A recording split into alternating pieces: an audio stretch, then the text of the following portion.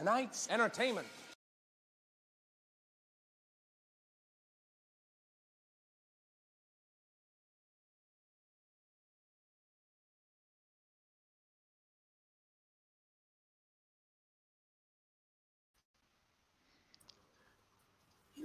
Hey, sorry, everybody. Kind of screwed that up.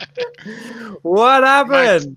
My timing is not good today, but welcome everybody to Raging Geek Jedi show number 29. 29. Forever 29. 69, but you know. Coming up on the big 3-0 already. Yeah. Can't believe Hail it. everyone. Yes, I'm a boomer. Yeah. Boomer. That's I readily right. admit it. That's Unfortunately, Jeff can't be with us tonight.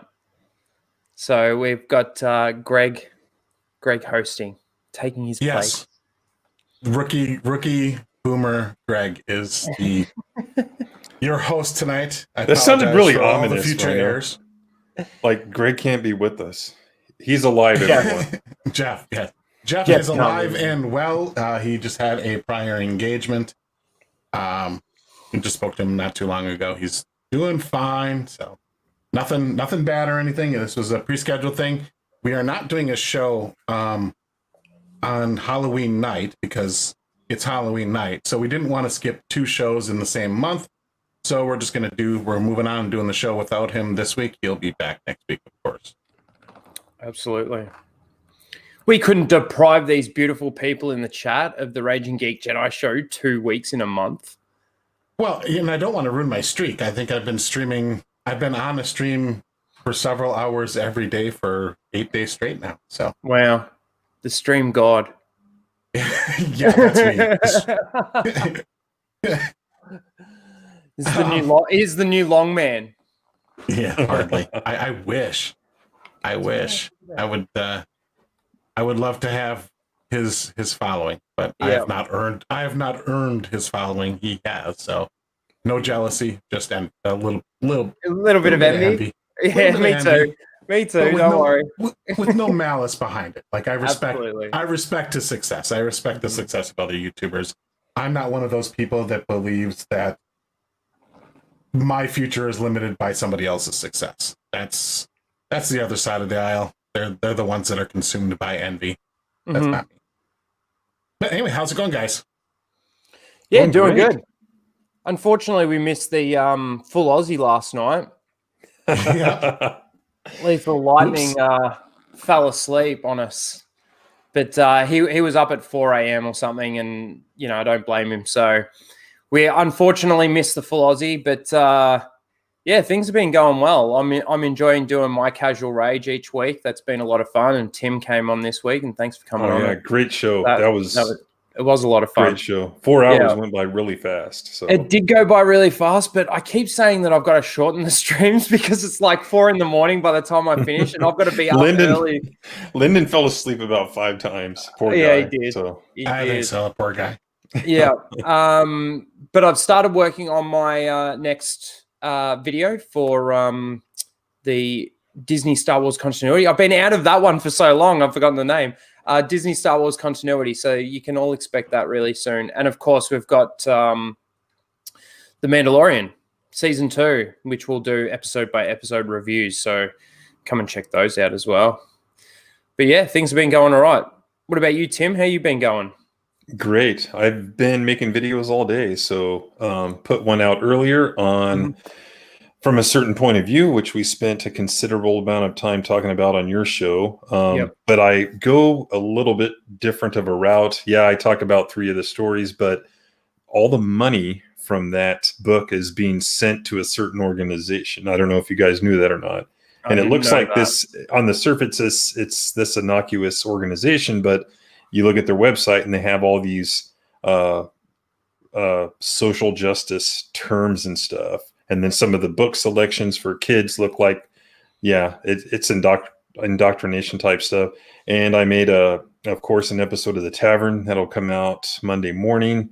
And then I have my first Star Trek video that I'll probably release tomorrow. You know, it's been over 2 months and I haven't made a Star Trek video. So that was fun to make. But yeah, pretty much all day. That's what I've been doing. So Cool. Bit A of lot of Star- time with editing, so Yeah, bit of Star Trek news coming out of this weekend due to the virtual Comic-Con that we probably have about half of their audience in our chat right now because almost nobody watched the damn thing. There was no one there. If you look at the views on it, it's just freaking terrible. These virtual cons are not they're not working because they pre-record a lot of it. They don't put production value into it. Like a lot of YouTubers put more effort into their live streams than I think these large corporate events. So it's pretty sad. Tonight's trivia, guys, is going to be which movie is better, Princess Bride or Labyrinth? that's not trivia. That's the poll. Or trivia, sorry. Poll. Tonight's trivia is actually going to be on Indiana Jones. So yeah, Tim was nice enough to make the questions for that one. I think it's about 20, 25 questions. It's 20, yeah. 20 questions. So well not done. a huge long one, but looks like, I got a peek at some of the questions. And some of them, I was like, what is this about? And I'm like, wow. So What do you mean? What do you mean? Were they too hard? Tell, yeah, I think some of them. Well, I mean, I was just looking at the questions. I was like, is this about Indiana Jones? I'm like, but then later, it becomes more obvious. There are two that I would say are pretty hard, but some of them are like shit simple. So one of them that's especially hard, I gave more time for. So I don't know if you picked up on that or not, but the rest are 15 seconds. No, I made them. They went all to 15 seconds. So. Oh, man. But the thing is I put up the option, like I read it, and then before you can choose, like, so you have time to think about it beforehand. Okay. It's just you won't have time to weigh the options. So we'll see if that works or not. Right. They're both. I love both of these movies, Princess Bride and The Labyrinth. They're kind of like both fantasy movies, I guess, but not like hardcore fantasy, like orcs and wizards and shit, but more fairy tale / fantasy. I had to go with Labyrinth. I think Labyrinth definitely has the better soundtrack. I mean, you got Bowie on there, I just remember Labyrinth more than I remember Princess Bride. It's been a long time since I've seen both of those movies. Both so good.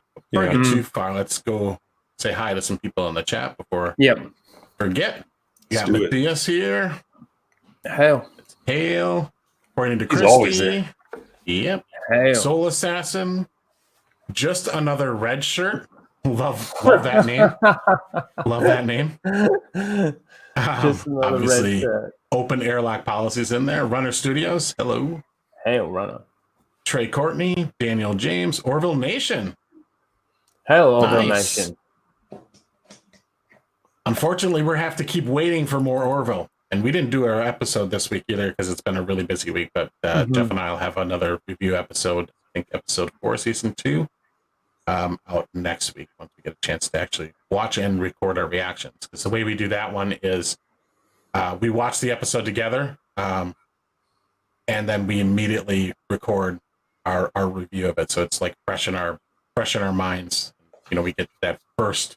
Okay, because for both of us, it's our first time going through the show. So we don't know what's going to happen in the future. We don't know what the next episode's going to be. So if you're looking for kind of a fresh take from fresh eyes about the show, give those videos a watch. Who else? We've got Apollo here.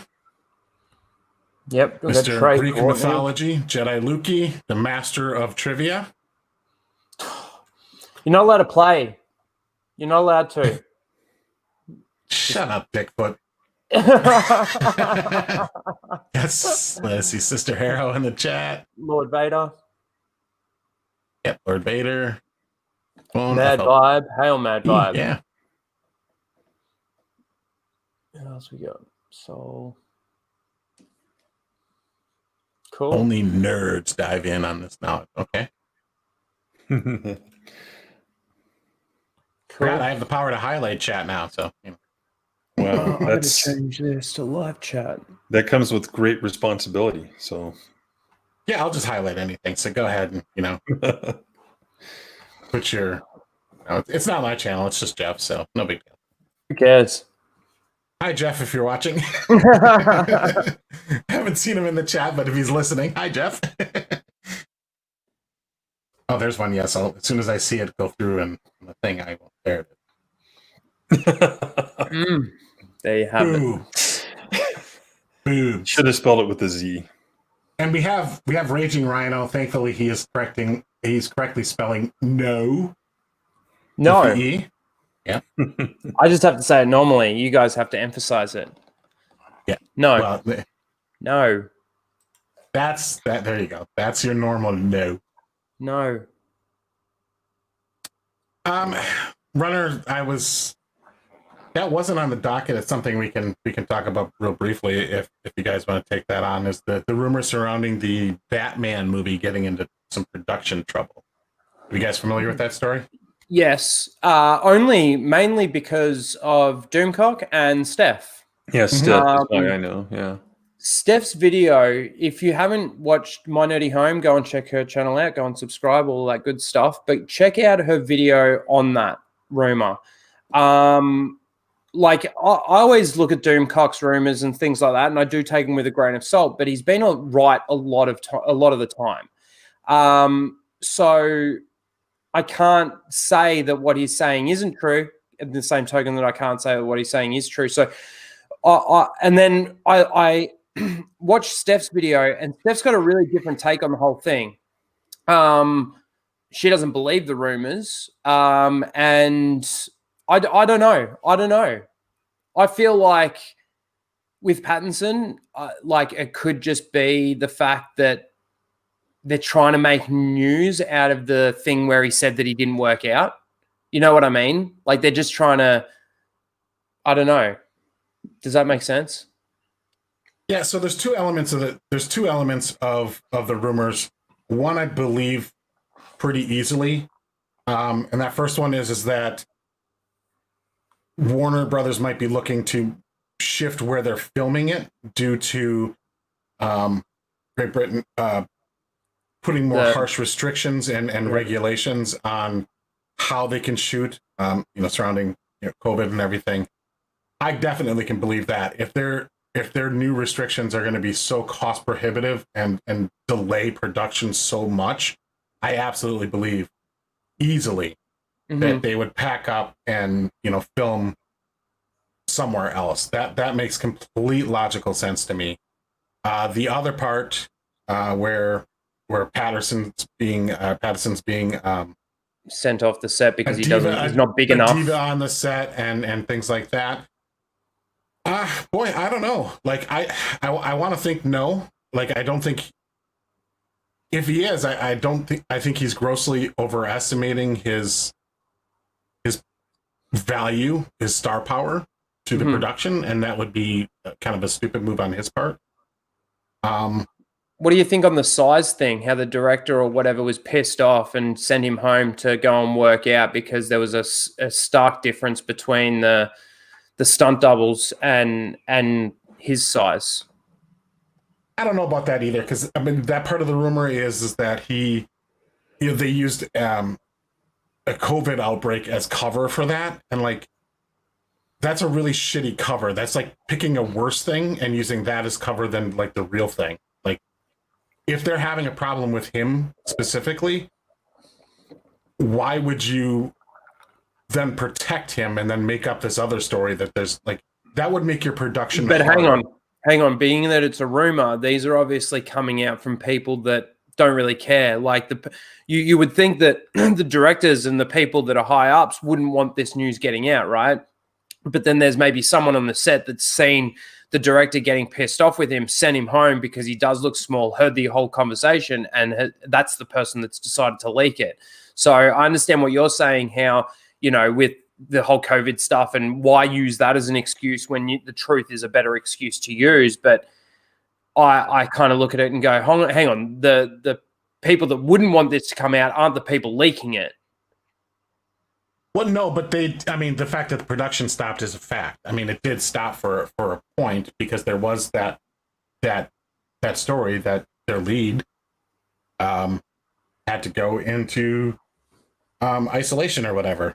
I think I have a hard time believing that the studio would make that particular story up as an issue for delaying the thing in order to cover up the fact that they're having issues with the leak. Mm-hmm. The fact that somebody leaked the real reason, this alleged real reason, I'm skeptical. But like, Midnight said to do a video, and the person that they had confirmed that he had also heard the rumors. So there's a difference between validating the truth, as in like this rumor is true, it's factual, versus like this is not something that's just made up on Reddit. I also heard this rumor that's circulating around town, Hollywood. Mm-hmm. So I'm skeptical, but I'm skeptical with all these leaks and everything, all these videos and everything. Like I love Doomcock and everything, but like when he does a video, I'm not like, well, that's the Bible. No.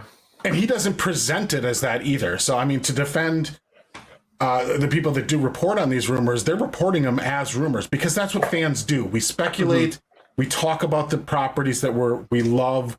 We want to figure out, or we want all the details. We want all the little bits of tidbit information about what's going on behind the scenes and what it could lead to in the movie and what it all means.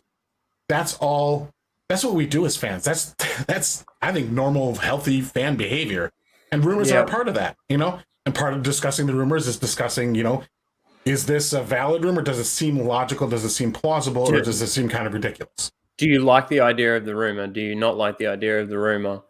I'm really honestly we got to get Tim in here because we're drowning him out here. But I'll finish by saying this: I'm not very invested in this movie, so I don't really care either way. Mm-hmm. Well, I'm the opposite. I'm kind of excited for any iteration of Batman I can get because when they said, "Hey, Heath Ledger is going to be the Joker," it's like, what? That's going to be terrible. And look what happened. So I was interested in what the take was. The trailer kind of excited me. It didn't get me too excited, but I'm still open to what they were going to do. Now the fact that we're 18 months away from it happening kind of depresses me. And what's up, Tom? Hey Tom, welcome aboard. Tom, the unofficial is essentially like the unofficial fifth man of the Raging Geek Jedi show, and Tim is like the unofficial fourth man of the Raging Geek Jedi show. I'm honored.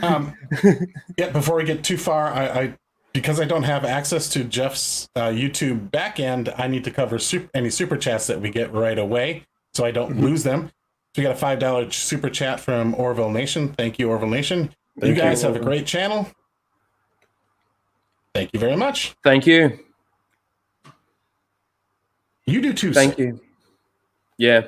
Yeah, they cover a lot of stuff. So yeah, and they get some kind of heavy hitter guests. Mm-hmm. So that's pretty cool. What'd you guys do with Jeff?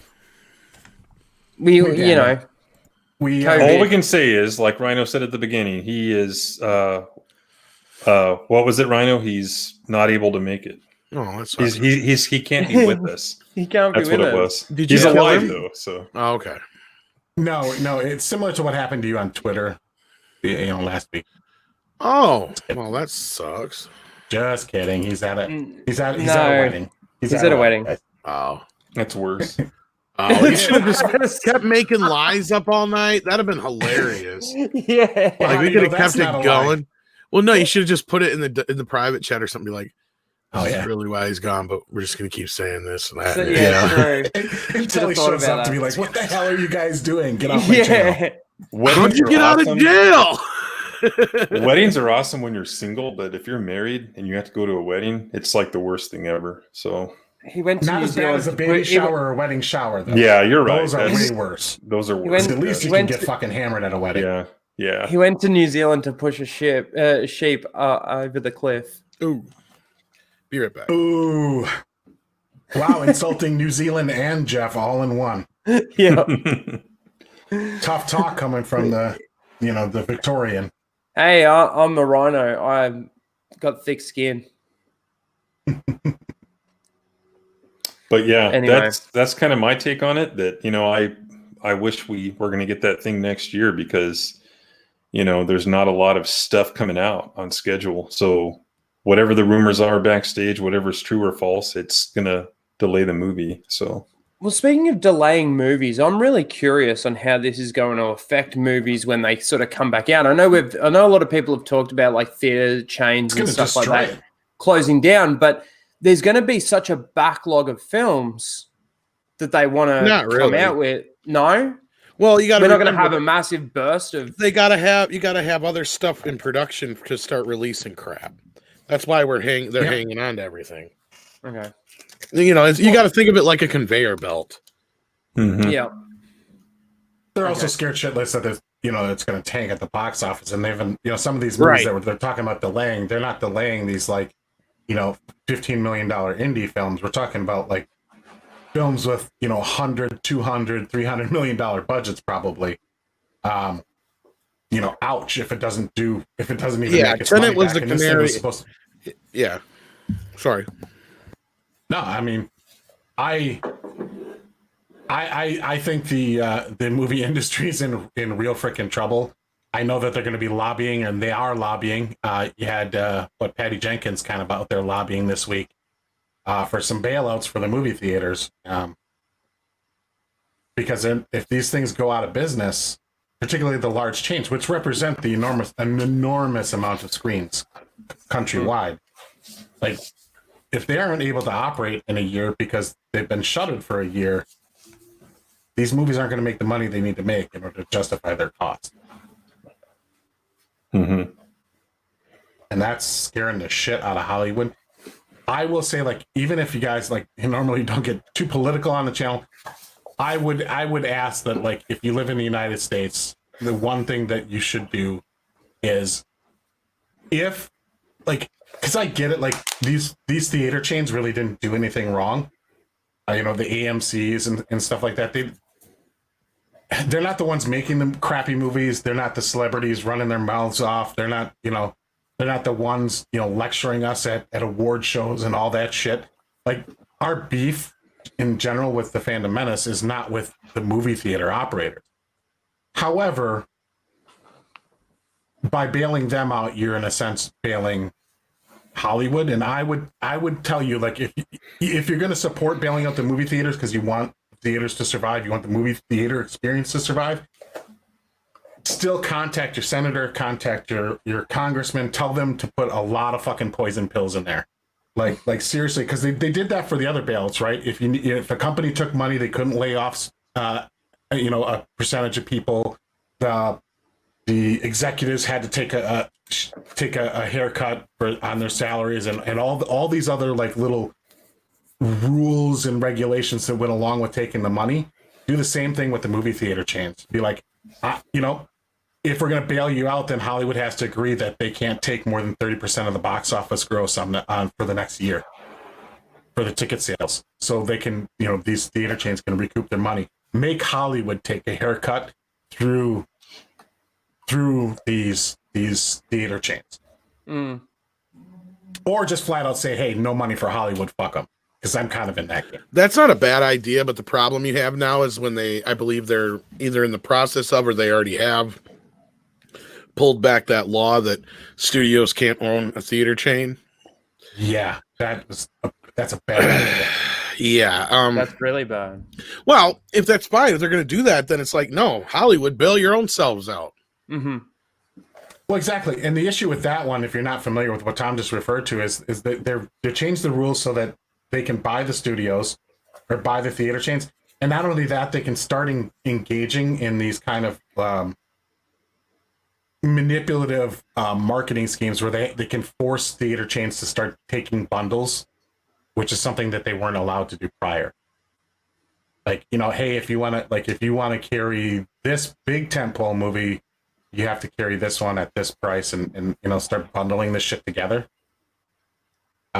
And that's not good for the theater chains either. That puts Hollywood in an enormous advantage at the bargaining table. Well, Hollywood already is at the huge advantage. They already are, but like, yeah, I mean, and again, I'm glad that you brought up the point. Like, this is not the theater's fault, but vicariously by helping the theaters, you would be helping Hollywood. Mm-hmm. Absolutely. But that's where those poison pills come in, where you were talking about, Greg, and I agree with you. Like, hey, make Robert Downey Jr. give $40 million back from his Endgame contract. Well, You know? even not so we much hate that, but CEOs making $10 million, but we don't have a problem with actors Yeah. making 50, right? well, no, that's a totally different thing that I brought up too. Is that one of the number one things is actors got to take a pay cut. I mean, I'm not Absolutely, talking they about, do. and I'm not talking about the day players. I'm talking about big stars. The big guys. Yeah, not the low end people. Like we're not talking about the guys that were doing cameos and doing bit pieces and character roles. We're talking the ones that Tom are making Cruise in is. excess of five. Well, see, Tom Cruise produces his own shit, so he can kind of name his own price. But these But other even ones still, that are commanding $5, $10, $20 million a Most of picture. these big movie stars do now. That's the only way they can afford to get paid that much. Yeah. Or they take deals for lower money up front, but then they get points on the back end too. well, I mean, that's one way fucking to do it. Brie Larson certainly wasn't worth the $5 million she got for fucking Captain Marvel. I don't know. She would argue that the movie made $1 billion, so her $5 million was dirt cheap compared to like other actors. I think she might be onto something there. Yeah, but those figures we know are pretty skewed, aren't they? Well, I mean, it's the only numbers we have to go on. So, like, if the movie did $1 billion, I'll say, okay, yeah, it did $1 billion. But let's Fair say it did enough. 500. Let's say it did $500 million. Paying the lead actress $5 million for a $500 million movie, that's still fucking cheap. Remember back in the day, like Jim Carrey was commanding $20 million for things like Ace Ventura 2 and shit like that, and those movies didn't make anywhere near that kind of money. Yeah. No, but that's the thing is she really worth that? Is any actor worth that? No. And then when you pay that kind of much, yeah. And when and I believe like that's the way you got to do it is you got to give it more on the back end, like they did with phrasing, like they did with Keanu Reeves and Bill and Ted and shit like that. Yeah. Yeah, well, like I said, if it's if we do that things for the other companies that we were bailed out, we were doing it for the airline industry and all these other things. Like, I think that the top bill actors can take they need to get a little haircut. You can't bail out your industry and then you sign these people for $10 million a picture. And realistically, they're shooting for like 3 months tops. That's a long freaking shoot. It's 3 months. It's usually what principal photography is 5 weeks, 4 weeks. Depends on the movie. Yeah. And then pickups and things like that afterwards. But well, and you guys got to see, like, here's the thing, like Brie was an anomaly because all these other actors that they get in these superhero movies, that's how they can make the movie. Plus, even though it's expensive, if they were actually paying these actors what some of these, other movies would have to do, they wouldn't be able to afford to do it. I mean, that's the thing is these movies are an incentive for those actors to be like, yeah, you do this for us for scale. And then after this, every movie you get to demand, 2, 3, 4, 5 upwards of however many millions of dollars. That's kind of the whole thing with the Marvel movies. Like the only one prior to Brie to ever make any money was RDJ. And that wasn't until the second Iron Man movie. Like the first film, as far as I know, he got paid less than what's his face? Terrence Howard. Oh, really? Yeah, there's and what did Thor make in his first movie? I think they all made scale plus scale. Which would be half. Sorry, I've been streaming and shit so much today. Nah, 8, man, 8. No, it's understand. I'm so sorry. That was rude. No, I think they all got like a scale plus scale. So that'd be 250, $500,000, basically. Okay. Yeah. Wow. And then it would double with each movie. Yeah, dirt freaking cheap compared to the box offices that they're hauling it. So but there are some other processes like the producers are got to probably take a haircut too, like and maybe not have. Hollywood's going to have to find a way to make their movies a lot cheaper. And what's really interesting is like if this goes on, there's a real good chance that the studios might be able to bust up things like the Screen Actors Guild. Like if it goes on too long and work becomes too thin, like they got an opportunity to like, hey, yeah, we're not going to deal with like all your rules and everything. We're going to go our own little way. Well, that's what I brought up. Yeah, when they first started doing, what was it, the limited filming, where they had a limited crew or whatever. I'm like, how long before the the unions start getting pissed, or the guild, or whatever you want to call them? Yeah, Screen Actors Guild. Well, I mean, every one of those top positions. I mean, I think even producers have their own fucking guilds. It's all union and everything, and not knocking the guys that are your key grips and your lighting guys and the blue collar guys that are on there's a ton of them on each one of these film shoots to get everything right for the director, but like your directors are going to have to start taking a little bit of a haircut too. Like even the top billed directors, they're not going to be able to like take the salaries that they've been taking, because you got to you can't make a $200 million movie anymore without theater revenue. Well, they either have to go back to the old studio style, which is all the contract players, or it's going to be like it was in the 60s and 70s, where basically independent film is going to reign supreme. And you basically had a lot of negative pickups and shit like that, and the studio's saying, here, kid, go make me make a movie and I'll make you some money, and that's how we got shit like Jaws and Star Wars and all that kind of stuff, Yeah. I mean, otherwise the money is going to be in the streaming, but like even then, I don't know. Oh, here's a great thing. Like, if you guys are going to call your freaking congressman and everything about this, tell them we want truth in streaming.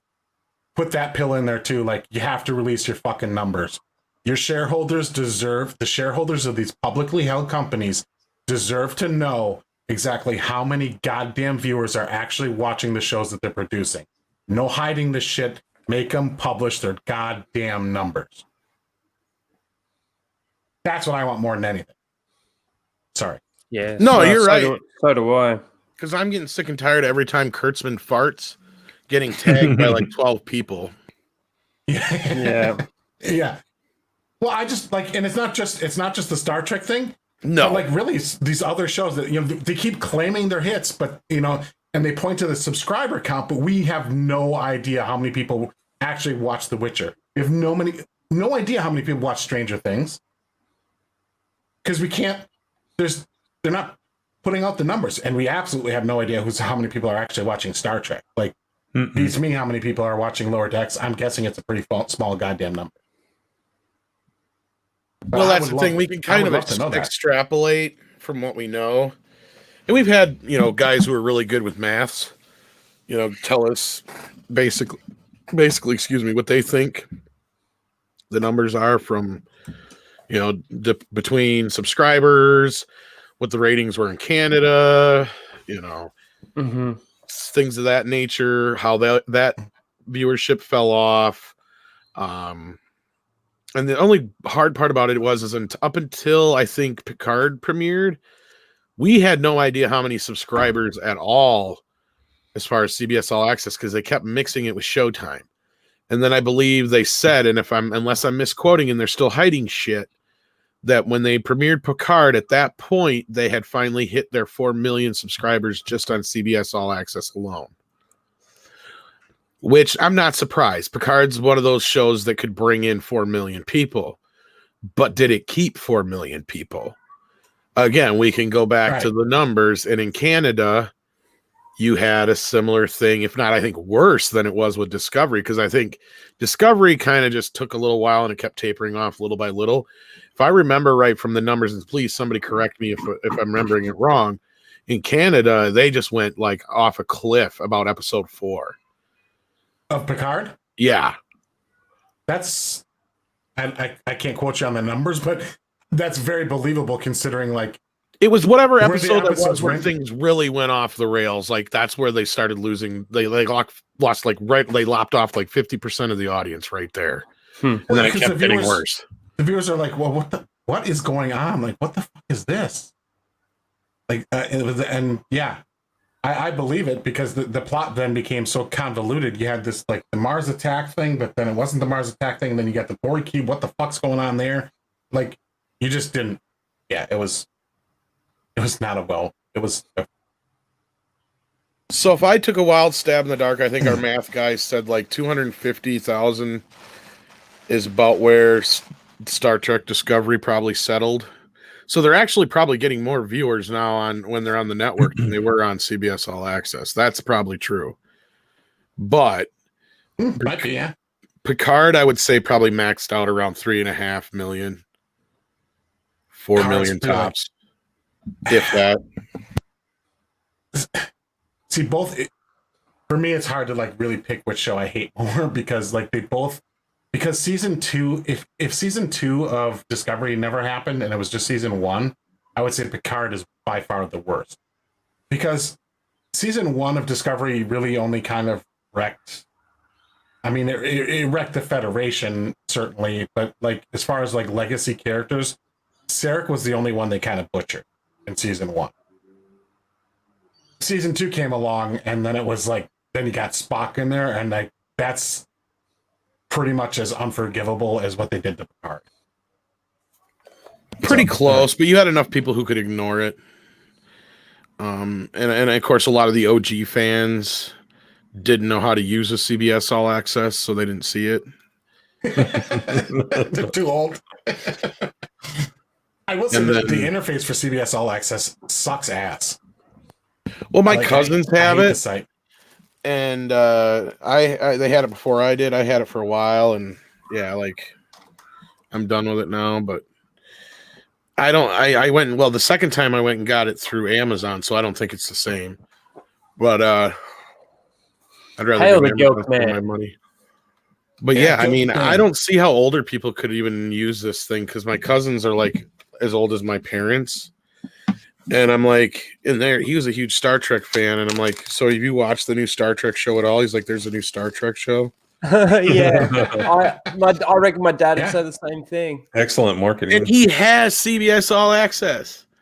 Oh, Jesus Christ, it's on the front page. Well, that's what I was asking. And this was when it first came out, too. And he's like, I'm like, oh, so you haven't seen it at all? He's like, oh, no, I didn't know they even had it. It's like, yeah, it's on CBS All Access. I heard you guys saying something, because he had said he was watching like some sports deal to my dad on there or something. I heard him while we're talking. So I asked him later on about it, and he's like, no, I haven't seen that, but you seen that new show on the Fox with Seth MacFarlane that's like Star Trek? That shit's funny as hell. And then for like the next 10 minutes, everybody started talking about the Orville. And I know, so that means all those people standing there in that circle had seen it.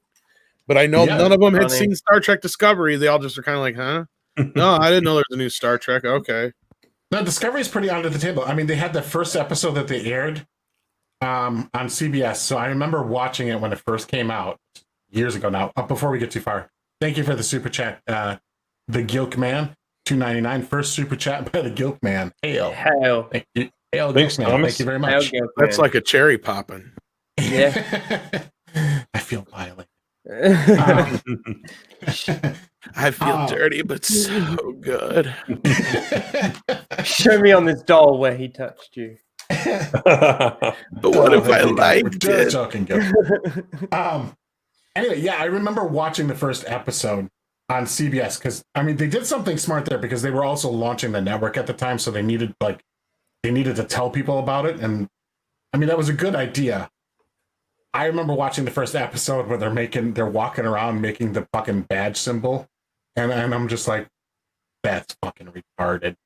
And then I got through the episode, and I'm like, I'm not paying for this. And I'm like, so I only recently like binge watched seasons 1 and 2 of Discovery, like within the last couple months, simply because I'm curious as to what 3 will bring. And Picard, I did watch. And that one upset me to the point I'm like, it can't be worse. And people are like, oh no, Discovery's worse. And I'm like, it can't be. So I went and watched that one. Just kind of give it a hate watch. And oh, it's pretty close. It's pretty close. Discovery's more nonsensical. Doesn't fit the time period at all. But Picard, because it damages Jean-Luc Picard, it's tough for me to get over.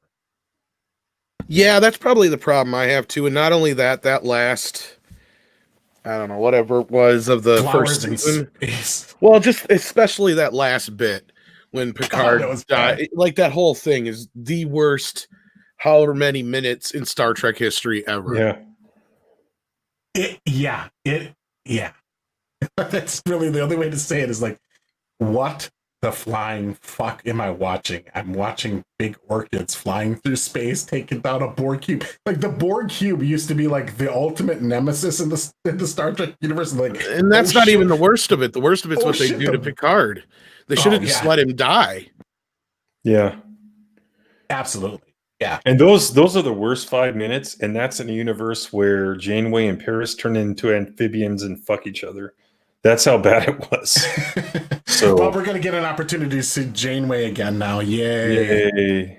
Cartoon version of I can't Janeway wait not to see babysitting kids, I guess. Like, I don't even know how that's supposed to work. But apparently she got demoted from Admiral. She's back down to a captain. And she's going to be babysitting kids. No, that's probably Alex not knowing what the fuck he's talking about. Like, yeah, like she's specifically like referred to as Admiral Janeway in Nemesis. And this takes place after Nemesis. So, like, in order for her to be a captain again, she would have had to get busted down for some reason. But, hell, fuck it. Who cares? He probably just doesn't know what he's talking about. I think they just flat don't care. Orville Nation for $2. Space flowers are also in the Discovery intro. I didn't notice that. Oh, brother. Good Lord. I heard you guys talking Pattinson when I first come in. Yeah, I was about to we need to get back to that. I was going to just, because I was curious to know, obviously, Midnight's Edge, you guys did a video on it, but I'd like to hear what you think, Tom, about that rumor and everything. Mr. H, who is a friend of ours, and I do know has some connections, disputed the report that Doomcock and we put out there via, Gary Tunnicliffe said that he had heard similar stories from two different people. Mm-hmm. That Matt Reeves was upset that when they came back from the break or whatever you want to call it, as I suspected, Pattinson was drastically smaller than the stuntman because he hadn't been working out. And they proceeded to be difficult on the set. And considering he said he heard it from two people and I only heard Mr. H say he heard it from one, and I'm assuming that Doomcock heard it from a completely other source, I'm leaning towards I believe the story. It sounds like, because I don't know if you guys heard Mr. H's report, but something about a bad storm shut down the production. If that truly was the case, they would have that out in the headlines. I feel like that they're covering for their star right now. And whether you like him or not, I think he didn't do himself any favors with that GQ article. Mm-hmm. And that makes it very apt for me to believe that he was serious when he said he wasn't going to work out. And he is just as dumb as he portrays himself in that article. And he's probably going to fuck up the best chance he ever had at getting out from under Edward Sparkle Pants. Yeah. That's the thing that blows my mind is like, I hear a lot of people talking about how he, wants to break out of doing like the indie stuff now. Like he had that break, but he's not really doing much else. Like he was in Tenet. I heard of somebody in the chat before mentioning. Well, yeah, Tenet's like his first real big non-indie film since Twilight. And that's the thing. I mean, I get it. There's a lot of people who are sticking up for him. They say, oh, he's done this, he's done that, he's great in this, he's great in that. And it's like, that's fine. But guess what? Normies haven't seen those movies. Yeah. All they've seen him in is Twilight. And this is his opportunity, since nobody got a chance to go see Tenet now. This is his opportunity to prove to people that he's more than just a teen pinup model. Mm-hmm. That he could actually come out there, buff as a fucking bull moose, and show everybody that he's more than just some sparkly vampire. And all he's doing is showing us that he's just a spoiled little rotten bitch. Mm-hmm. And I'm sorry to sit there and go, oh, James Dean didn't have to work out. Why should I? I mean, that is the dumbest thing you could ever fucking said, dude. Yeah. Well, see, for me with Pattinson, I was willing to give him a shot. It's like with Affleck as Batman. Everyone was like, well, I know I was a little bit worried about Affleck as Batman. And, like Tim mentioned earlier with the Joker, Heath Ledger. Mm-hmm. And They're like, countrymen. exactly. But I was willing to give Pattinson a shot, but then I hear things like he's not even willing to work out, and then these new rumors and things like that. It starts making me wonder. That's a very interesting point. Is I have seen more people stick up for and get behind Pattinson than probably any other actor involved in this kind of roundabout whole, like, is he going to be good at it or not? Yeah, I mean, like, even Ben Affleck, especially. I remember him getting a lot of shit. Mm-hmm. I hope he does a great job. No one wants a bad Batman film, I mean, but he's not doing himself any favors. Yeah. And if these rumors are true, I mean, come on, man. You're given a once in a lifetime opportunity to show off what you can do, and this is it.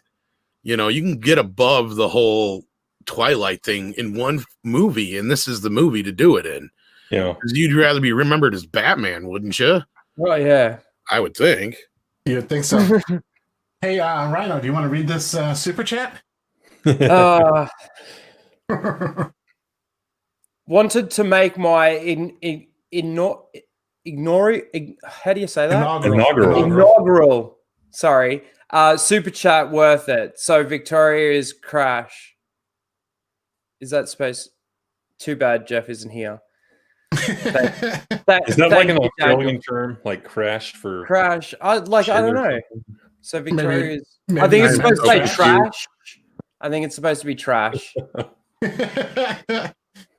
for Jeff was in the $30.99. chat, so maybe he saw that. But yeah, thank you for the $30.99 Australian. No, Trash fuck you. took my life. Fuck you, Daniel. That's what he said. There we go. We got Rhino to say Oh, is he fuck trying to start an arsenal? Inaugural. You two to go after each other? No, every time, like, he's only allowed to insult me or my state when he sends a $31 super chat, and it started with the full Aussie. It's just That's a little. What I'm saying. He's trying to start a fight with you. Okay. Yeah, I know. What's funny is y'all probably live near each other and yell at each other. If you want some far away, I'd come kick your ass. Yeah, let's see you do that, mate. I'm gonna send me kangaroo over. Yeah, like 90 yards. Let's see it. You won't. Victoria is the Autobot city of Australia in ruins. I feel like Australia is the Canada of the world. The Canada. Yeah. Ooh. Blame Canada. Blame Canada. Well, everyone blames me. Well, it's just like the outback is just kind of like Canada's just a big woods. Yeah. And I mean, moose will fuck you up. Yeah, those things are big. Mm-hmm. I mean, there's probably just as much dangerous shit up in Canada as there is in Australia. They're just less Grizzly bears. I mean, come less on. people per mile. That's all. Polar bears. Less livable area. Daniel, there's no way I'd live in Victoria for $4.49. $4.49. Thank you, Daniel. There's no way I'd live. Where I live, I got fucking deer just rolling up into our yards and shit. Just like, hey, what's up? Me too. Yeah, I was just outside not too long ago, and there's a fawn was like walking by in the field, like 20 feet away from me. Do you think they're getting more gutsy just because we're not all traveling as much and shit? Because I know you're from not right near me, but close enough to where, like, do you think that's what it is, Greg? Because, like, I've noticed, like, I've had, I don't know, about at least a dozen or better in my yard. Like, my fucking dog will sit there and bark at them, and they'll just fucking stare at her like, yeah, what are you going to do, bitch? Yeah, this thing really wasn't scared of me. They were just kind of casually walking by, like, fuck you, dude. They're getting more brave. Yeah, they're gonna start taking over. It's like, deer season's coming up soon, bitches. It's like the millennials of animals. Yeah, and they're not thinking about the fact that everybody's off. Yeah, there's gonna be a lot more deer hunters in the woods come November. Mm-hmm.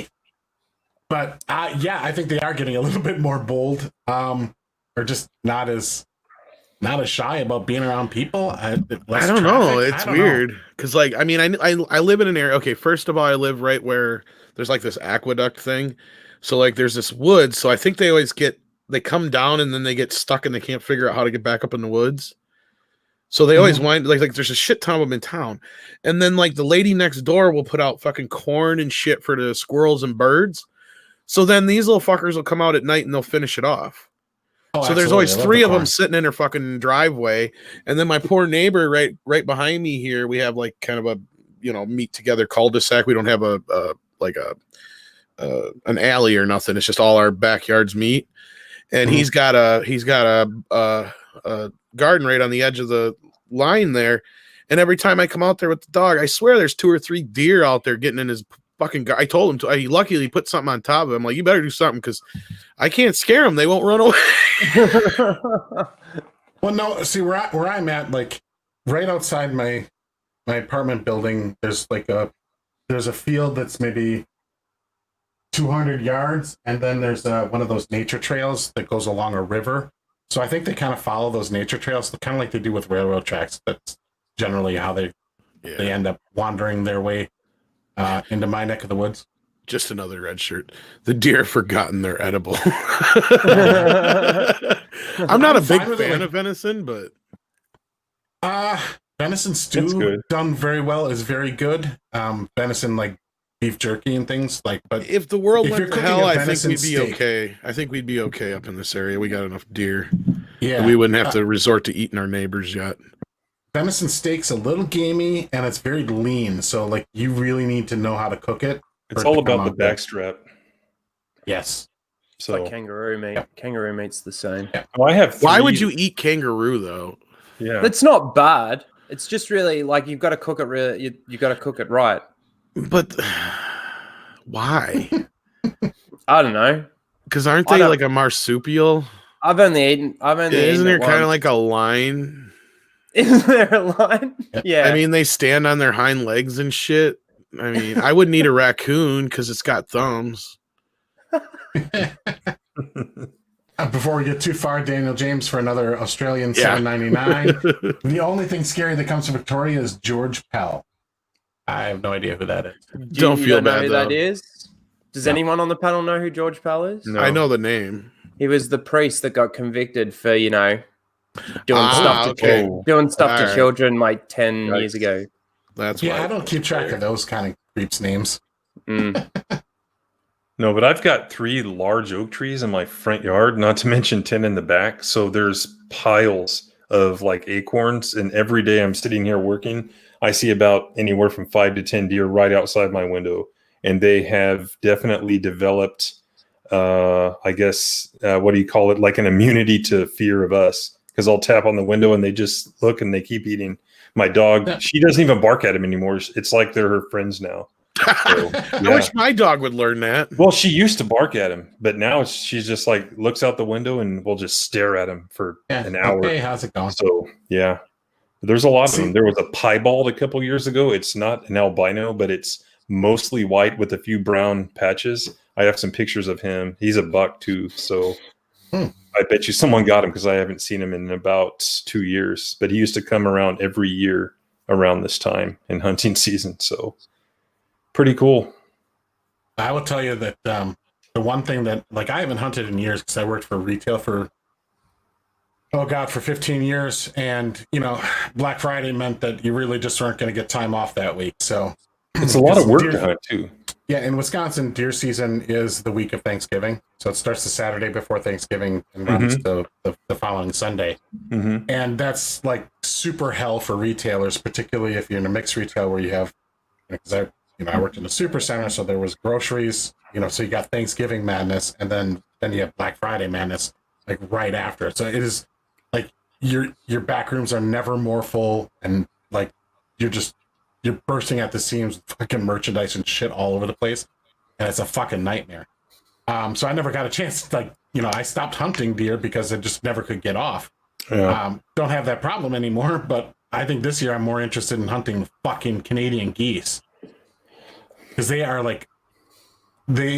obviously they're migrating right now, and there's always like 10,000 of them fucking by the river, and they fucking honk all goddamn day and night. So I'm going to kill them bastards. And tune in next week on the Outdoor Channel, and we're going to talk about squirrel hunting. And we got And turkeys on the brain.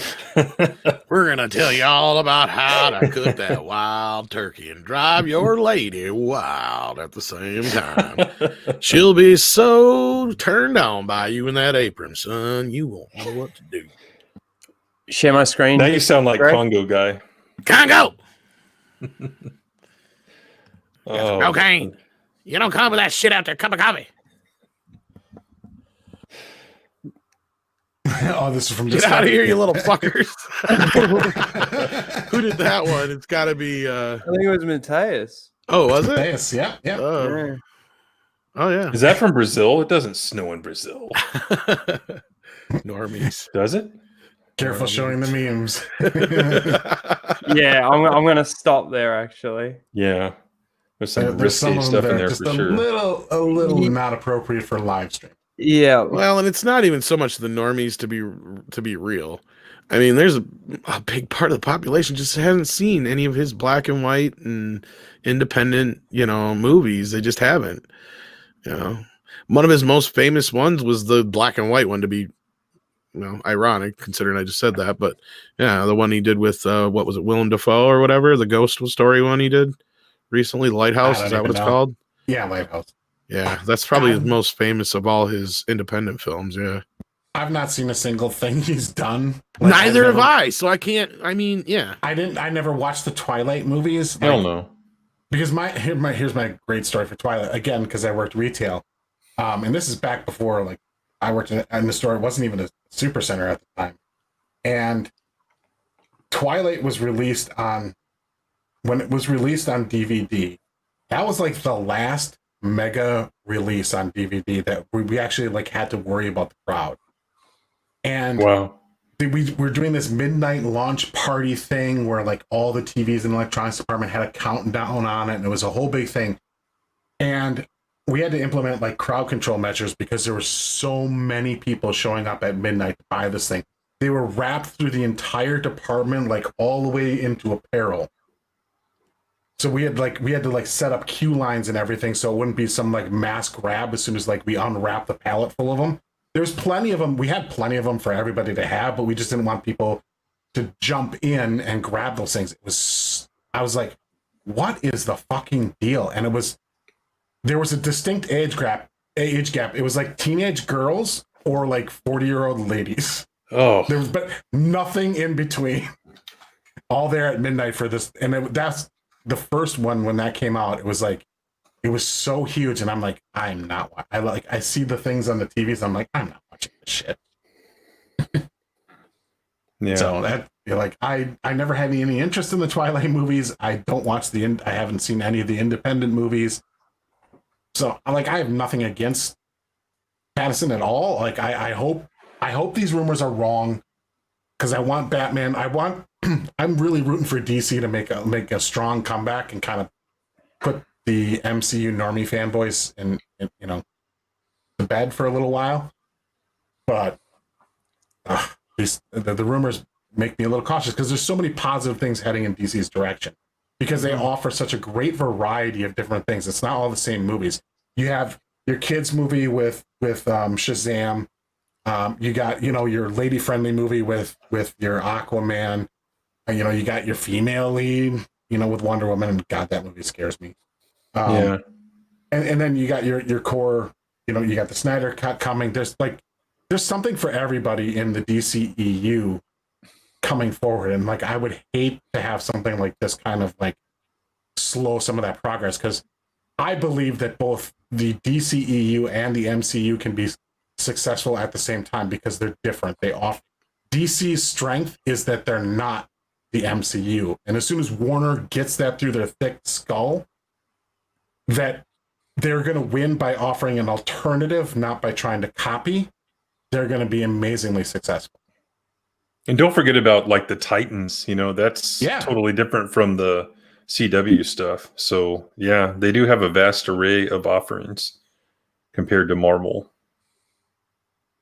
Yeah, and I agree with Jeffrey Turner here that says even if it doesn't get released, DC will still make a comeback. That's true, but it would kind of stymie some of the momentum. And I'm really like when the DC fandom event, like the movie I was really excited about, and I know jack shit about any of these characters, but it just looked fun as hell. Was what's his name's I'm drawing a blank on both the title and the thing. Okay. The Rocks thing, no. No. Although that was, I like Black the Rock. Adam. The Black Adam looked good, but and the guy who directed Guardians of the Galaxy, Guns. What is he? Guns. James Gunn. Yeah. What is he doing? What is he doing for Suicide Squad? Yeah. Oh yeah, Suicide Squad. Yeah. Yeah. I always draw blank on the fucking Suicide Squad. I was just name. waiting for the chat to answer. Thanks, Trey. Like, I don't know why, but like I have a mental block against that. There it is, Suicide Squad. Thank you, Blake, everybody. Suicide Squad. Those big things. Everyone's coming in. Suicide Squad. But it looked just like so over the top and fun. I'm like, that looks really interesting to me. That's something different. Well, and I don't know if it's on the docket, Greg, but since we're on the topic of DC, we may as well spend 3 to 5 minutes talking about the Green Lantern announcement. Oh, yeah. I mean, that was on the thumbnail. I don't have an article pulled up for Green Lantern, but go ahead, Tim. Break it What down. all I know is they've announced a show, and I'm kind of a fan of Green Lantern. I have a decent stack of comics from the 90s and early 2000s. I like how there's so many different lanterns. I like the science fiction aspect to it, It's kind of like an order, like the Jedi or Rangers or something like that. So it will be interesting to see what they do with it. I hope it's not woke, but given, the current standard for shows, I really don't have a lot of faith in that. So, but pretty exciting announcement. I don't know if it's going to be part of the movie continuity or what, but yeah. Green Lantern TV show. Just a detour back to Trey Gordon is coming. James Gunn makes Harley look good finally in live action. Here's what I'll say about that. And what I really liked is she's actually probably showing less skin than she ever has, but it's still sexy. Like you can not have somebody like in the tiniest little bikini and still have them dress sexy. And her costume in this new movie, it looks sexy and it's not gratuitous and it's not showing a whole lot of skin. It's just, but yeah, she looks good, and she doesn't unlike the Birds of Prey where she was kind of like frumpied up a bit. Just to kind of like the male gaze thing, you can be sexy and not show a ton of skin, and she proves that very well. But back to Lantern, I'm not a big Lantern guy. I don't know much about him. I'll check it out. And what do you think, Rhino? I'm a bit the same, to be honest. Like with the Green Lantern, I didn't really like the movie that Ryan Reynolds did. I think there's a lot of people out there that didn't really like it. I didn't really hate it though. It wasn't it was just a little meh for me, and it just seemed a little bit out of this world, weird. And I know that Green Lantern's storylines and stuff like that have a lot to do with a lot of weird stuff out in the universe. But I don't know. I honestly, when it comes to, especially after watching that animated one, Green Lantern's probably the worst character in that. I don't know. I don't really have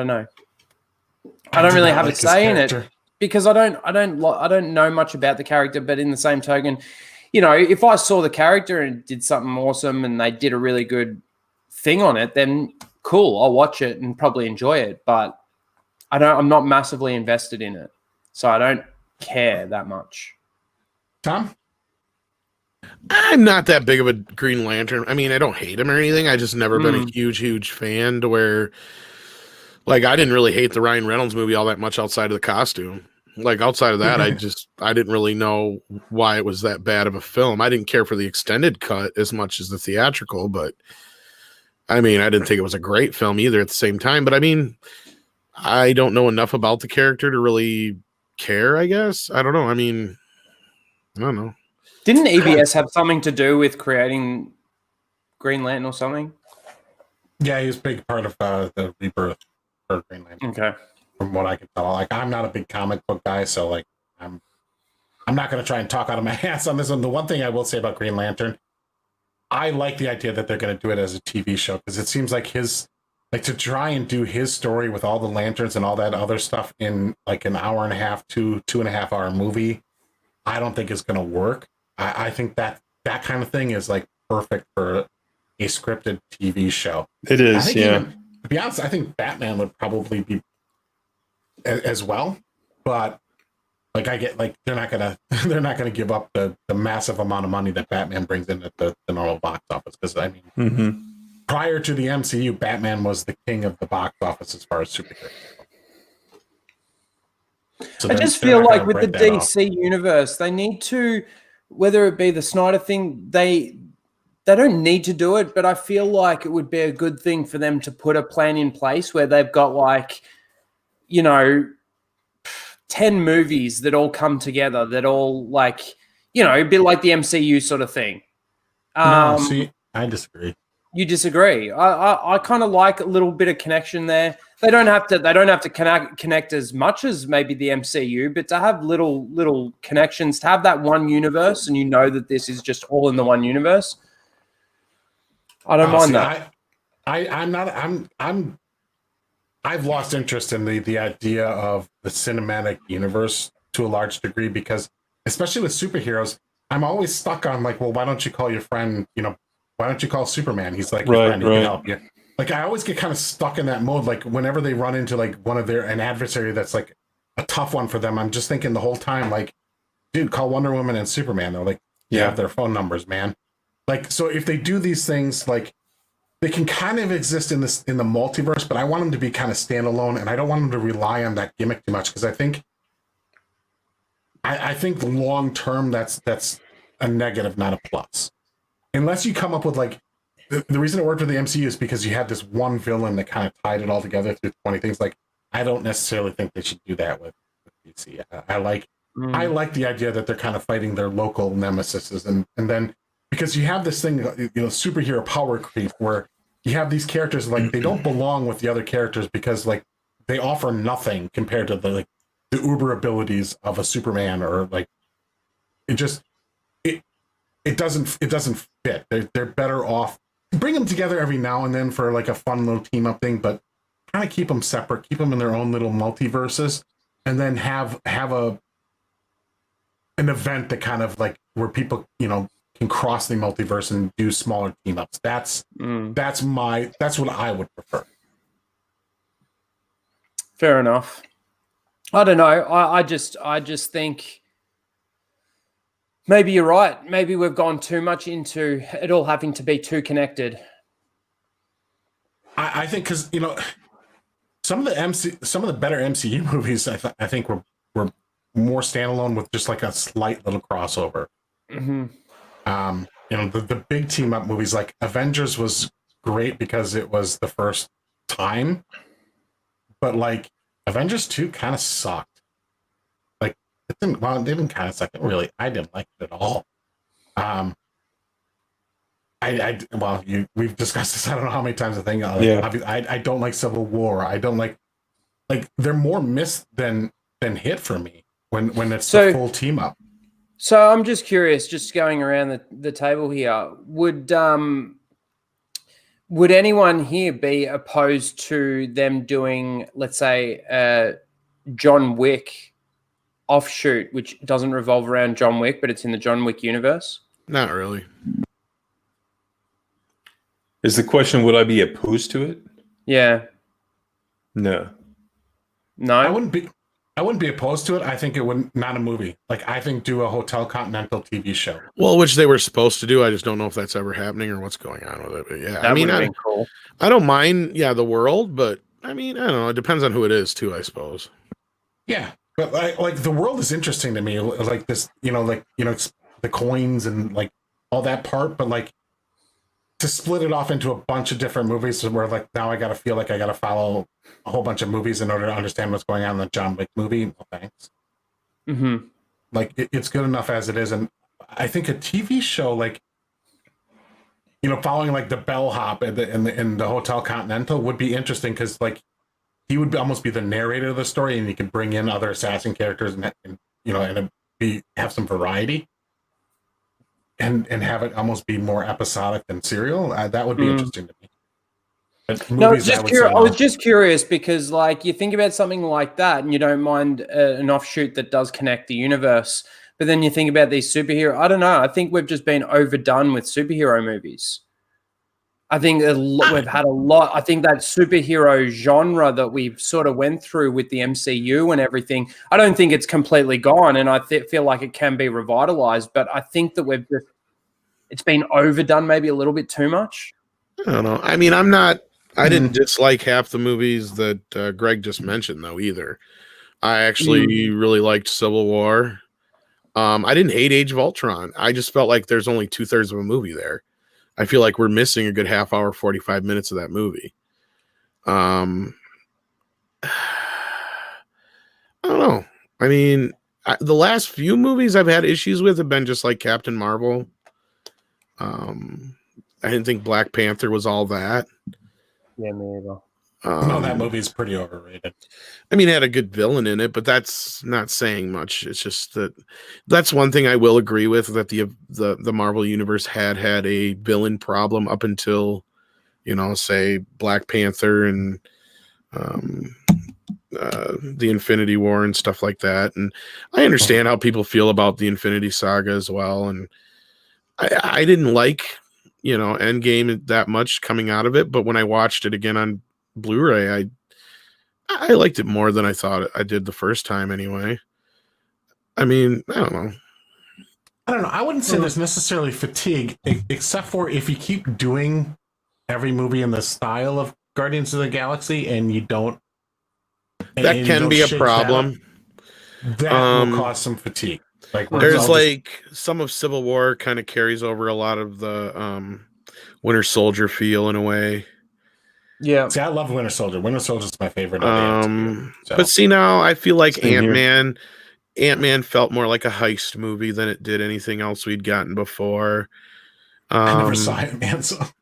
Ant-Man's really good, actually. I think so too. And Paul Rudd, I don't know. The second one, not so much, but the first one's good. Yeah. The second one's kind of meh. I never saw the second one. I mean, when the first Guardians came out, we hadn't seen anything like that to that point as far as in the MCU. So that was refreshing. And I do enjoy the second film. Actually, sometimes I'll probably even pick that above the first one.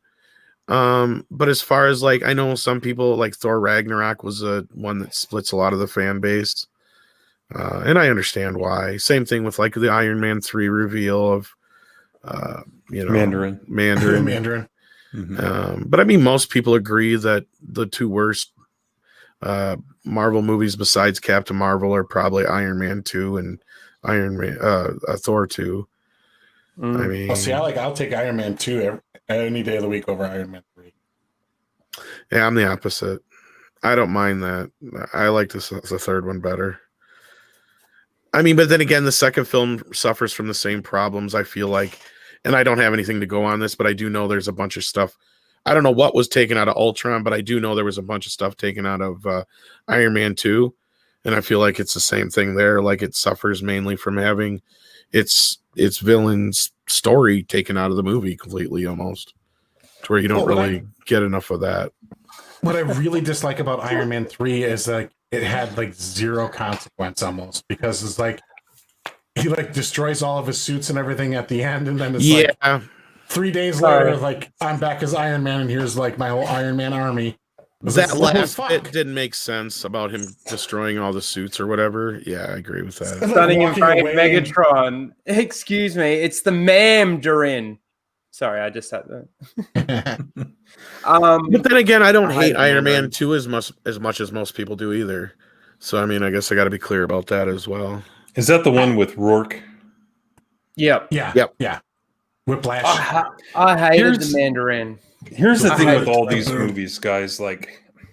I'm a kid that, grew up in the 80s and 90s, and there was stuff like the Captain America movie from 90, the Fantastic Four movie that never got released, the Justice League movie. And so to see this stuff now, it's that's what we dreamed of, right? When we were kids in the 80s. So to me, it's not, none of these are perfect, but I don't think I truly hate any of them except maybe Captain Marvel. So yeah, hate's a strong word. I guess I would say that I'm just kind of like, yeah, I watched them. Yeah, oh, okay. Like, It started with X-Men. Like, when that came out, it blew me away because I didn't Blew think me they'd be away able to make too. anything like that. So, what'd you say? Blew me away as well. Yeah. It was awesome when X-Men first hit theaters. Yeah, it was pretty damn cool. I mean, we just, because I read X-Men and Wolverine in the 80s, and you never thought you'd see a movie like that. No. So, without it looking really cheesy. So, to see these movies, it's hard to say I don't like Iron Man 2.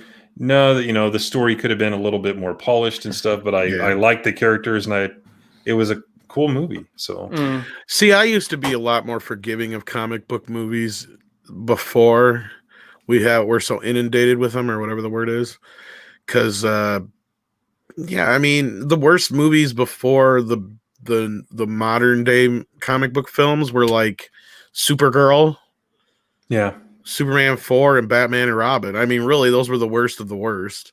Mm-hmm.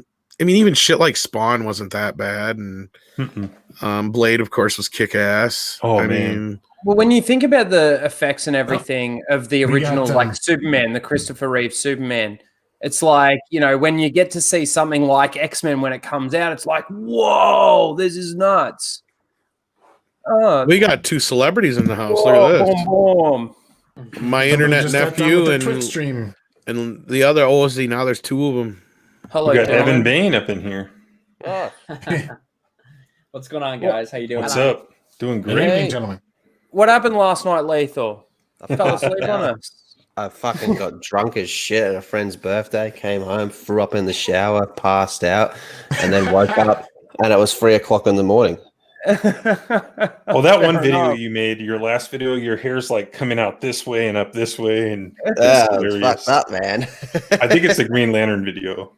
Yeah, it would be. Christy's in the house too. Look at that. How was your a pretty good night? How was your Twitch stream? You're not chopped liver, Jeffrey. You're just not my ex-internet wife.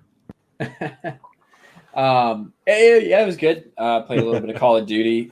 Jeremy joined the party. He was really upset we didn't invite him, so yeah, he barged in. So that was good. But yeah, he got butthurt. That's all right. What's the topic of conversation tonight, boys? Well, we're kind of running through some. We were talking about how much you really want a threesome with Henry Cavill and Jason Momoa.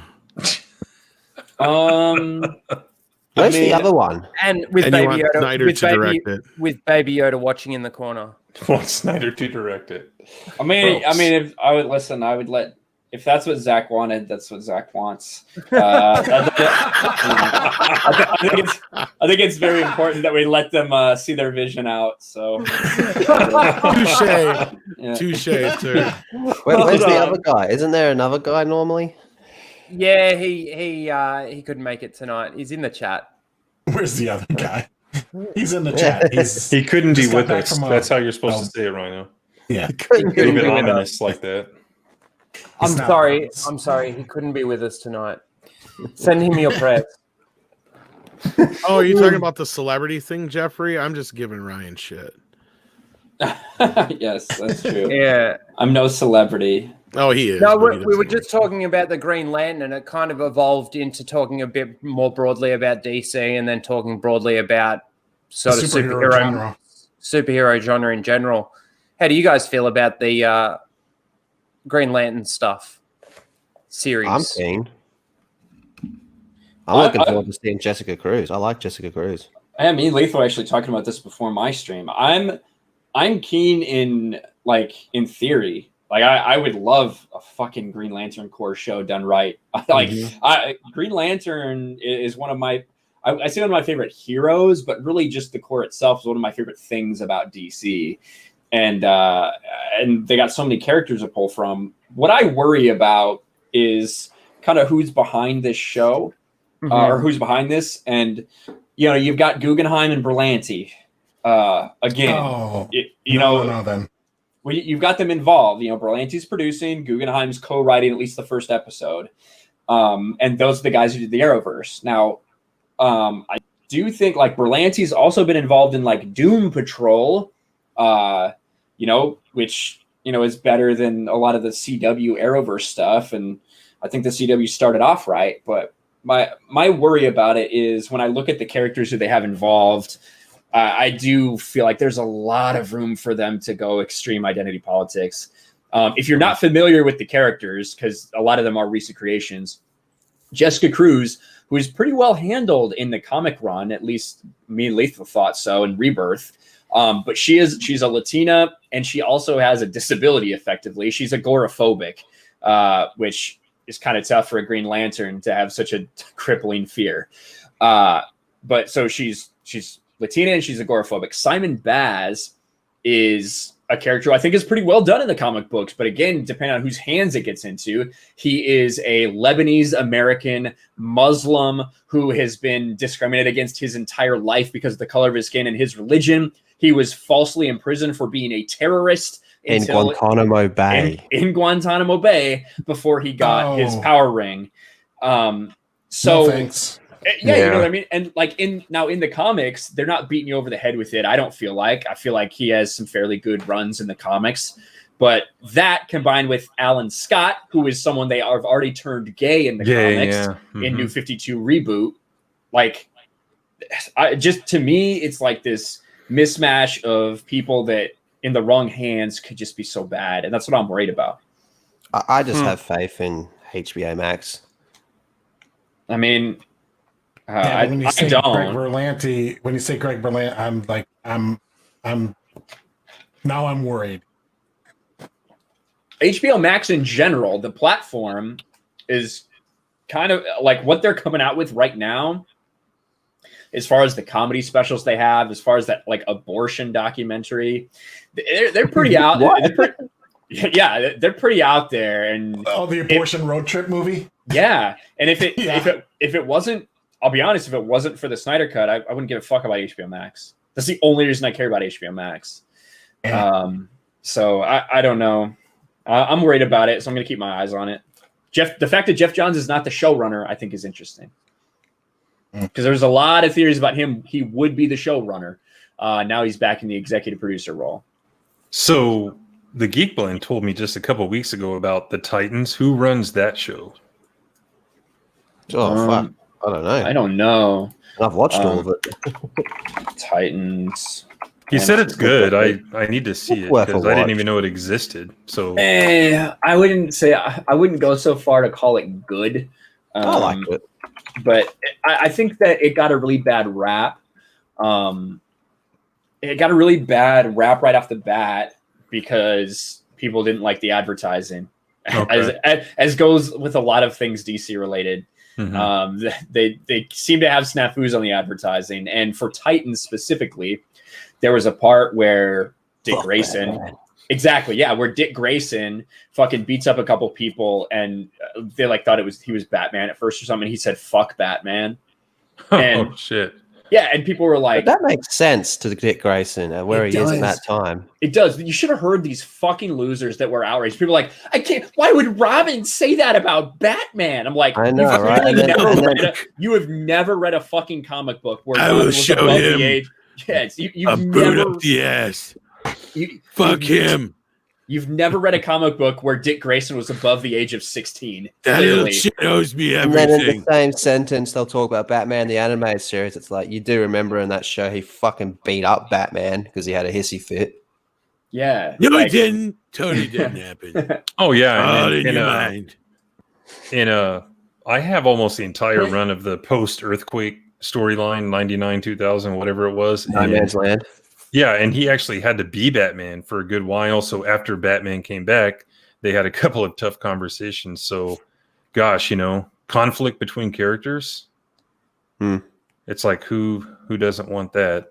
So, yeah, I gotta fuck Batman, huh? Hey, Christy, how you doing? You fuck most of the Batman. Just saying. Most of at the same time.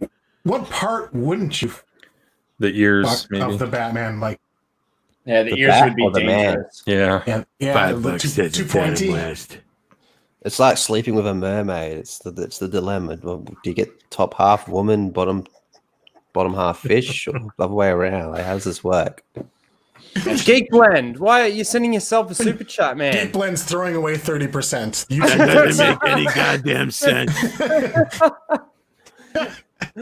You're costing yourself 30 cents, you He's trying to set the example. 60 cents. 60 cents. Super chat. That money's nothing to Bruce Wayne. Yeah, totally. superpowers Because that he Bruce grit, Wayne so. is like the sexiest, most eligible bachelor in Gotham City. I've heard lots of cool things about him. Yeah. I heard he's got a big schlong. The Berlanti and Jeff Johns were both executive producers on Titans. on Titans, as well as Avika Goldsman. Like a coke Oh, can. no. Yeah. That's the person associated with Star Trek, right, Batman? I mean, Akiva Goldsman. Yeah. Like a coke can. Yeah. That wow. I don't know who the showrunner was. What was the question? I'm sorry. everyone voted in a poll. Akiva Goldsman was associated with Star Trek. Yeah, Goldsman. Yeah. Like this, I'm getting keys. Okay. I like That's that what they other sound one. like. You have your whole army to Did hang. you actually read the one that I had up before that? I didn't read all the text now. It's a little too Oh, small. hang on. Let me bring it back up again. It was me I getting thought- tossed out the fucking window, Yeah, it was. More or less. which is It not. goes. It goes. Everyone here dislikes Iron Man 3. I am right. Or Am I right? Sorry, am I right? Yeah, yes. I don't mind it. And then out the window. Out the window. I would never do that to Tom. I like would- the third one I too. would say in retros, like when I first watched Iron Man 3, I fucking hated it. On rewatch, I think it's better. I don't think it's like the worst thing ever, but I still have a lot of problems with that movie. Mostly and a lot of it's the fact that he's kind of just like, it's kind of what a pussy he is. A lot of that's a lot of the reason I don't like that movie. He's pouty, man. Yeah. Well, he just like, I just think him dealing with like anxiety about that shit that happened. I don't know. But you're okay Not- with not a emo big fan fucking of it. Superman? I'm okay with Superman becoming Superman. Yeah. No. That's emo Superman. That's not fucking Superman becoming Superman. That's Superman Oh, becoming here a we go. fucking shrink's wet dream. No, I had this argument like 40 minutes last night. I can't do it again. It's Superman. It's literally his first fucking day. It's Superman day one. Don't save is your what you get in father. Man of Steel. God forbid. No, don't do that. Well, Don't when your expose yourself to the father, world. yeah, when your father's greatest fear is you exposing yourself to the world, and he tells you not to save him, and you do it, and he's proven right. He is proven Nah, right because that's nah. exactly what That's not happens. Superman, Everything- though. The whole point of Superman losing his father is to learn that he can't save everyone. Has nothing to do with exposing himself. They already dealt with that with the fucking should I not have saved the kids? Yeah, let him drown, kid. Fuck him. You know, like that's another thing. It's not his dad. That's not Pa Kent. That's not Superman. Yeah, congratulations on your take. Well, I'm more than right. I think it's I think it's an incredible origin story that we Of see not for Superman. to become this fucking ideal being, for what he has to go through to become the Superman that everybody wants to see, and the only iteration that anyone that will ever tolerate on screen has to be the perfect Superman. So yeah, I want to see how he gets there. Shockingly enough. I already did. It's called Superman the movie. Well, I guess we should just never make any more Superman movies, or I guess we should just remake that one shot for shot. No, just fucking drag around the corpse of Christopher Reeve and fucking de-age him. I suppose it would probably look better now with our effects. I just nowadays. fundamentally disagree with every single fucking choice that was made with Superman Begins. Okay, that's all there is to it. You can't put Superman in this dark Batman Begins movie and expect it to make sense. It just doesn't. Lord He Vader. shouldn't do half the shit he does in that movie. You'll find that one And- of these two won't be on Friday Night Tights next week. Oh. Lord Vader says no. Christopher Reeves is the definitive Superman. Who the fuck is Christopher Reeves? How the fuck am I supposed to even take you seriously? Like legit. Come on. Martha. Yeah. Man of Steel is my favorite Superman movie. Thank you, Lost Jedi. Yuck. Thank you. That's not a Superman movie, though. Even according to Ryan, it's not a Superman movie. Fine, it's my favorite movie with Kal-El.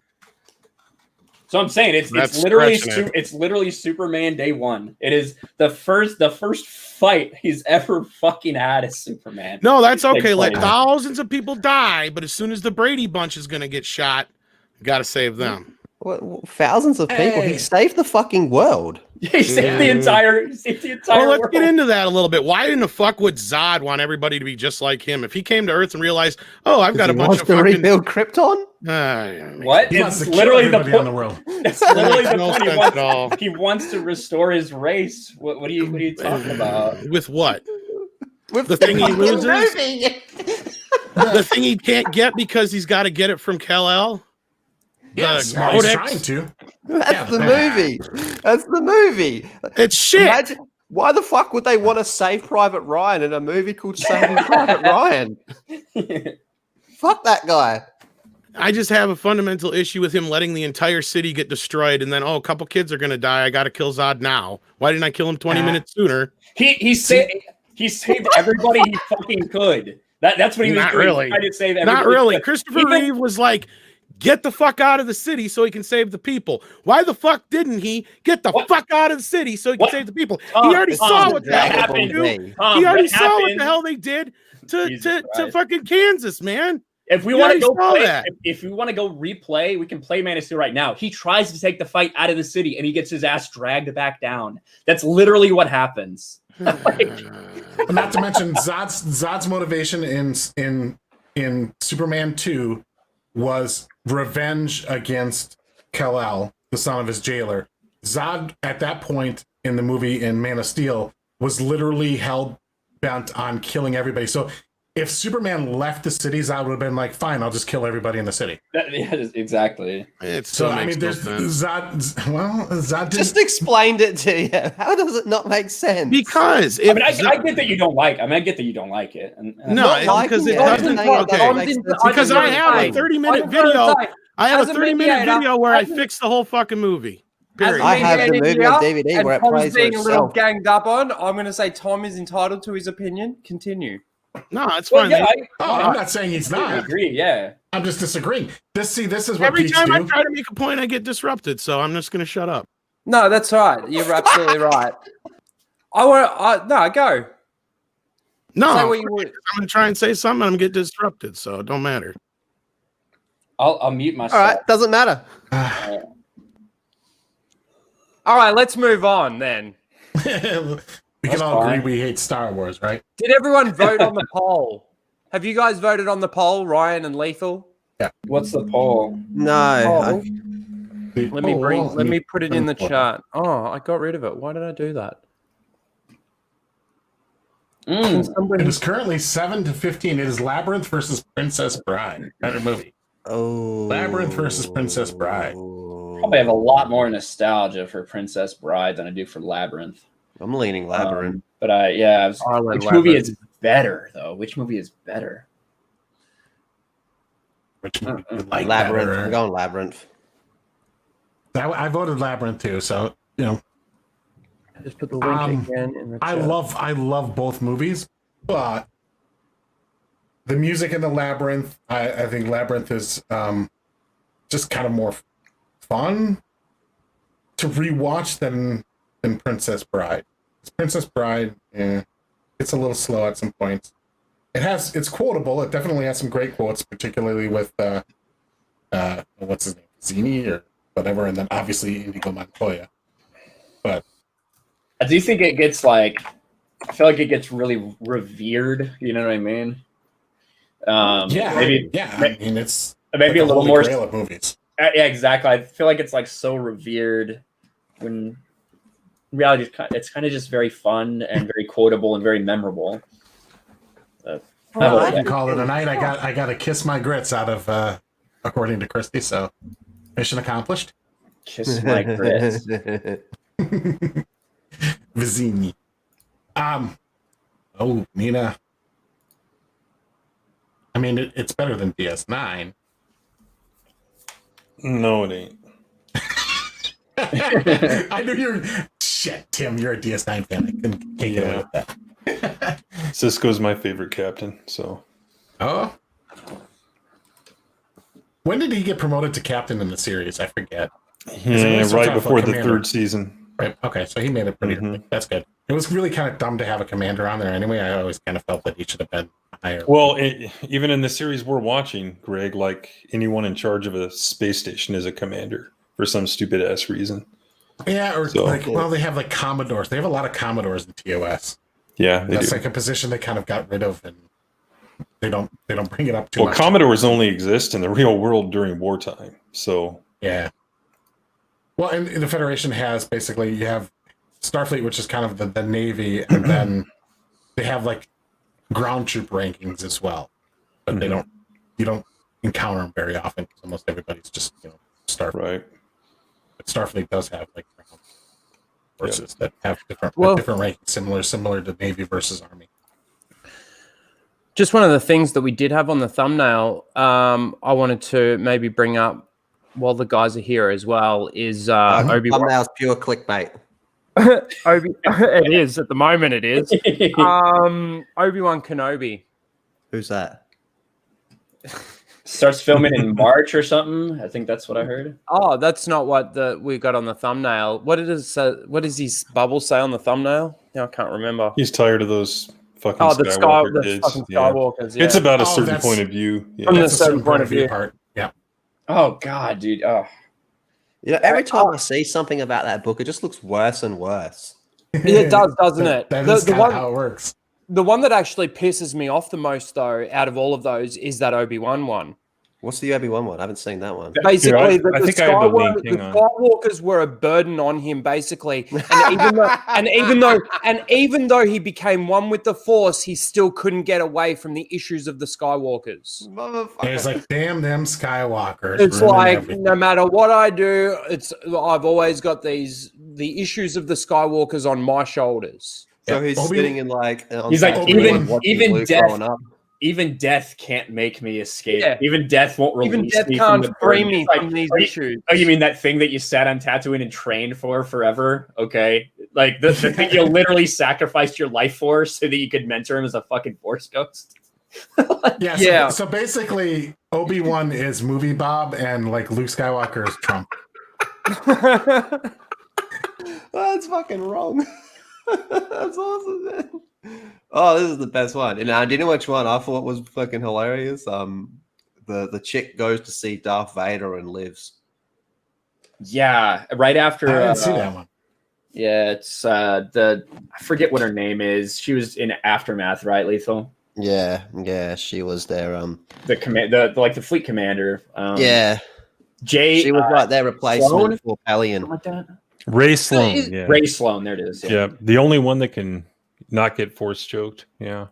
What about that other one that you showed in your video, Open Airlock? The one about that chick that says that she never apologizes. That's her.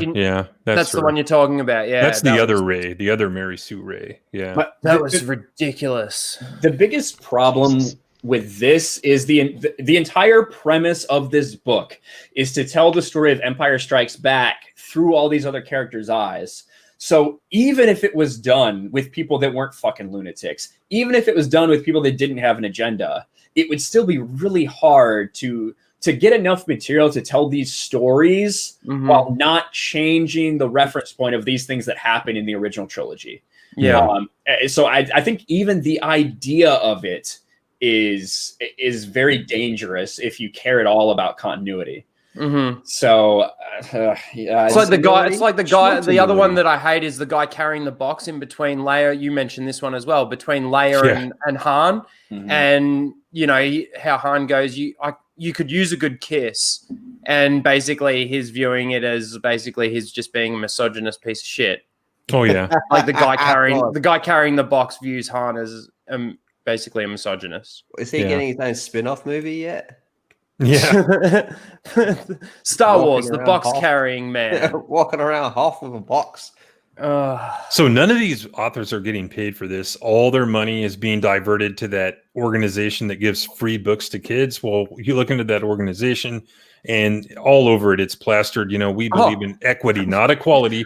And we're going to, give money to this and that. So They made a they're book not getting paid. for So they're not kids. getting top talent. And They- this person here, Mackenzie Lee, I go to her Goodreads and it's like, hey, why'd you write this book? Some book she wrote. And she's like, oh, I just wanted to rewrite history, not from the perspective of a straight white cisgender. And I'm like, I'm stopping. So that's the kind of talent they're getting. Okay, They wait a made minute though. Hang on. They made a book for kids called V is for Voting. Yeah, that's one of the books. Yeah. But Are you now, serious? when Obi-Wan at this point is obviously a Force ghost, right? Yeah. Because he's bitching about being a Force ghost and still having to deal with these fucking kids, right? Mhm. Yep. Once you become one with the Force, don't you think that's kind of like the same as like passing over to the other side or going to heaven, where you would get like, full tranquility and understanding of the Force and everything that is about everything and what means what, and you wouldn't be sitting there questioning things like that. I don't think if you're like, I don't want to use the word omnipotent or whatever, but I mean, you are kind of godlike in a way. Well, that's yeah, right. and Isn't it like Obi-Wan's motherfucking choice Skywalker. whether or not he shows up in front of Luke or not? Exactly. Well, that So, like, too, some, yeah. some dude holding like a Force ghost gun to his head, saying like, "You will go to Luke." He's like, "Oh man, I don't I want mean, to." really, in theory, Yeah. wouldn't he even be able to go to the future and see how this all turns out anyway? I mean, kind of, sort of. Not No, go to the literal future, but like he kind of knows because they all kind of tell him, like, like Yoda's like, you can sacrifice your friends, and you could win, or you go now and you sacrifice, or if you go now, you sacrifice the bigger struggle, but you may save your friends. But if you sacrifice your friends, you have a better chance of winning, kind of thing. Mhm. And like that's the whole thing, is staying and finishing your training or whatever. But like, Well, I mean, Well, even Yoda, right? Like, even we see, Obi-Wan worried about, Luke being the last hope, and Yoda says, no, there is another. So, like, just becoming a Force ghost doesn't necessarily mean that he's going to have the ability to foresee the future in the same perspective that maybe Yoda or Emperor Palpatine can. well, I would think he'd be able to see it better. That's my point. Like, he'd be more clairvoyant than even a living being. Yeah. Potentially. We don't know a lot about how Force ghosting works, to be honest with you. No, I know, but yeah, like I'm just kind of spitballing here. I just have a hard time feeling like a ghost would be bitching about something like that. Yeah, and I never got the Right. sense that Obi-Wan resented having to And not be only that, Luke's he master. died for I mean, this. Yeah. Yeah. Like he was Anakin's like friend. Like, And he'd yeah, become they more they powerful were than you can brothers. He loves possibly him, he loved imagine. his brother. I will yeah. become more powerful than you can possibly Exactly, yeah, because like it's like way I always kind of seen it. I mean, yeah, he may not be completely godlike, but he's got more powers than he used to, obviously. I'm sick And of I these just- motherfucking Skywalkers in this motherfucking galaxy. I Right? just want to say that as far as like Force Ghost powers, don't explain it, Disney. Don't explain it, Lucasfilm. Oh, they'll leave try. that. Don't fucking touch that, because like if you get into that, you're just gonna wreck shit. Did you Jedi see Luke, the if other this Leave it a ain't a mystery. job. Oh no, you're Leave talking it a about Vader, mystery. sorry. Did you see the other story where it explains Rey's power to see the visions of the future? Oh, yeah, yeah, yeah. the Force Okay, so back. how can she see the fucking future and Obi-Wan Because she's can't then? fucking awesome. That's why. But hang on. The whole design of a Force back is that you touch the object and it shows you the memories of that object, like where it's been and all of this kind of stuff. So that means that lightsaber had to be on Jakku when Rey was dropped off by her parents and left with Angkor Plutt. Not only that, but this is supposed to be a Force ability that not only it takes training to actually probably perfect it, maybe. I don't know. I don't know She's if an it's just a engineer. reflex training, reflex She's an ability where, like, you can touch something and it'll just automatically do it. But she didn't download her training from Kylo Ren, how ridiculous that is, until after this moment. So again, how did she learn that ability? Because she's an engineer, Yeah, it becomes a pilot, just like an alien. just like an alien. Fucking hell. This I hate this. The Fucking constant hell. retroactively like changing, adding, retconning. It's just what the fuck, Lucasfilm, just stop already. You're making everything so much worse. They're not gonna stop. They're not gonna Hey. stop. The fans that they have don't really care. Exactly. Like, No. you know, we always talk about appealing to their fan base, and that's exactly what they're doing. Consume, don't ask questions, get ready for next product. Yeah, that's the people that love this stuff, you know. Or as I Fine, like to give it say, them. swallow the cum, rinse, and don't spit it out, swallow. Yeah, then suck it again later. Just Mhm. like an alien. That's like an alien. Just like an alien, yes. Anything Now that we're has gonna go back balls to that is stream. just like alien. Just like Just like an alien. Well, yeah, I just hate this. Sorry, I'll be right back. yeah, I love this. In the encyclopedia, Hey, Oh, There's hey, in the with- encyclopedia with- entry. Oh, go ahead. having Ryan and Lethal and Tom here, did we want to do trivia before they have to cut out? Sure. I've only got like a minute left. So Okay. Well, it's Indiana Jones trivia, so Oh I'll god. do my Indiana Jones. Well, I will say this: unlike at least the DC universe and shit like that, where we're sitting here arguing about shit, there's nothing to argue about here. It's fucking trash. yeah. Mhm. That's true. But Yeah, you gotta Star Wars can appreciate bring it, us like- together in our mutual, hate for it. I'd hate to be on the debate team and be assigned, like, take the side of Ray here. Oh God, You'd have nothing to fight with. Yeah, That's why I got like a you- D in debate class in high school, because I told my teacher I can't debate for something I don't believe in. You'd have to, like, if you were debating for Ray, you'd have to throw out the word sexist. You got nothing else. Well, I think that you would just have. Yeah. I mean, she's the best. Like, what do you want? I don't need to argue. I don't need to say anything else. That's it. So, Yep. but I do need to head out, guys. I've had a long fucking day and got an early day tomorrow. So Play but trivia thanks- on your phone, Ryan. Play it on your phone. I might be able to do it for one or two. We'll see. But I think it's only 20 questions. nice. I'm a big Indiana Jones guy. I don't know if I'll wreck it in the same way that I would The I would Office. Office. Right. But yeah. Yeah, But you killed the Office trivia. yeah. You actually did. What's that? You actually did. Oh yeah, I fucking destroyed everybody. Yeah. That might be the most points anyone's ever had in a 10-question round. I don't know if I'd be proud of that or not. I love the Oh. Office. I love the Office is Office. awesome. Come on. Mm. Yeah. I just play it on Netflix when I'm like trying to go to sleep or whatever, just because I know it by heart, so it like feels so familiar. But You can all right, you can close your eyes and just listen to it, and you're almost watching it. basically, You've and I seen know that what many scenes times. I know what scenes they've cut out on Netflix because they're inappropriate now, like the Belschnickel blackface one. They cut that out. or so- impish. Yeah, yeah, there is. But all right, guys, I'll talk to you later. Thanks Later. for coming by, Bye, Ryan. man. Bye. Sweet dreams, kiddo. Indiana Jones trivia. Oh shit! Hold on. Where's the link? I need that. Where is it? Am I in? I think I'm in. That's what she I'm said. not in. Wait, is That's there what she a said link? too, and that's Yeah. what made him very disappointed. Yep. Can And someone the country please drop had the a link? COVID outbreak. The chat doesn't have a link either. I just went to Or you could go to crowd.live and then I Live and enter in a typed it in. 5-digit code. that's what I It's not that did. hard. But the link is now in the chat. Yeah. Or yeah, you can. If you Is have- there you're on your phone, you can scan any that trivia code. from the movie that doesn't exist in here? What's the movie that doesn't exist? Oh, not really. And is there any questions from the TV show that I don't remember because I No. haven't seen it since I was Nope. fucking 12? Nope. You put the wrong Yeah, link we in. it. haven't even started, Tom, and you're Hang going to be on. bitching about the questions. I know I'm being an asshole. Greg, the link that you put in is for the poll. not Yeah, for you did it trivia. for the wrong one here. Oh, too bad. Then I guess I can't participate. I'll So, be nice, 'cause I Greg, think I are you going to can. play? Um, You didn't peek, did you? sure. Oh, he already knows the answers though, don't you? I Well, didn't look Tim at- made this one. I made this. Oh, you one, did? so, Oh, okay. So yeah. Tim's not going to play. Okay.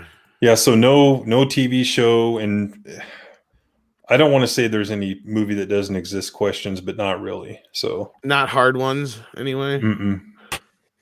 There's only So I 2 don't- hard ones out of the 20, and they're really hard, but the rest should be pretty easy if you've seen the movies more than once. So I haven't seen these movies in like over 10 years. This is going to be rough. I don't know if it's been that long, but it's been quite a while. Is it all of them? Does it like the questions go across all the movies?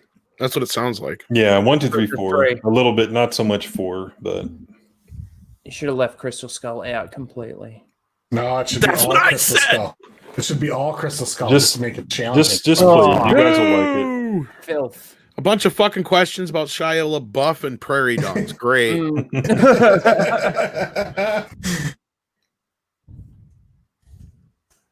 All right, chat. Are we ready to play I some think so. trivia?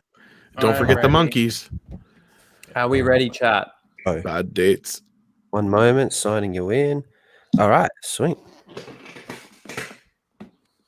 All right, let's start the countdown. Come on, we had about 50 people watching. There should be at least 25 people in here.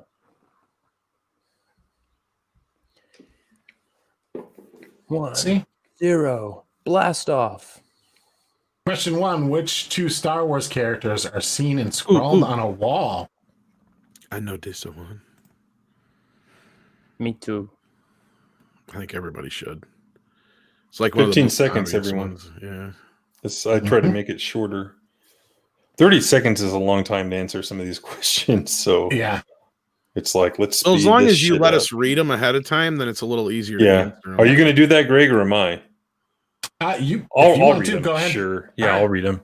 Well, give me a chance to Sorry, guys. play and prepare for Everyone my except answer. one butt munch got that one right. Ooh. Who the Who hell are put you? Vader? I hope Blue. you're not one of the bunch mutt. Oh, Mega Jetty's on the quick on the draw. Oh, Dickfoot. He's close to the top for the first time ever. I'm Dickfoot. in fourth spot. Dickfoot. Ready, Greg? They're my pronouns. Yes, yeah, I got fucking banned from Twitter for yelling at somebody about their Oh, pronouns. I saw that. I said I don't give a fuck and, what your and pronouns. you weren't even the one bit. Anyway, sorry. Go. Yeah, it's true. Yeah. Who designed sound for all indie productions? Oh, I think I know the answer to this. I have no idea. Wow. It was Can I- Skywalker sound. Can I check like anything from these while we go? Pop it in and go to the credits. Hurry. All right. Very Ben mixed Burt. results here. Who picked? Wow, people picked John Williams. There was some sound from Well- John, but True. It's music. Yeah, This it's is, the this music. is where I do like that Frank Oz is in there, though. That's cool.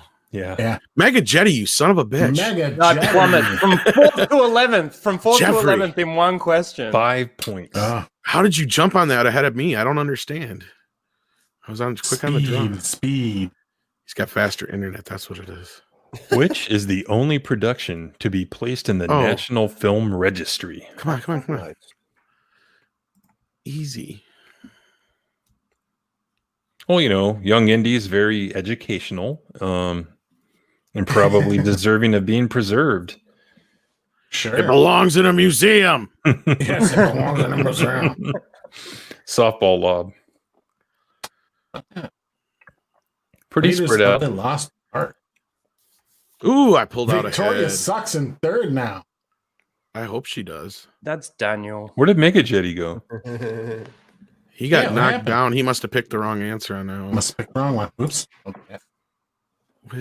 Okay, we got this Stop, one stop. already. Yeah. Whoa. What was used as blood in Raiders? I'm going to say blood. Bad dates.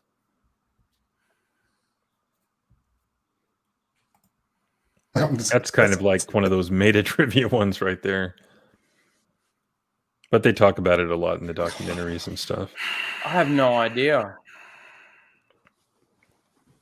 I didn't either. I'm not so sure on this one, which I'm surprised. Oh, I did get it right, but I took too long to Wrong answer. for me. Yeah, they didn't want like stains, so they used something that was powdery, like Wow. cayenne. Okay. Tom now in first Victoria place. Sucks moved up. Victoria sucks in third. Dickfoot in 15th. Fuck off. Dickfoot I'm surprised. sucks. I'm not high so far, but I'm not as confident in my indie. 5. Which characters were referenced in the plane's call letters? That's in Raiders. Shit.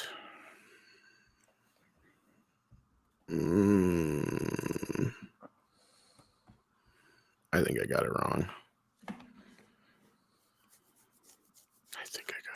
And it was I'm just guessing. It was called OB3PO that was on Shit. the side of the plane.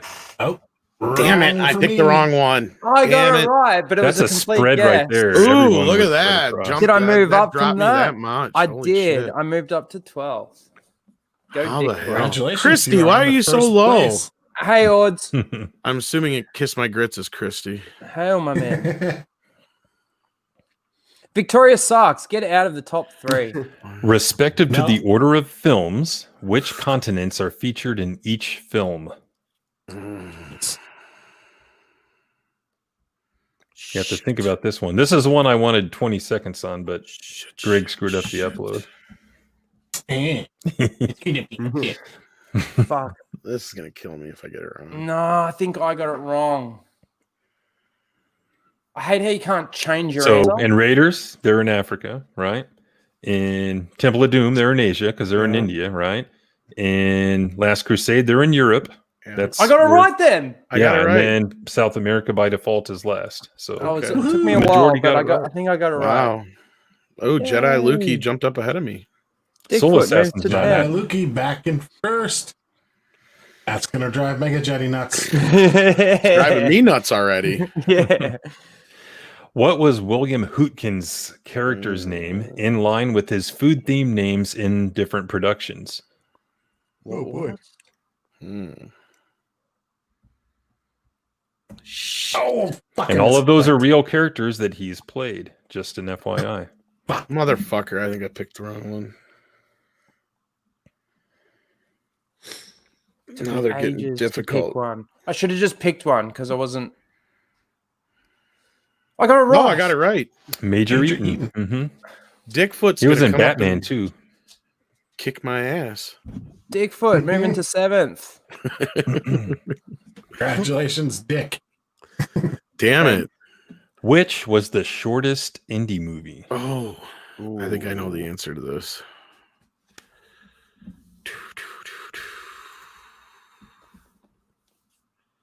Sorry about the short names. I ran out of time, and I'm like, I gotta hurry the fuck up. It's enough. I didn't send this to Greg until like 10:35 our time. So Yeah. Oh, Kinda Katie, you close. can wait a minute. Oh, did I get it Yes. right? Is it Temple? I think it's oh Raiders. shit, Oh, it's Raiders is Raiders. actually. hour and 25 Wow. minutes. Is it I really? was tossing up between those two. For some reason, I thought that Temple was Temple shorter. was, yeah. Damn it. Because I thought that was only like just under 2 hours, and I thought Raiders was exactly 2 hours, but I guess I'm wrong. Yes, Sadie, I know. Just a minute. Which Marvel Comics artist provided concept art to one of the movies? Fuck, I have no idea. Take a stab in the dark because I got no clue. You probably put the person I picked in there as a trick question or trick answer, and I picked it. Did you pick Ralph? Yes, Yeah, he's not a comic book artist. I didn't think so, and then I thought about it. That's for the a one second. I Franco. picked. That's the one I picked. The one I Yeah, guessed. the other two, Not even the other thinking two are about it. tricks because Al Williamson did the Star Wars Okay. comic, and then the other guy was very Victoria popular with sucks. that. Who's I Victoria? knew that Sucks? one. Daniel. It's I knew that Daniel. one It's got to because I be met him. Daniel. I met him once. In a Oh, comic book Orange is shop. in the Yeah. chat too. Yeah, Christie's going for negative 3,000. man. Oh, it wouldn't be a trivia question if Jeffrey Turner wasn't bitching about the questions. These are good questions. I just don't know the answers. I'm Yeah. not up on my indie. Which film makes no references? I misspelled that, or I made a typo to the Ark. References. I think I know the answer to this one. Pretty sure. It's because Don't say it. It's pretty easy if you think about it.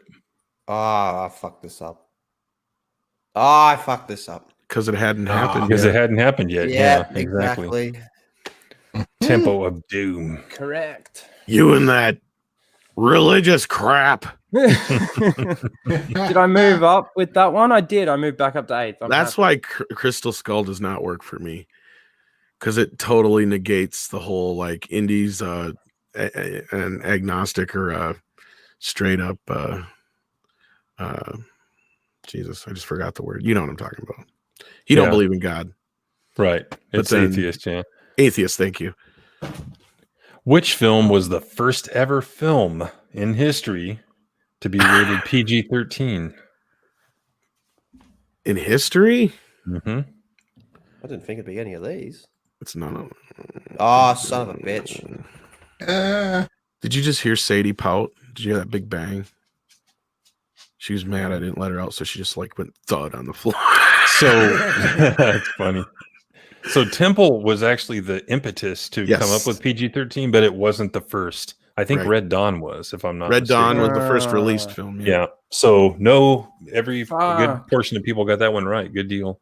You're an asshole for creating that question. I think I got it wrong because wasn't and for many other reasons PG-13? Yeah. Yeah, I got it wrong. I don't know how I moved up, but I got it wrong. Wait, what did you pick? I picked none of them. Yeah, you're right. Yeah, you were right. Mm-hmm. I thought Last Crusade was PG-13 though.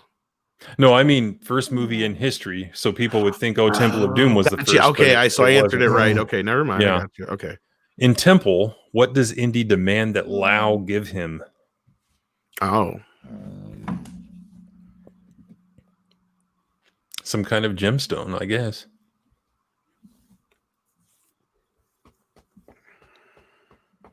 Yes, Sadie. Just a minute. How many questions are left? There's 20. So there's okay. 8. You can wait a few more minutes. Oh God, my neck. Oh, it says diamond.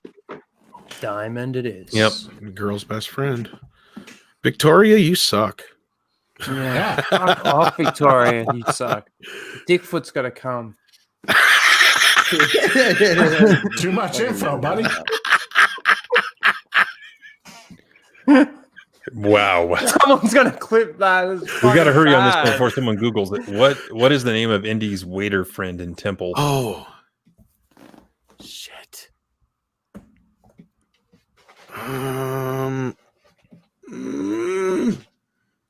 think I picked the wrong one. I think so. I did too. I was tossing up between two. So, yeah, it is the viral. Wuhan province. It's Wuhan. Fuck. And Wan Li is actually Short Round's real name, not revealed in the movie. But it is Wuhan, really? Wow. Mm-hmm. Really? I thought that was a trick answer. Yep. Wow. Fuck. Victoria sucks. You can't. Boy, you really nailed me to the wall on this one. Fuck. Which cap is Short Round wearing? I think that's it. Oh shit! I think I picked the wrong one. Is it that one? Oh, I don't know. Oh boy. Is it the Boston Red Sox? That's what I picked. But Yankees. It's the Yankees. I knew it was the Yankees. Yeah. I was tossing up between those two. Son of a bitch. Good. Victoria sucks. Get off the top. Oh, Jedi Luke takes the lead. Dang it. Which sci-fi franchise did Julian Glover, who played Walter Donovan, not appear in? Not appear in? Not appear in. Oh, shit. Trying to remember who that was. Walter Donovan. Okay. I'm sure I picked the wrong answer. I'm sure I picked the wrong one too.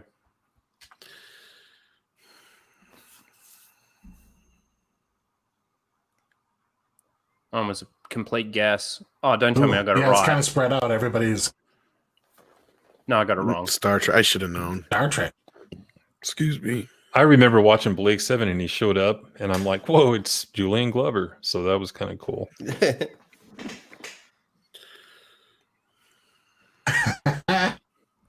Tom moves down to fourth. Victoria sucks. Takes the lead again. Honestly, I'm surprised I haven't gone down sooner. So, how many times did Indy strike the ground with the stanchion in the library to create the hole? Oh, what the clerk is, Mm-hmm. Oh, he's doing the stamp, right? Yeah. Mhm. Yeah. Okay. Yep. Pretty funny scene. I guessed, but I think I'm right. It's one of two, I got and it. I can't. It's one of two. It's one of four, actually, but No, in my head, it's one of two.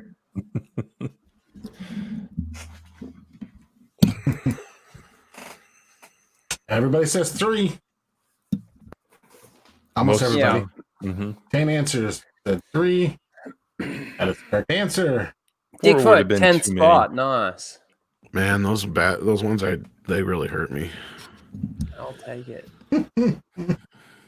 The rest should be pretty easy, I think. What color were the boats Indy and his pursuers used in the chase scene in Crusade?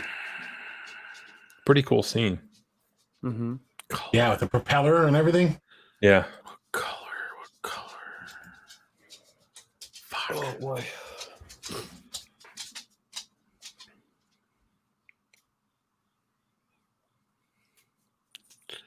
Yeah, so they kind of had like they used actual wood, on the outside, so they Mhm. were brown. That's what I thought. Okay. Okay. I was Yeah. right. Huh. Dickfoot. Woo! Christie's guess.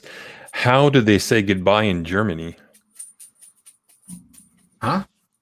How do they say goodbye in Germany? Und was? This is from Crusade.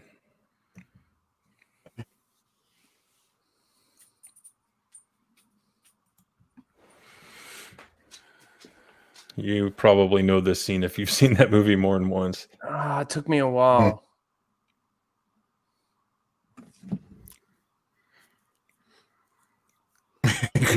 And I still think I got it wrong. I still think I got it wrong. Oh, hang Yeah, on. majority says punch. Yeah, punch. Okay, And good. punch Fuck. it is. Son of I a got it right. bitch. So they punch Nazis. Yeah, they're Nazi punchers.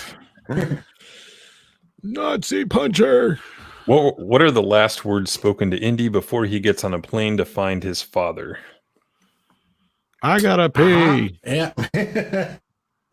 That's what his father would say.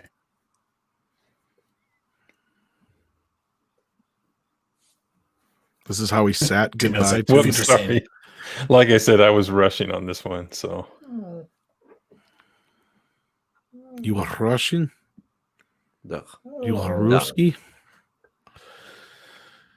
Sadie, Be just careful remember. and don't trust anyone. yeah. Okay, and it was said by Walt Donovan, who wound up being the one he shouldn't have trusted. Correct. Swerve. 9th. At least I'm in the top 10 on this one. Star Wars. It's weird. Maybe I should be an Indiana Jones All fan. right, Last last, one. last question. What is the name of the ship that Indy escapes from with the Cross of Coronado? And that's in the very beginning of Crusade.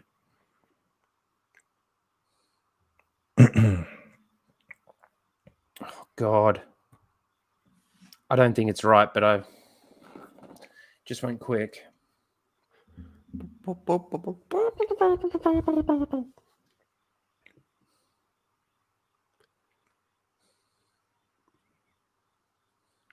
Is it the Cortez? No. It's a Coronado. Coronado. That makes Did I sense. stay in the Cross top the Coronado 10? on the Coronado. Please. Just allow me to be in the top 10. Yes, 9th. Woo, I'll take it. Go Dickfoot. I No. like that you're shooting for like middle of the pack. That's like your Well, goal. this is the first time that anyone has unseated Jedi Lukey, right? Yeah. Well, Um, I kind of want to say well done, but fuck Victoria. Fuck you. Victoria sucks. Is that look at Daniel? though. It has to be Daniel. gotta be Daniel, is it Daniel. you? It's got to be you. Who's mobile loser? Don't know. Yeah, that would be my phone. Huh, nice. Because that was my name when I was testing this thing, and I guess I didn't change it. It stayed logged in. Where's mine? Well, oh, 11. Tim- Jedi Lukey, I almost caught up to you. Nice. Oh, one wrong answer. That was a good quiz. Well done, Tim, putting that together. Evan's raging cock meat deep in your mother. Yeah, I figured that was. Evan's raging. Oh, look at you got around the any sort of profanity filter there with cock. Yep. Kiss my grits. Very clever, sir. Victoria sucks. Jeffrey number Turner, one. what happened? I don't know. He's gonna be bitching. Questions weren't right. Yeah, and he was blaming Greg for him. I know. He didn't make this quiz, Jeffrey Turner. Yeah, you didn't pay attention. Tim said he created this quiz. I was playing. Correct. I think it's a good quiz. That was fun. It was pretty Well, challenging. certainly, it was challenging. It wasn't just very simple plot things. But even like I like the stamp thing because once okay, you picture it, it's like 1, 2, then the big Big one. Yeah. It's like so if you think about the scene, it's like okay, that's like you can get it if you think about the scene. But if you just look at the question, you're like, I hate you. I hate you. You cheated me. You screwed me out of my fucking Indiana Jones trivia, you bastard. And we could do another one in a month or so. Same movies and. Hey, I'm I want gonna one jump on, off. super details about Crystal Skull. Thanks for giving me the link. It's weird without having the other guy. The other guy. The other guy. Yeah, the other one. Or has Tim replaced him? Man, But we're still on his channel. It's funny how that worked out. Or did you steal his channel? the Geek Yes, policy. I did. Yes, I did. We're going to change the passwords before we're done tonight. So, Yes. Steal the AdSense account. yeah. Open airlock blend. Yep. Cool. All right. Well, I'm going to jump off. Thanks for having me. Good fun All right. talking to you all. Thanks for coming on, dude. Yeah, take care, everybody, and see you later. And sucked in Jeffrey Turner, you lost. Oh, he's not gonna like that. And Jeff funny. says, F you, Rachel. Yeah, that's funny. Blame Rachel. That's right. So congratulations, Victoria Sucks, on your well-earned victory. Yep. It You was got good. 16 out of you only missed 4 questions. I think the next closest like Jedi, Luke, and I had 14. But I mean, I had somewhere I didn't get shit for points. I thought too long. That was really good. Pretty good. It's cool actually having like different things to do. These trivias on, like not just doing all just Star Wars or Star Trek. It's nice to change it up a bit. What should we do for next sure. week? We should do Back to the Future. No, next week we're going back to. It's going to be back to Star Wars. Oh, that's right. Jeff will Star be Wars back, so it'll be on episode 2, and I'll be writing those questions at some point. So you've got a next week, people, if you want to rewatch the movie. Get ready for trivia next week. And if you like trivia, we do trivia with our Star Trek watch parties on Sunday and Tuesday nights, and then on Mondays we do a trivia show. That's about 50 questions, so there'll be 10 categories. Or not 10 categories, 5 categories of 10 questions each, and it's a variety of categories. So if you miss on one category, you can still kind of catch up in some of the other rounds, perhaps. So we do those on Monday nights. So we do a lot of trivia now. That we found this fun way to present the trivia game, allows the audience to play along with us and compete. And the audience has been kind of kicking our ass lately. The only time the audience doesn't kick our ass, I think, is Star Trek, and that's because, honestly, they're not getting a whole lot of viewers playing with us when we're doing the Star Trek watch party together. Mm-hmm. So, I enjoy it. It's fun.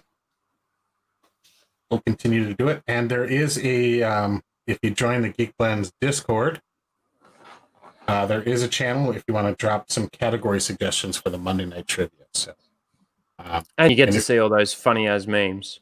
Yeah, and the funniest memes. If you want to submit actual questions for a category, then get a hold of me on Twitter at Jedi and send them to me that way. That way, not everybody can see questions. There you go, Jeffrey Turner. Make a quiz. You can't obviously participate, but let's see what your questions are like. Yes. And for the poll tonight, we have 31 votes. It looks like nice. Princess Bride is running away with it, 22-9. Where's all my Bowie fans out there? Come on, kids. Yeah, somebody get Anna, DM Anna, get her to at least vote for Labyrinth, because I know she's like a Bowie worshiper. So Yeah. Yeah, Princess Bride's good and all, but it ain't Labyrinth. and like Oh, music with in you, the Tom? labyrinth, it's like dance, magic dance. Like once you get that song in your head, it's kind of hard to get it out of there. It's got Hoggle in the pit of eternal stench. I mean, it's a whole scene that's a fart joke. You gotta love If Drop you the link to the set poll one again. foot into the eternal bog of stench. it. Smell bad. Matthias, you want to make if you want to make an EFAP quiz for us, go for it. We all watch a bit of EFAP here and there. I haven't. I've nowhere near watched as much as I reckon what Greg or Jeff have, but I've watched plenty of EFAP. If you want to put together a quiz, But to actually Go retain for it, it. holy shit. Yeah. Like it better be Go some for it. broad memes and stuff, not something specific. what does Rags say to everybody who just comes on? Hi. That's what everybody says to him. That's like the first thing you super chat him. Yeah. Like, he'd be Hi, like, Rags. hey, great stream, Mauler. Hi, Rags. Hello. Yeah. Yeah. Yeah. Hi, Rags. On me, Rags. Yeah. By the way, I've anybody been looking called far worse. right? What were we going to say, Tom? I was gonna say, well, as far as rags go, I had a boss who wouldn't let us use the word rag at work because it sounded too much like a tampon. She said, or whatever. What? Oh my gosh. Yeah. Jesus Christ. Well, I worked at a Oh my restaurant God. when I was 17, and I was told rags just sounds like unprofessional. Like, for wiping tables, they were towels. Not because of that. That's pretty feminazi. It sounds femi-Yahtzee, I should say. Towels dry things. They don't like. Okay. Yeah, see, Right. your You say explanation, Tim, washcloths. makes sense. Now, if my boss would have went with that, that would make sense. Yeah. She You're not probably allowed to Well, I was had at the bosses time. like that, Tom. You're not allowed to Jesus, use oh, you're man. not allowed to use the word her. It sounds too much like vagina. Sorry. Sounds too much like Dickfoot. Yeah. She won't live in Bigfoot Virginia coming. for that reason either. Well, that was good. That quiz was awesome. Yeah, thank you for making. Could that you bring up quiz. the final scores one more time? I want to check something, Greg, please. Or you just want to rub something into somebody's face? No, I just want to see something. All right. And you did 1,000 points, right? Yeah, they're 1,000-point questions. Okay. Let me see if I can find it. Sorry. And the Geekland asked for the What does link. high rags mean, by the way? What he's been saying that all night. What does that mean? So basically, That's on EFAP thing. EFAP, everyone says hi to Rags just as a general sort of throwaway Oh. line. Okay. Oh, All right. God, Christy, that's so old. So we've got a 500 or 400. Where's Jeffrey Turner at? He's on the first page, right? Yeah, he is. Right below me. Yep, 5. Yeah. Okay, it wouldn't have mattered. So one of the sites I got the cap info from was incorrect. It's not actually a Yankees cap, it's a New York Giants cap. But it wouldn't have mattered if Mega Jetty knew that because it wouldn't have put him anywhere near the top 3. So never mind. I need to do better next time. Nothing can be worse than Justin Proper cheating. Yeah, that too. Yeah. That's why we made him 15 seconds. Thanks, Justin. But yeah, it was a New York Giants hat. New York Mets were kind of the spiritual successor to both the Giants and the Mets. And the Brooklyn Dodgers. They kind of took those two teams and took their colors from here and here, and they made one team. So my bad, stupid ass site had it wrong. It does look like the Yankees colors and stuff. The New York Giants used to. I was gonna say I wasn't. Yeah, my bad, but it wouldn't have mattered because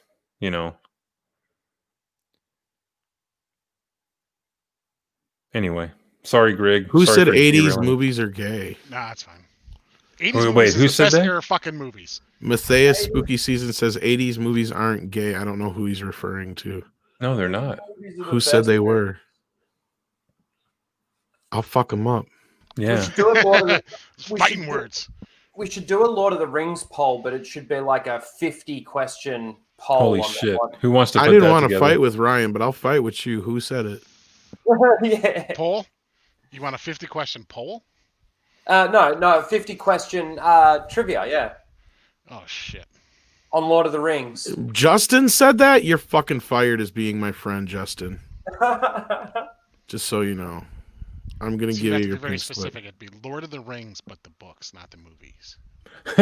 Did you know that Greg pinned his own comment? He wants a poll link. Poor Jeff. He wants us to post the link to the poll. He actually pinned a comment because nobody was reading. Nobody saw it. Okay. I don't have it, so I would have dropped it too, but I completely closed it. apparently you're in give the it a shitter second. right now. Okay, Einstein, then which decade's better than the 80s? Let's hear it. Wait, who said this? I can't, Justin, little shit. Yeah, the 80s movies are some of the best movies. I reckon, if not the best era for movies. Like, there's some good stuff in the 90s, but I would say it's more early 90s stuff. Other than coming into sort of the Star Wars stuff, late 90s. I don't know. Justin, you're wrong. 80s is the best. I mean, gosh, so many iconic movies in the 80s. Stuff like Breakfast Club and Oh, well, Ferris Bueller and all the polls that we've been doing over the past, what, mm-hmm. I reckon at least 10, if not 15, 20 shows have all been like 80s movies. That's what we've been aiming towards. Right. And man, we've been sitting there going through some of these movies, just, brainstorming for different polls and stuff like this. And there are so many good. Daniel, you don't have to be that mean. Damn. Now Justin's like silent. He's like, oh, fuck. Yeah. I'm getting outrageous. Come on, Justin. Jeez. You know why he said that? Just because he wants to bitch about Never Ending Story for some reason. Like, nobody likes it that much, dude. Never Ending Story is awesome. It's awesome, but like nobody is like likes it that much to where they're gonna defend it against his attacks. Yeah, no. He knows how to pick a target. He wants somebody to debate him, though. That's the thing. I'm not going to spend my time defending that movie. I think That's what I'm it's okay, but saying. yeah. I mean, Pick a better target. Pick Man of Steel. Trust me. Pick Man of Steel. it'd be like that time that Meyer Burnett attacked Return of the Jedi and Rhino had to jump right in there. That was hilarious. That's funny. Oh, because he actually said what people from the 80s actually think of Return of the Jedi, but are afraid to say in front of other people. Oops, that's trivia. Sorry. Because the truth is, all that crap that people say about, oh, everybody was pissed off and hated Empire when it came out. That part's not true. No, I've never The part heard they that, don't tell you is that a lot of people were pissed off about Return of the Jedi, though. Well, I can see faction. people older, yeah. Yeah, a good faction of the audience were like, what the fuck is this kiddie shit? Start off the movie, you get a gangster, you get Leia in a fucking bikini, and then we get teddy bears for the rest of the fucking movie. Well, I love his logic for that too. It's like I just watched this documentary yesterday actually, where he's like, so it was originally a society of Wookiees. So instead, I made him short, I cut him in and half. I gave them short fur instead of long fur. Short fur. And I took the name and I just flipped it around. Instead of Wookiees, they were Ewoks. They're like primitive little bears. But why couldn't he have done Wookiees anyway? It was like he said something like, "Oh, he was more advanced than I originally envisioned him." Like, because so what? I don't buy that, because you know what they should have done is just had it to where, like, obviously he learned from Han. Yeah, I mean, just like Han obviously learned how to talk from him. Probably. I mean, right. That's what I always assumed anyway before Solo, which lost money. Oh, I hated the things that Solo did to Han. Yeah. You're by yourself when I go through Solo. The way he gets Yes. at the run, the way he introduces that he meets Chewie, all of that shit's just garbage. I just want to know, like, on these movies, like, didn't somebody kind of go to him like, that's fucking lame, don't do that? Well, not only that, you had the opportunity to go, okay, let's create a whole nother path of where we could explore. Why not make the Solos this great line of fucking pirates? You know, who's to say Han Solo's dad wasn't some great pirate? Yeah. That's kind of the way it was in EU. He had, they. I'd kinda had rather a watch spoiled some past, spin-off. so- Yeah, I'd rather watch a spin-off about Han Solo's dad than Han Solo. Yeah. Because it's a little removed from the main character. I don't need to worry about, too much bullshit. Mm-hmm. Yep. Yeah, Jeff says they got the Imperial March playing in the background.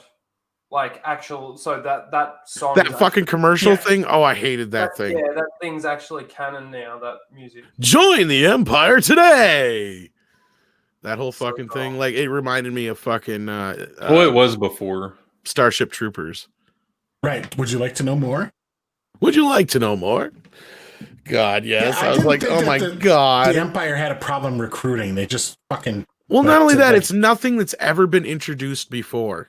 Like, we've never seen entertainment be on a television outside of the Christmas special. We've never seen advertisements in the galaxy. They never went to some, like, even on Coruscant, I don't remember seeing a bunch of gaudy advertisements. There was when they went down to the club. Was there really? Or was it just the signs? I thought they were just the signs for the places. Was there advertisements too? I'm trying to remember. I've only seen episode 2 like 3 times. there were like billboards. Okay. And stuff like that. But okay. But yeah, that movie was stupid. I just don't see the Empire advertising like that. It's so stupid. Yeah, and the part just at the very end, join or what? They wouldn't have a problem with that because I mean, they didn't have to recruit. It wasn't a volunteer. I didn't get the impression it was a volunteer army. Yeah, me neither. Like you were conscripted. Yeah, and that totally goes against what they introduce with with the Finn and shit anyway when we go forward too. Yeah, kidnapped at birth and shit. Yeah. L337 is probably one of the worst characters ever in Star Wars. She made Jar Jar Binks likable. Well, now she's the Millennium Falcon. So. Yeah, unfortunately. Mm-hmm. Well, that's another one of those things from a certain point of view, isn't it? Probably. No, it is. It is. There is one. Yep. Oh, there is one for reals? Oh, for fuck's sake. Yep. I thought you were being fucking... They're doubling down on that dumb shit. There's a point of view from L337 as the Millennium Falcon. Yeah. Mm-hmm. I knew it. Well, wow, Rose Tico... That's... I'm gonna hold you to that. Rose Tico is more like special, like licks the windows with a helmet special. L337 is just fucking annoying. Yeah. Fucking droid uprising. Droid lives matter. This is the thing that doesn't make sense. She removes the what are they called? Restraining bolt. The restraining bolt. And the restraining bolt doesn't change their programming. No. It just shuts down their circuit so they stop moving and they can be, so they can only go so far away and they can't get away. Yeah. Exactly. And that's why R2 wants his taken off in the first film. Yes. Nothing to do with the thing being blocked. He's doing that on purpose so Luke would take the fucking restraining bolt off. And then as they're rebelling, these droids are rebelling, you got this droid standing on a desk, like stomping down. Dancing, so it's basically programmed to do that, is it? It's so stupid. That's one thing. Yeah, they've given the droids personalities, but they've never treated the droids like they're extra special beings. Trans droids' lives matter. They're fucking humans stuck in droid bodies. You know what's sad about that robot? You know what? A certain individual that you guys know I partied with in Vegas told me about it. You know whose idea that fucking robot was? KK's? It's not. No, I was gonna say it's not who you think it was. Who? It was Ron Howard's fucking idea. And he loved it. So he made her do more of it. Good night, Christy. Good night, Christy. Thanks for coming by. Good night, Christy. You're awesome. But yeah, like... Toxic Smells and then Nina. Yeah. And KK, the only good thing she did was put said person in the movie.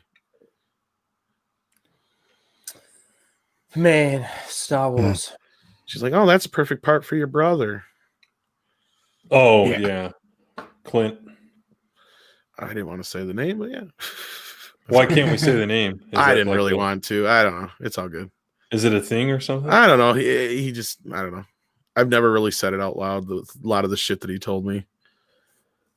Oh. I've said the shit, but I've never connected the two. But it's like by now, if most people haven't figured out who said it, then that's where I learned that they shot for 88 days before Lord and Miller finally were fired. God, that's a long time to fucking film. Yeah. That is every production more, under her is. That is more than most movies shoot for an entire. Even big movies like that, yeah. Yeah. So basically, they shot about huge. So basically, they shot probably about 75-80% of the movie already. Jeez. Later, Mateo. See you, mate. Thanks for coming. And see that right there, like that movie alone. Take care, Matthias. Yeah, Matt Matthias. When you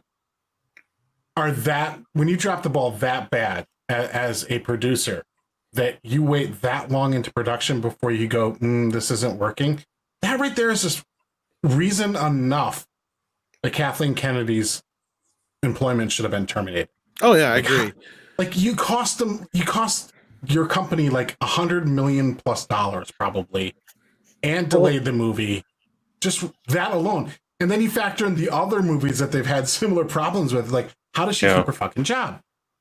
Well, and that's the thing that, like, where I call bullshit on the budget. Either that or, like, I was talking to Gary one time about it, and I said, unless that was a reason for that is because maybe over 80 some days is when the insurance kicks in. And if they have to replace the director, maybe the insurance pays for it. So that may be the only way they're not in the red on this thing. Because otherwise, they shot the movie twice, basically. Yeah. There's no way the damn thing didn't cost $300 or $400 million just to shoot. No.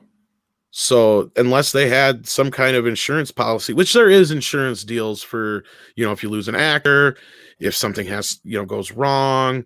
I don't know if they necessarily cover things like having to fire a director though, per se, but I wouldn't think that, like, who'd underwrite that like if you decide you want to fire the director like 3/4 through, that they're going to pay out on that. That's a long stretch. That's what I'm saying. Like, so like, even then, so in that case, there's no way that movie made money. I don't even know how they even can factor that. Even if Ron Howard shot it on such a shoestring, and they even reused all the shot, like, let's just say, okay, they reused all the special effects shots, and Ron Howard shot on the shoestringest of shoestringiest budgets he could. There's still no way they didn't spend another $100 million. At least. Can I ask, do you reckon Kathleen Kennedy's re-sign of her contract was done and dusted before we saw Last Jedi? From what I gathered, it was a done deal on the first of the year, which would have been roughly 2 weeks after The Last Jedi came out. Okay. Enough time for it to look like a hit, but not enough time for the feedback to start coming back. And then that's when supposedly the meeting went down where she got berated. And then that's when the story leaked to the press that she had the 3-year extension.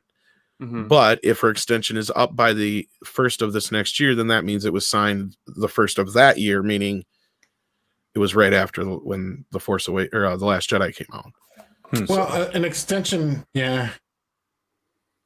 I just I look at her history and I can't justify her. Like, if I'm her boss, there's no way I extend her contract. Well, you got to remember where they're at this point. The Force Awakens was a huge hit. It was such a huge hit. Rogue One was Rogue One was very well received and a big enough hit. It was, and The Force Awakens was such a big enough hit that Iger let her change the design of the Star Wars thing at Star Wars Galaxy's Edge or whatever, at the whole thing. Because it was originally supposed, and we have confirmation on this, that it was supposed to be OG trilogy shit and some prequel trilogy shit mixed with everything mixed together. But as soon as Force Awakens was a hit, Kathleen Kennedy had convinced Iger that the new shit was the way to go.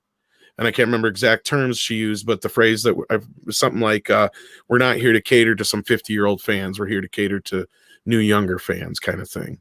Yeah, really dumb fucking move there. Yep. Terminus, thanks for the $2 super chat. He's asking if we've all seen the boys finale and what our thoughts. I need to see that show. Have you guys watched it? Everybody keeps talking about it. I haven't watched any of it. I need to. Tim, but you haven't been watching it either, have you? No, but was the shit episode you told us about the finale? No, it was episode 7, so it's only an 8-episode season. I did actually I was still very upset with 7, but I caved. I did watch episode 8. It was all right. Did it improve? It didn't have the woke elements of 7. They kind of dropped some of those storylines. I mean, it had a massive chick fight. It was like, spoilers. It was Starlight. I don't know what the Asian character's name that doesn't speak is. Honestly, I don't even know her name. And what's her name? The Wonder Woman wannabe. I'm drawing a blank on names today. I'm sorry. They all teamed up to fight Stormfront. That was kind of entertaining, but it was just almost like it was almost a powerless fight. It was just a lot of punching. Considering the powers that these people have, it was a little disappointing in that regard. What happened with the kid, the son of Homelander. That was I don't know the characters. Expected. Homelander's the psycho. Yeah, Superman one character. Yeah, no, I know him, but I don't know the other one. Stormfront is the Nazi. Yeah. Jedi Loki. I thought it was okay. I'm not keen on the setup for the next season though. If there's a next season with the Congresswoman thing, I wasn't crazy about that. So I don't know. It was okay. I didn't think it was great.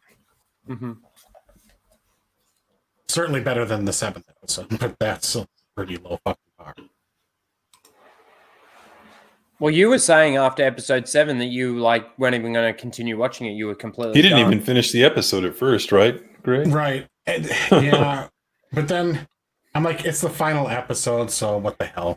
You know, might as well just watch it to see if it gets any worse or whatever.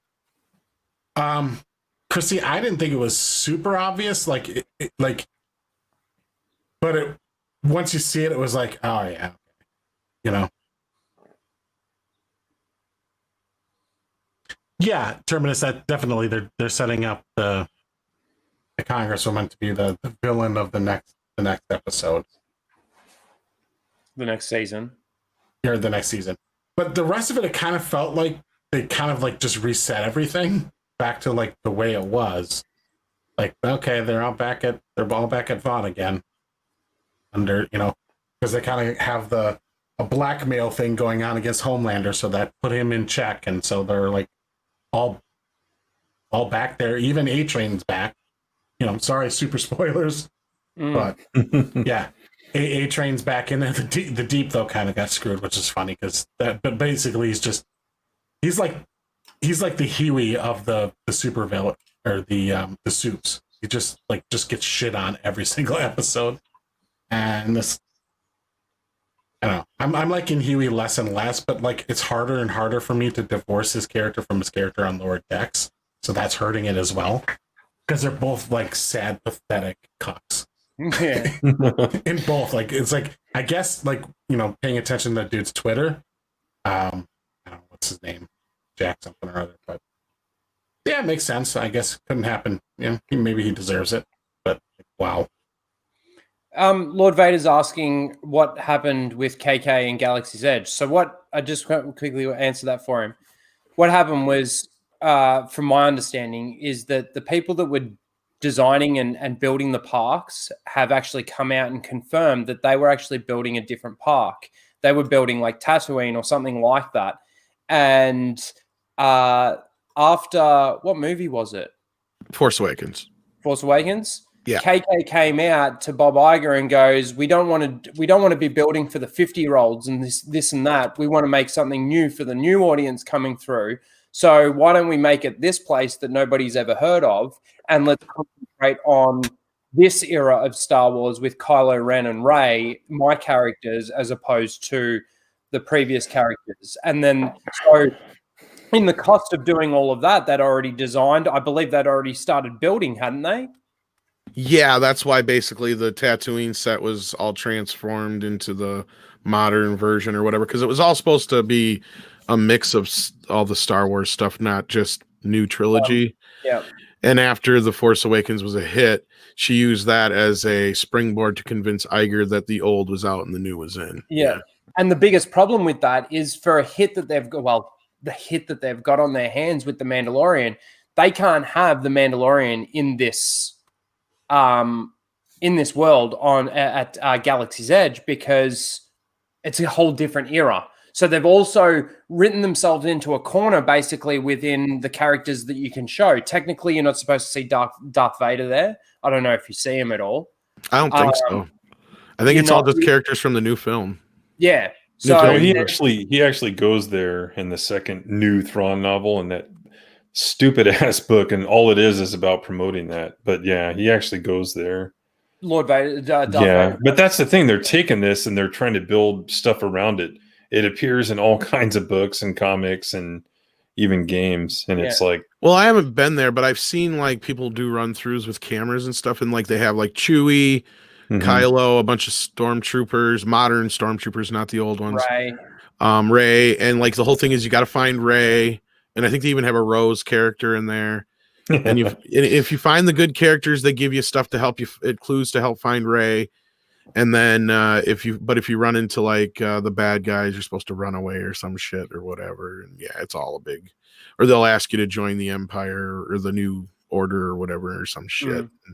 And yeah, it's all supposed to be like an immersion game kind of thing. But yeah, and it they have to have something. And it costs them $1 billion a park, so that's $2 billion because there's two of them.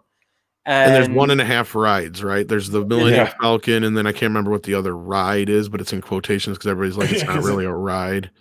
I mean, we went through this one before, but there was always that concept park that I saw. I think everyone's seen it. Yeah, that's shaped as the Millennium Falcon. Would have been much better. Well, not just that. Let's look at it this way. You've got Star Wars, right? Star Wars can be its own park. Like, separate from Disneyland. Like you could have your whole entire park be a different part of every one of the movies, because that's the thing with at least the first trilogy, or in the prequel trilogy and the original trilogy, you go to different places almost in every single one of the movies.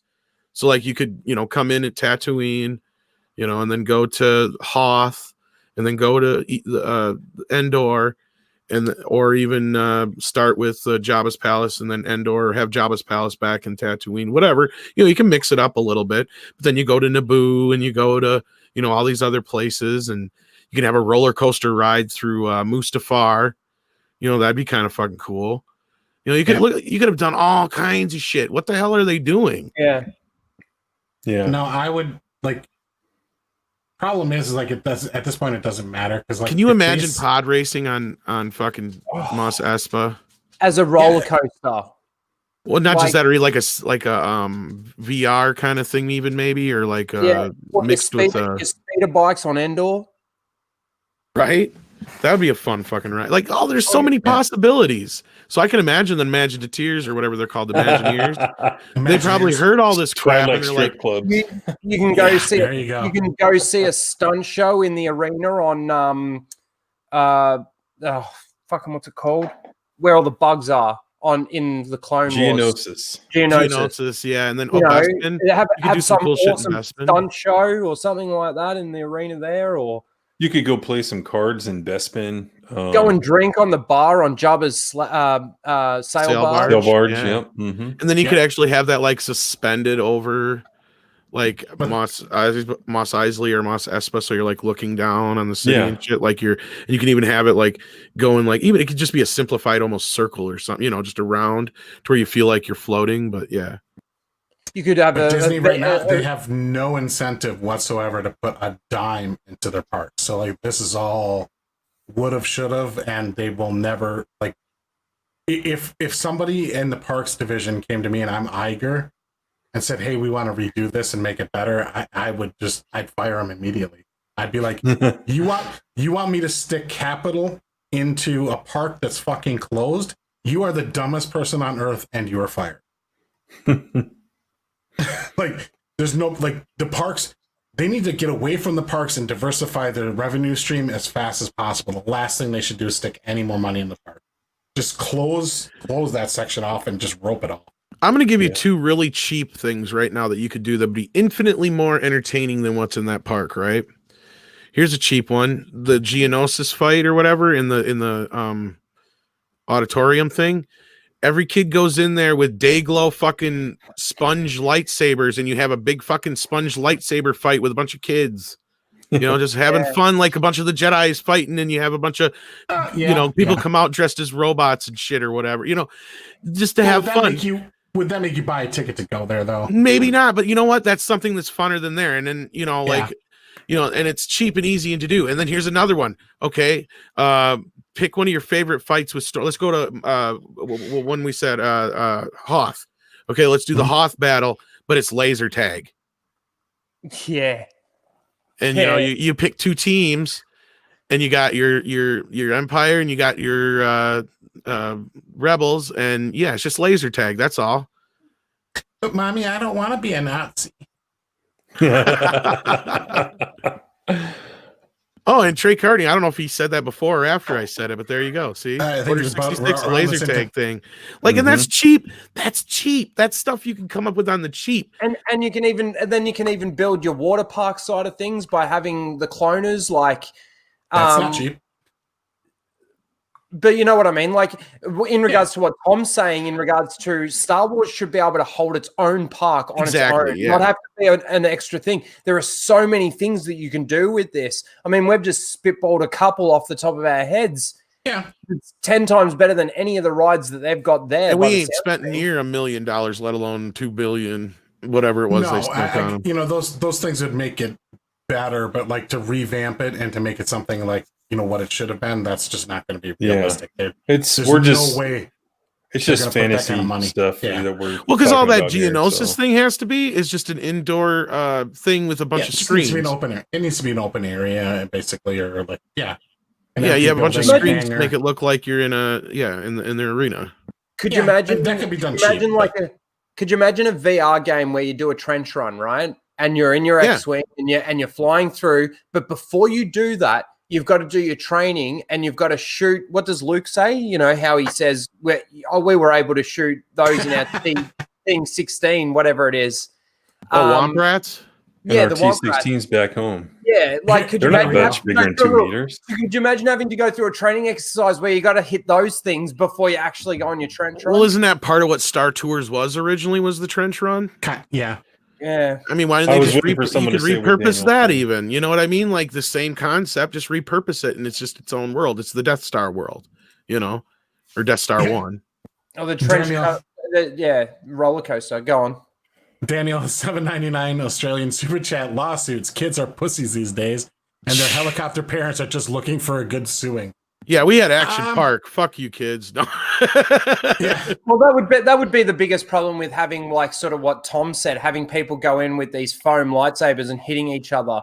Like you're opening yourself up to. Well, that's why I said foam, and you'd want to encourage them to attack like the droids, which would be like employees.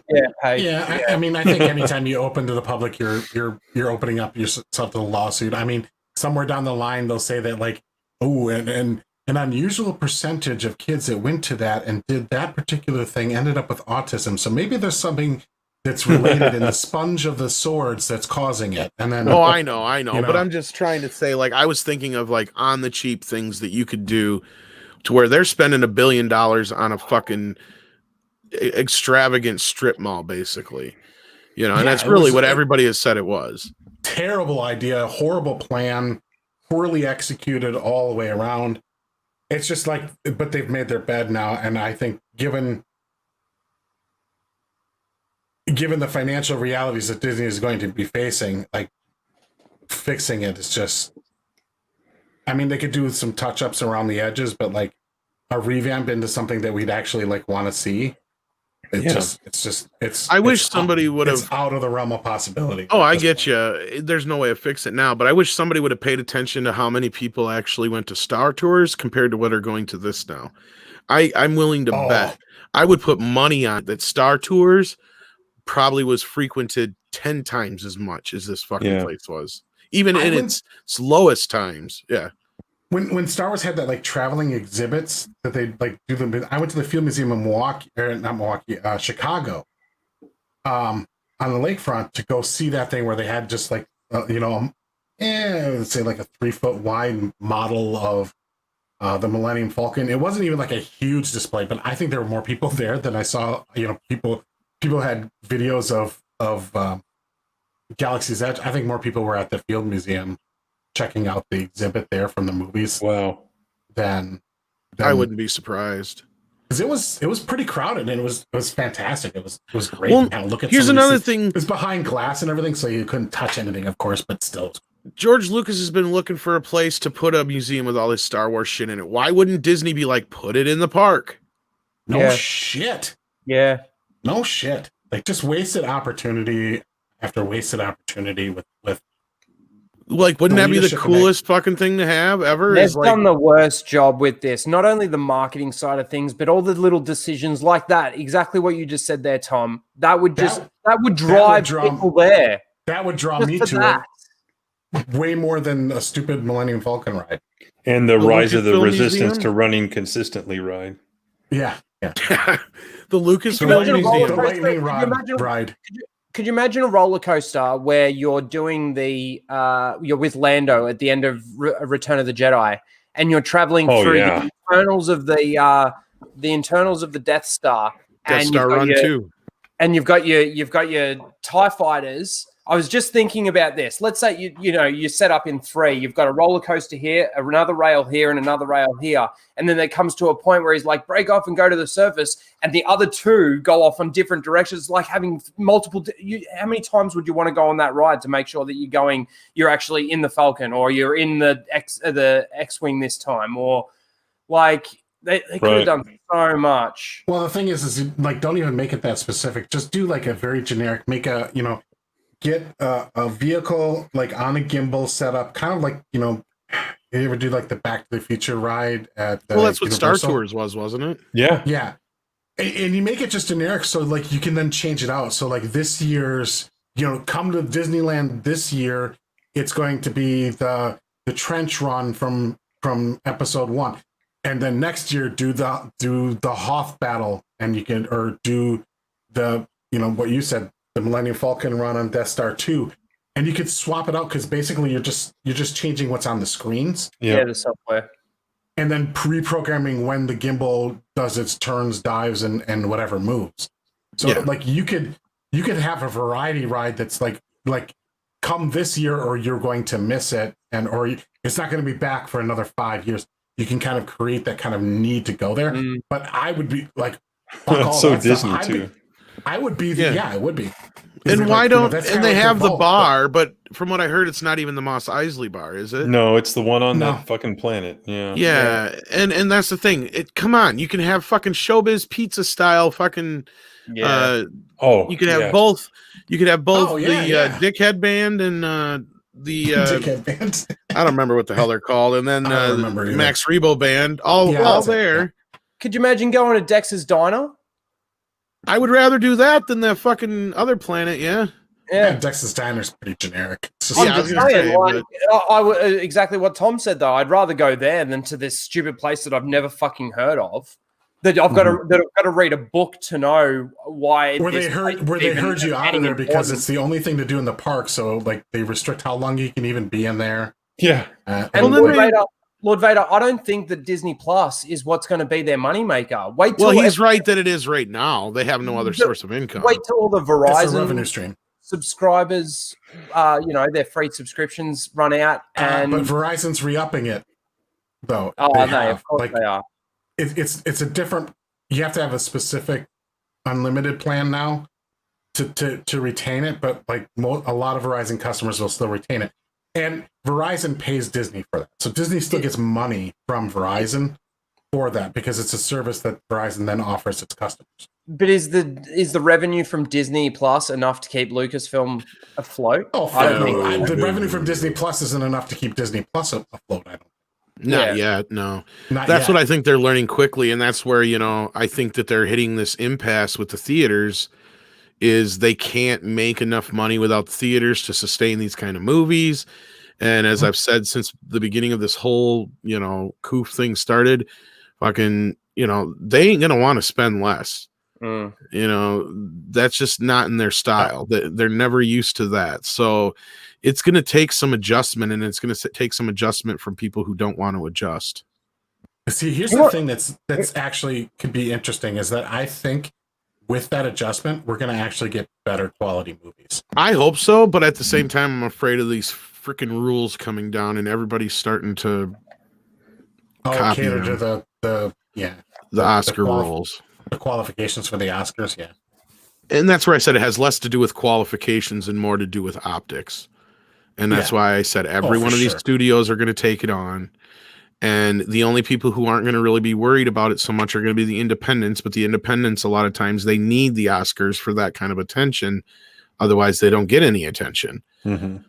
So, and then, for the smaller, the ones that don't have the big budget, I think it's going to be like used as a club against movies that don't officially quote unquote qualify. So it'd be like, people say, oh, this movie is good. And it's like, well, how could it be good? It doesn't even qualify for the Oscars. Well, not so much. It's just forcing diversity. And one thing we've learned in our, when we do, Christy, who was here earlier, we do our favorite top 10 films from, we're into the 90s now, but we started in the 80s.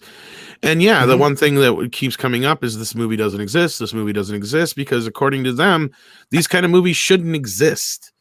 It's like I'm sitting here watching Friday the 13th, I think 2 or 3 the other night. And it's like, oh yeah, there was a black kid as one of the counselors, even though he doesn't get killed because he's just kind of in the background, but still he's there, and then you get to part 3 and it's even more diverse. And then, it's like, and you go down the road and it's even more and more and more diverse. And it's like, how can these movies even exist? According to them, they don't.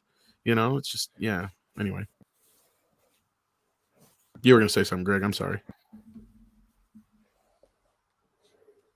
No, I agree. I think if you look back at history, sorry, female leads weren't invented until 2016, apparently. But never seen a horror movie then. Yeah, none of it holds true, or a million other different kinds of movies as well. I mean, this idea, this obsession with firsts, and in these shows and everything now, like the first this, the first that, and everything. I think that's a big part of it. You're right. They want to feel like they're discovering something. Yeah. Yeah. Can we have a show with like a first? Here's Star Trek. Here's a challenge for you, Kurtzman. Can we have a gay character where somebody can describe them without using the sentence "they're gay"? Or talking about their significant other, or their other, like the engineer and the doctor in that show. Like, name anything about them. Like, what are they like? Who are they? Like, what are they, other than what they do and the fact that they're fucking each other, nobody knows anything about these characters. That's he's kind of prissy. Thing. That's about it. He's kind of prissy and he's kind of a bitch. So he's a stereotype. This is what they're doing. Isn't there a scene where they're brushing their teeth that goes for like 5 minutes or something? Yeah. See, this is what they're doing. And they're trying to make themselves out to be heroes. But again, I'll go back to this example every time because it's one of my favorite shows ever. But Babylon 5, the second season, they had a female-female relationship, but it was just incidental. It wasn't like the point of the season or the point of those characters. It was just what it was. And they were main characters. They weren't background or anything like that. But the characters had substance to them. They had an arc to them. So, that was 25 years ago, literally. But now it's all about identity politics and trying to, it's not about the actual cause. It's about the people using the cause to make themselves feel better about themselves and to make themselves heroes. That's all it is. Yeah, like And it's their main disgusting. It's their attribute is the religion. fact that they're That's gay. what it is. It's these people's religion, trying to just take this kind of stuff and elevate themselves above the rest of us because they feel like their standpoint is somehow exalted. You know the funny thing, I couldn't even tell you the fucking name of the doctor on the show. On Discovery?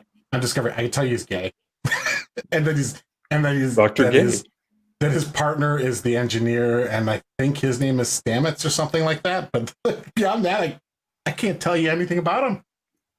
Like, I know who Tilly is. I know who Michael Burnham is. I know who Saru is. Like, I know Orca. I know all these other characters, and I know things about them. Engineers. He pilots the ship through the mycelial network, and he's gay with the doctor. That's what I get. Because that's all he is that's what the character is about, you know. Dana's like, he's gay and he's black, and that's all I know. Yeah, for the doctor. The other character though that they introduced in season 2, the feisty short-haired chick that they picked up on some crash ship or whatever, like she's got like I think I know more about her, and she's also gay, but like I think I know more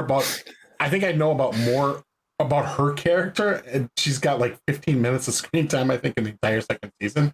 I know more about her personality and her history than I do one of the main characters. Yeah. It's like, he's gay, that's enough. Okay. All Star Trek is good Star Trek. Yeah, all Star Wars is good Star Wars. I like all the Star Wars. Like, you know, I think the gay community really gets, you know, I can't speak for them, but like I feel that they're so caught up in the representation part of it. They have no demands or standards for the characters that are being introduced. They're like, you guys are way too accepting of fucking tokens. Mm-hmm. Like, well, what's funny is they always used to bitch about the stereotypes when there was a character. Yeah, but now that's okay and fine as long as they're represented. You're right. Yeah. Right. But like great, you have representation. It's like surface level nothing. Like expect a little bit more. Hold these shows. If that's what you're gonna like praise the show for and like the show because it has a reputation, demand more than just a fucking token character with no attributes, no character development, no history, where like nobody on the planet can fucking tell you 2 fucking things about the character other than he's gay. Demand and expect more if you truly care about representation. Right. What you're getting now is just fucking token garbage. Yeah, but that's the same thing as putting the pronouns on a fucking character from a video game just because. It's the same sort of thing. It's just yeah. It's just no one asked for that. Yeah. No, but it changes nothing. No. It changes absolutely nothing to the story, anything. It doesn't matter. No, but yeah, it doesn't. The projection. Unless you're actually making a story that's specifically about that. Exactly. Then it makes no sense to make it a big deal. Yeah. And it goes back to, like I was just saying, the big thing it used to be, the Hollywood doesn't understand gay people. All it does is make them a stereotype. Mm-hmm. But yet they always seem to hone in on characters who aren't even really quite gay, but then ignore characters that are completely gay and are actually more positive. And it drives me insane. Well, can I ask, how do you guys feel? I know you guys are bigger Trek fans than I am. How do you guys feel about them making what's his name actually gay in Star Trek? What's his name? Sulu. Oh, that's stupid. He didn't even like it. I agree with the guy who plays him, which is really an odd thing for me to say because as far as politically goes, like George Takei and I are probably like a million miles apart. Completely fucking agree. George Takei himself is like, that's not how the character's written. Oh, even he disagreed with it. Yes, he's not a gay character. He said I was a gay man who played him, but that played him as gay. Yeah, he's like he didn't act gay. He was seen a character. We've seen a couple of questionable scenes on the rewatch. So It's like trying to say that Barney from How I Met Your Mother is retroactively gay because the character or the guy that plays the character is gay. Yeah, even though he's like a complete fucking womanizer who like bangs anything that moves. Yeah.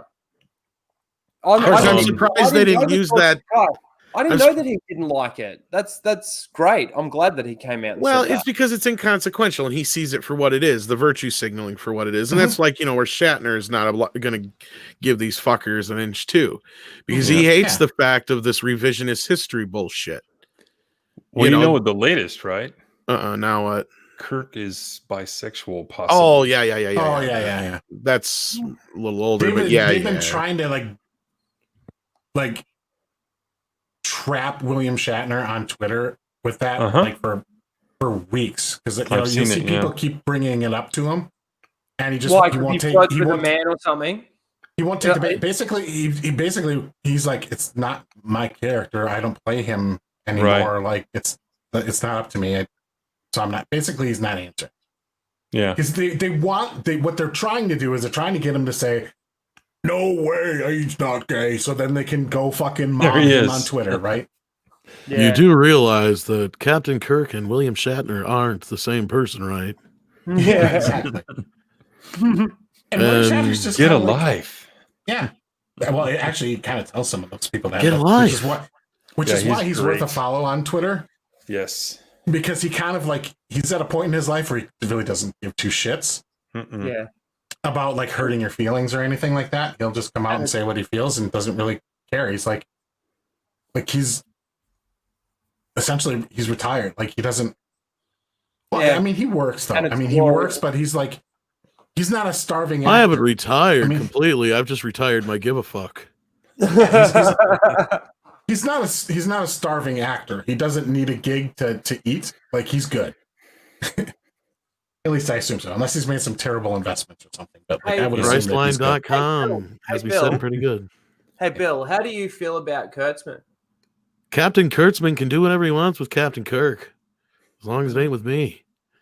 Yeah, that's honestly how Shatner's approaching. Like every time somebody tries to bait him into that, what do you think about New Trek? What do you think? He's just like, it's not up to me.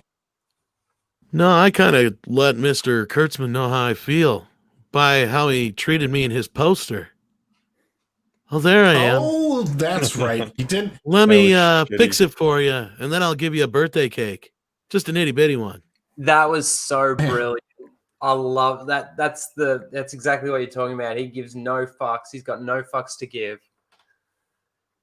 He did that because he was just kind of I'm still the most popular captain you guys have ever had in the franchise, and you're not even. It was insulting as fuck. Yeah, he wins the favorite captain contest pretty handily. I think Picard's in second place, and then followed by Sisko probably, and then Janeway. I mean, I would argue that Picard is probably the better captain overall as far as decorum, by the book shit, that kind of a thing. But Kirk is the guy everybody wants to be. Yeah, I don't want to be Dixon Hill in the fucking Hollow Suites, and I don't want to read Shakespeare. I don't want to be a diplomat. I want to be the action hero, and that's Kirk. That's what I mean. Overall, Picard's like Abraham Lincoln. I get it, but Kirk's cool. Kirk's character has been kind of memed and joked about so much that people that Kirk is actually a fucking genius. In the original series, he routinely beats Spock at fucking 3-dimensional chess. Well, that's the thing is he's not toting it around like Picard is. Right. I mean, he's not laid back. He presents himself as the action hero, not the intellectual, but the guy's fucking brilliant. He's a master tactician and a really he's a smart dude. He knows his shit. He's a genius. How do you guys feel? He's probably lost more overall than Picard, though, as far as battles and shit. Because 2, 3, and 5 ish, he doesn't really come out of them smelling like roses. And then of course Generations, he doesn't come out of it at all. So, you know. I think he won the day in 2. I think the only thing he says like, why didn't he raise his shields for self-reliance? See, 2 is the one where I argue that they may have won the battle, but they totally lost that war because they lost Spock, they lost a big part of their crew. You know, they lost a lot in that battle. Even though they won against, you know, the day, but Kirk kind of found himself too in that movie, though. He was like, you know, because he starts off that movie. The journey for Kirk is that he starts off, he's feeling old, he's feeling useless and kind of wore out, and then at the end of the movie, he's like, I feel young. Like even though he lost his best friend and Spock and everybody and everything, and went through this horrific ideal, he was like, he was rejuvenated. He was like back, like he was reborn. So I mean, yeah, I mean, Jeffrey says it best. He's not a Gary Stu. He does make a lot of mistakes. That's the thing. For sure. Kirk makes everything by the skin of his teeth, as to where Picard will always find a diplomatic way if he can, is what I was trying to get at, I guess. Kirk is very instinctual, and he plays his hunches, and he likes to bluff. Can I ask, how do all of you guys feel about the Kobayashi Maru scene in the new Trek? No, I think it's stupid. Having Spock write it, dumb as fuck. Mm-hmm. I don't like a no-win scenario. Hey, there's an amazing novel from the 80s, one of the old Star Trek novels, and it's about the Kobayashi Maru, and it's Kirk, Sulu, Chekhov, and I think Spock taking the test, and it's awesome. It's how it should have been. Not that, I'm eating an apple. I mean, that was I terrible. forget the excuse they give as to why they can't beam them over, considering all the beaming shit they do in those movies. I'm trying to remember. You mean the people like on the ship? Yeah, I think it's in this novel, but yeah, I bet you, doesn't Robert Meyer Burnett have a lot of Star Trek novels? Oh yeah. But I'm talking about the new one. I know. Yeah. It's like that's the whole thing. Is like you've got people beaming people onto planets, people beaming people while they're in fucking hyperdrive from God knows fucking where.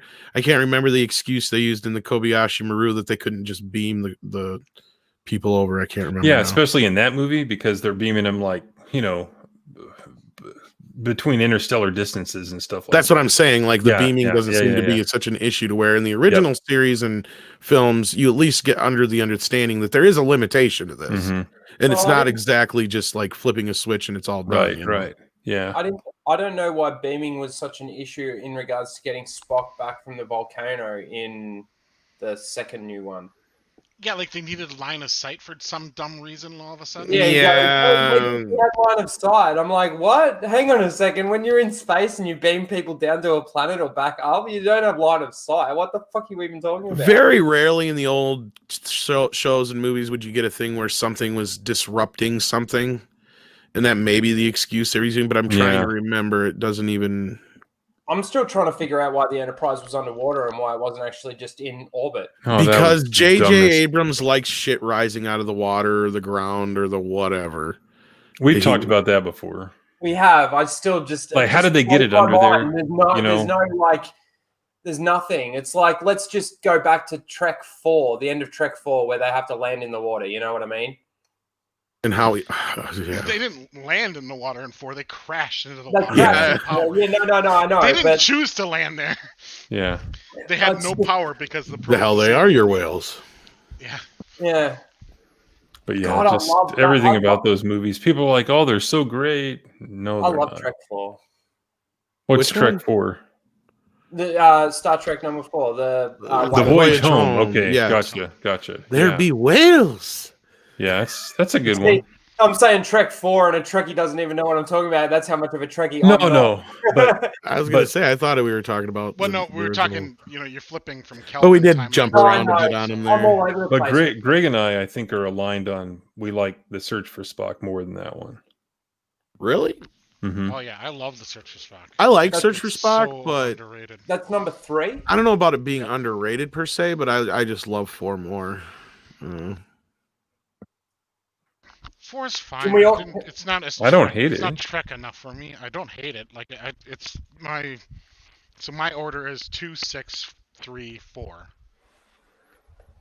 1, 5. Yeah, me too. 5 is God.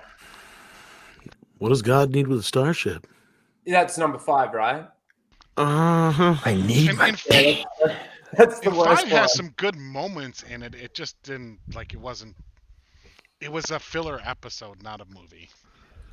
I will say, mean- Uhura dance in the moonlight. Yeah. That was nice. Oh yeah, there's some really cool shit in 5, but it goes off the fucking rails. Yeah, I don't know. I'd rank them probably 2, 4, then 3. Really? No, 6, then 3, I was gonna say you put That's what I 6 that thought. low. That's and then 2, 4, 6, 3. Which one's 6? Sorry, Undiscovered Country. is that the one where Kirk gets arrested? yeah. Yeah. And then General Chang. I don't know. See, 1 and 5, depending on which version, I guess. Yeah, 5 is just Depends on the day. I might rather watch 5 than 1. But if they ever do like the definitive director's edition finally on Blu-ray, that'd be nice. of 1, you mean? Yeah, because that DVD version's so much better than the theatrical one. Is there Where- any? Would you rank any of the newer ones higher than any of the older ones, including any of the older Generations movies? Nope. As far as like, I mean, I used to like First Contact quite a bit. I love that one. But after seeing a lot more of TNG over the years, I understand why most fans have issues with the next gen movies. It's different Picard. Yeah, like different, not just Picard, but some of the other characters too. Like, what's her face taking the fucking helm in the one movie and shit was just like, what the fuck. Well, the one with Rafi or not Rafi or whatever the hell his name is, the one with the stretched face. What the hell's the name? Insurrection. That one felt the most. Relocation of people. See, that's the thing is like. Force relocation. That one seems to get like the most mixed reactions too, because either just people flat out fucking hate it, or they'll say it's like the most like a standard TNG episode, and that's what it kind of feels like as a two-parter episode.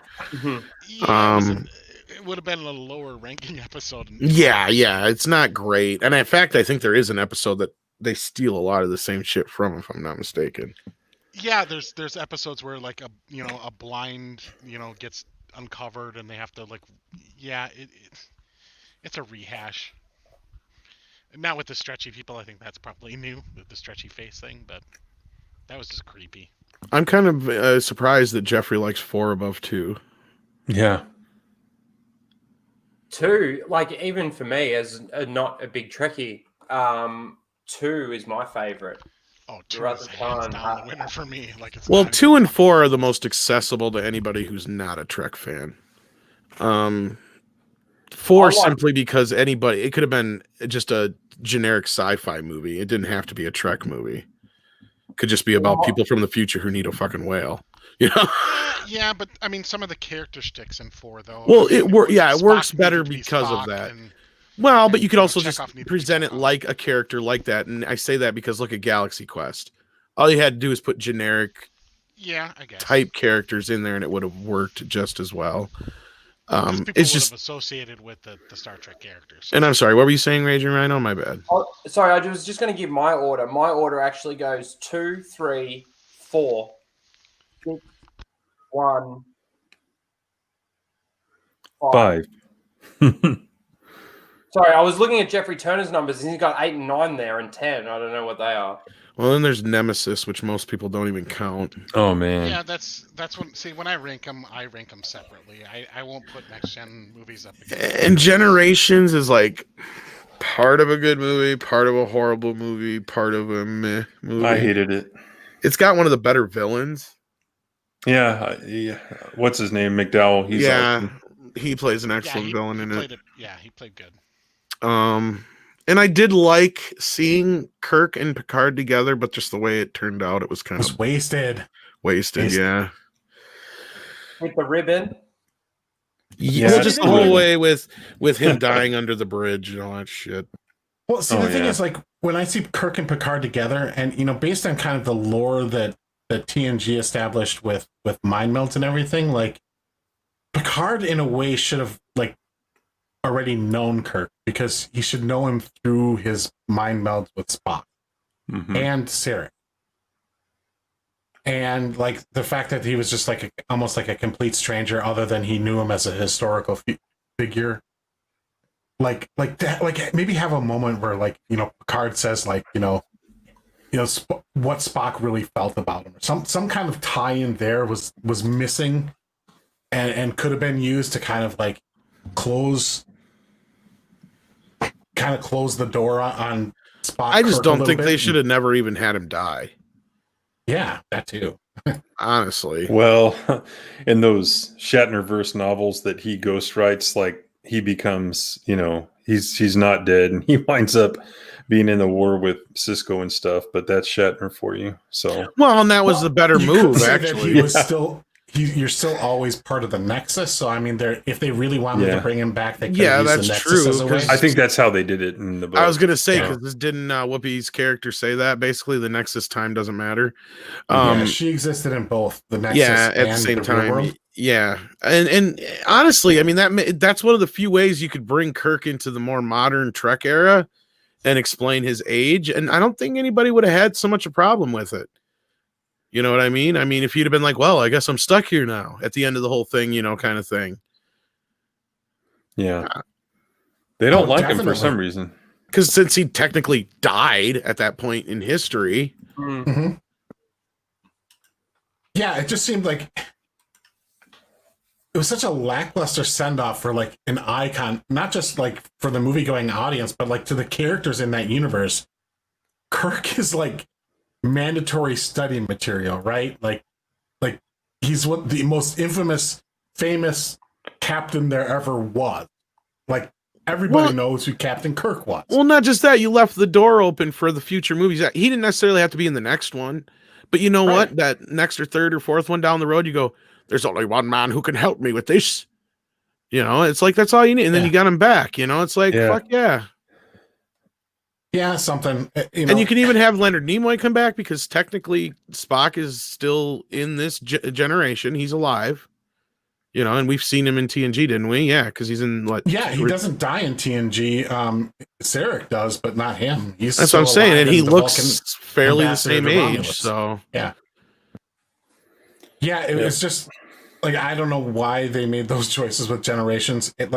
I get that they wanted to like pass the baton, and I feel like Star Trek 6 really did send the original cast off very well. I just would have not brought Kirk in at all. Exactly. If I had my way, I just would have left him out of it and said like we don't need to like physically pass the torch between Kirk and Picard like in person meeting. Yeah, like that's not necessary. Like the Next Generation was a financial hit. Like Paramount made a fortune in syndication on the Next Generation. Oh yeah, it was the biggest hit before Baywatch. It was they Next Generation was popular enough where they could have just started those movies and not done a pass the baton. It was unnecessary. And if I remember right, it was it wasn't the first, but it was one of the first live action syndicated shows at that time, if I'm not mistaken, too. Wait. Say it again. First run syndication. First run syndication. No, that there were others. Like what else was there? Gosh, as far as like other than like Star Search and shit. What about like the War of the Worlds shows. TV show? That was before TNG, wasn't it? I don't know. Friday the 13th. No, that was Nightmare on after. Elm Street. That was after. Let me look this up. I do know that it was a rare thing to like Trek produce a show. Well, because I remember they thought they syndication. were nuts that they weren't going to have it on a network. That it was going to be a complete failure because it was going straight to syndication. And that was the end of '86. They announced it, right? It was 88. I'm thinking of on War of the Worlds, so never mind. Okay, yeah, because all those other shows you just mentioned were all 88 or 89. Yeah, so they were the trendsetter then. Yeah, that's what I was thinking. They leveraged the fact that the original series was very popular in syndication and kind of bundled Next Generation with the stations kind of with it. Because before that, all syndication was mostly just repeat shows and kids show. And And game shows. Game shows. Game were shows. syndicated Yeah, as yeah, well. yeah. That's what I was saying, like Star Search Yeah. and shit like that. Yeah. Yeah, or Wheel of Fortune, things like that. It's not necessarily on a specific channel. It worked very, very, very, very well. And I would say that like abandoning syndication and throwing things on UPN was one of the downfalls with like Voyager. Oh yeah, and definitely. and definitely with Enterprise as well. Like it didn't. They could have bundled again Next Generation and TOS with it, and like said stations like, look, you take this, we'll give you this, and I think it would have been much more popular. It would have given stations freedom to air it when they felt it was best to air it, instead of like, it has to be in this timeline. Because I think Enterprise was given like just the absolute like death spot for as far as like when it aired in the week. I don't remember what day, but it was like it was like no show was going to do successful. I think it was Wednesdays. I was gonna say I want to say it started on Wednesdays, but then didn't they move it? They moved to it like Sundays, I think. Yeah. Fridays and Sundays are the death knell usually. Yeah. Yeah, it's like your show's done when they like shove you on some of these into some of these time slots. You're like, oh, you're toast. And I was kind of pissed that they left the format after the first and second season. They were like, oh, let's do something different. Let's do this season-long arc. I hated that season 3 arc. And then Enterprise. Enterprise. With I think the that's whole where I fell out. Yeah, it was Zindi thing, right? Was that the Zindi? Yeah, it was the Zindi. It was like a terrorist attack, like their 9/11. And then fourth season was a little better, but they had these like 3, 4, 5 episode arcs that were not really great. So I like the first and second seasons because they had that time guy thing. What was that called? The temporal Cold War. Yeah. Cold so War, that was, it was what it was, but they had classic style episodes. Like I really like that episode where they find that space station that gives you anything you want. Remember that? And then they destroy it. And as they're leaving, it's like reforming itself. That was just kind of a cool science fiction episode. That's what I wanted that one. Which out of season Enterprise. I think it was second, if I'm not mistaken. I need to rewatch Enterprise. Why don't I remember that? Because Trip orders like, because it gives you anything you want. And it's kind of like a replicator. And he's like, what do you want? And he's like, pan fried catfish. So I love that character, man. See, Enterprise was growing on me because the characters were growing on. Let me find the name of that episode. See, because I loved the first season. I actually found myself very surprised that I loved the first season. I hated that opening intro, and then I came to love it. It took a little bit to get into. It took a little bit to get into, but and then I remember the second season was pretty good too. But then there was at one point where it just lost me. And then I tried watching it again, and at the same point, it lost me again. And I don't remember if that was in the end of second season or beginning. I think it was in the beginning of third season when they started that terrorist thing. I gotta interject here for just a quick rant, and Rhino, you'll appreciate this. Like, fuck you, Lower Decks, because that song, that opening theme music, like fucking Riker, like goes back to the bridge in this last episode. And it's like, oh yeah, I'm sorry, I'm late to the bridge. I was in the holodeck, doing the Enterprise missions, and it's been a long road getting from there to here, huh? It was like a fucking joke.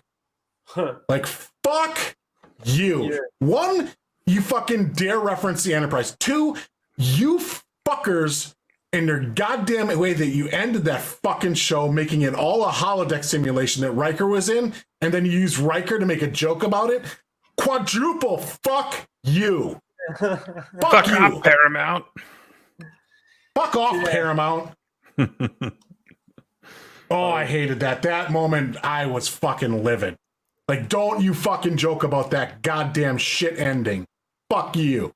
Good night, man. The whole fucking show being a holodeck. Fuck off. Sorry. I'm done. Nice. You appreciate I that? have to watch the last 2 episodes.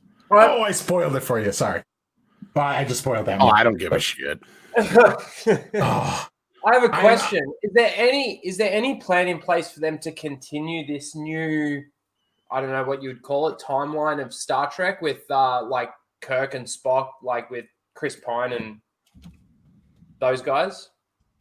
Like, are they planning on doing like a Star Trek 4 with those guys? No. Well, they've there's been like 18 different rumored projects associated with Star Trek 4, I think, at this point. Like, it's not that many, but like it feels like it's that many. They can't make it for the price they need to make it for. Star Trek is not a blockbuster franchise. It is a productive revenue earner, but it's not a $1 billion movie. It's never going to be a $1 billion movie. The audience, it's not that audience. Like, and to try and spend that money, like the problems with the newer movies financially is that they cost way too fucking much money, and they didn't bring in enough of the normie audience to even come close to justifying it. So there's no way like anybody wants to invest in a Star Trek 4 because they know it's a fucking losing venture. They're going to lose money. They're not going to get their money back. Like, hey, invest $10 million, help us film this movie. You might as well just fucking light it on fire. You ain't getting it. Because they can't. By the way, go ahead. Sorry. Finish Go your ahead. thought. No, go ahead. No, the name of that episode is Dead Stop. I found it right when One Man Show found it. But yeah, I feel like watching Enterprise now, the first 2 seasons at least. I kind of do too. Like, yeah. I kind of want to go back to it. But I wish these other shows would end so I actually have time to go back and watch. It's kind of like how the 13 weeks of STD3. It's kind of like how the Disney trilogy is making us appreciate the prequels more. It's like this STD and all this other stuff makes me want to like Voyager and Enterprise. I've actually had the opposite problem with Star Wars. I've just gotten to the point with apathy at this point. I just Yeah, I don't watch. A lot of people are enjoying feeling that way. I'm enjoying watching Star Trek again. I can't tell you the last time I watched a Star Wars movie, like the original 3 even, because I'm just kind of like, I know. Like, I bought them on 4K, but I popped them in just to check them out real quick, and it's like, yep, okay. I didn't watch them. I just. Well, that's the same thing for me. Since The Last Jedi, I haven't watched any of the OT. Like, if it was on, if like I was going over to somebody's house and they're like, it was on, I'd probably sit down and watch like, the original 3 because it was just already on. But to actually like go out of my way and set time aside to watch those movies, like I can't do it. That's just it. If I have 6 hours that I can waste, I'd rather watch something else. Indiana Jones. Even better. Yeah, at this point I would. And I know those are probably coming to 4K at either the end of this year or next year anyway. So well, can't wait for 4K Lord of the Rings.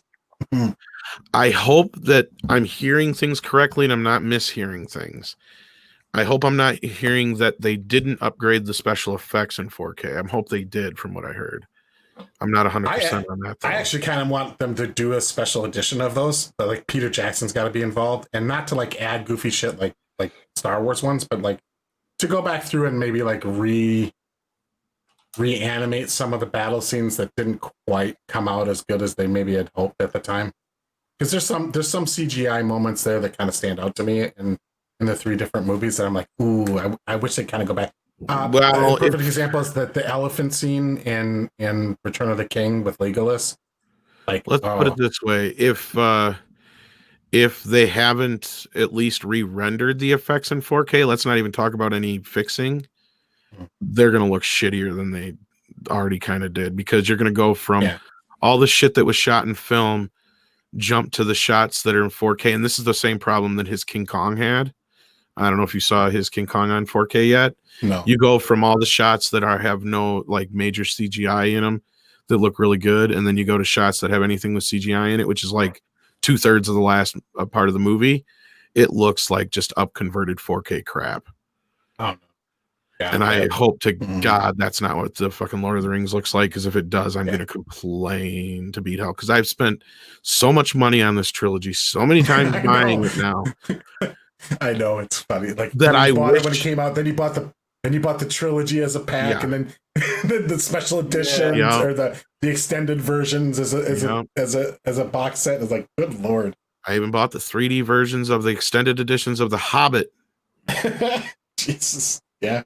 I won't buy them again. I don't need the 4K of those. I'm fine with my 3D versions, but No, like I want an 8K version of them bobbing up and down in the river and the fucking barrels. you're already gonna have a hard enough time getting me to watch them again. But yeah, it just.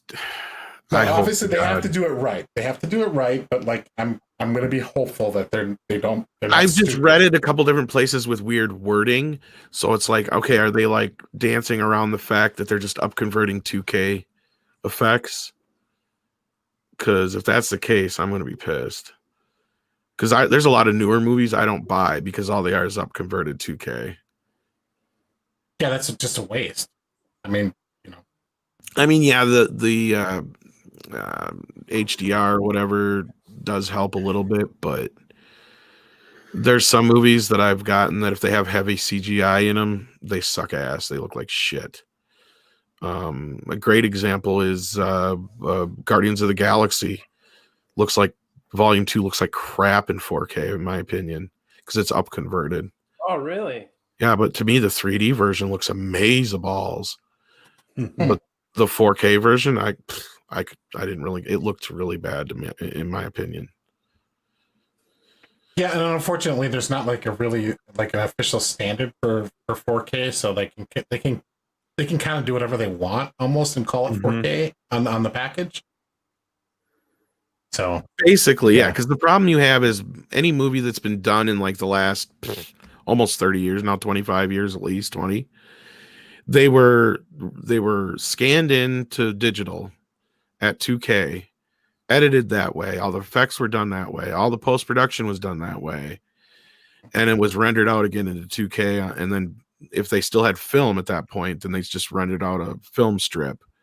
But even that was technically low. That's what a lot of filmmakers were reluctant to move to digital because they knew the quality wasn't there yet. So here's the thing, like, even though there's 4K versions of Star Wars episode 1, 2, and 3 out there, 2 and 3 were shot in 1080i HD.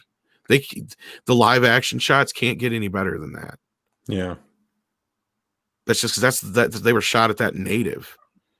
You can't pull anything more out of that. Now, I think they re-rendered all the effects for all the Star Wars movies back in 2013 or whatever it was in 4K.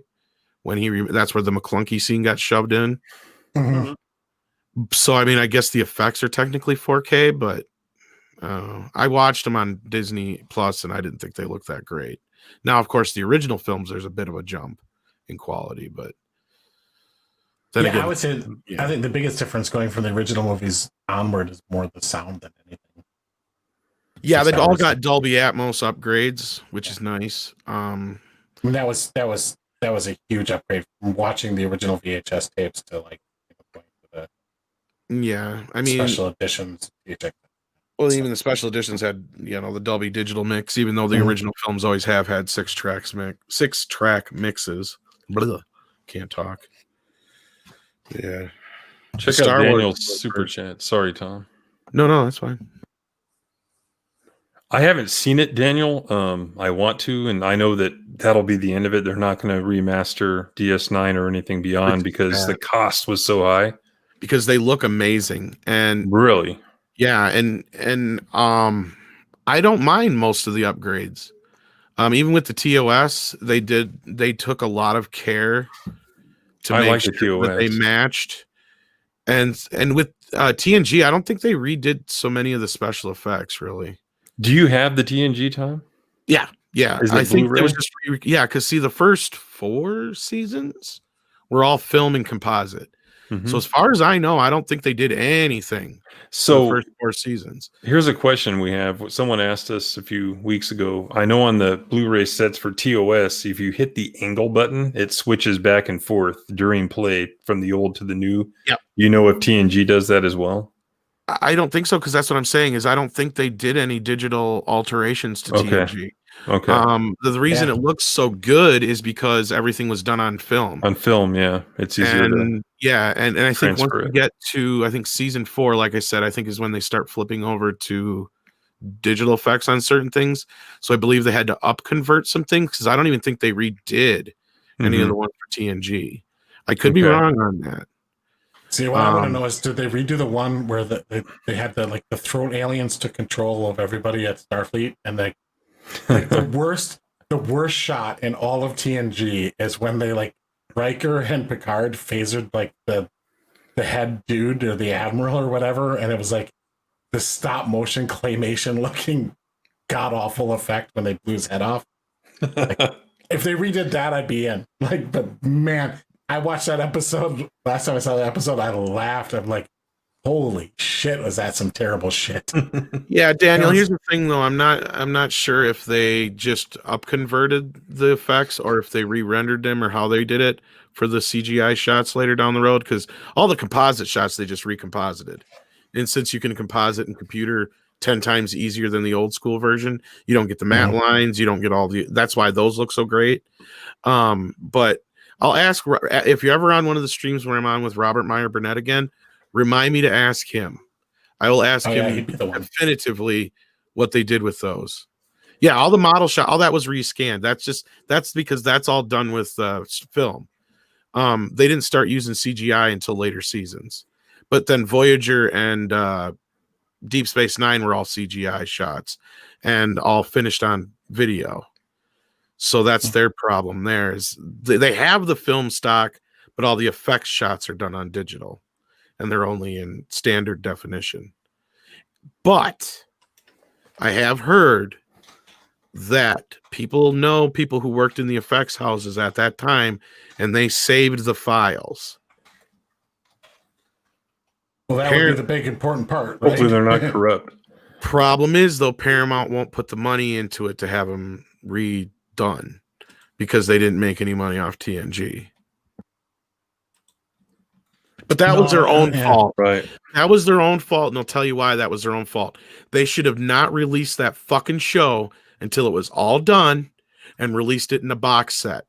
Because where they fucked themselves is they started releasing it in single seasons and everybody knew they were going to double dip them. So they fucking waited until the box set came out. That's where they killed the momentum on that. Yeah, you can only go to that well so many times. It's like, Lord of the Rings, same thing. It's like, can't keep doing that.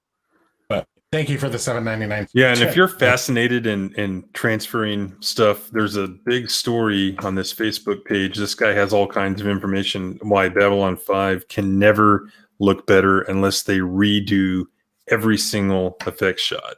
Yeah, that's the problem you run into with CGI. I think even Jurassic Park, for all those movies, they did upconverts. I don't think. Well, and they put it on tape. Yes, they put it on tape. Yeah. They don't have the film, and it's a tragedy because when that show originally came out, it actually looked great, even for like 1994. So it's just a bummer that you run into that with TV all the time. Is if they mastered it on tape, if they shot it on tape, even worse. Because then you're totally fucked. Yep.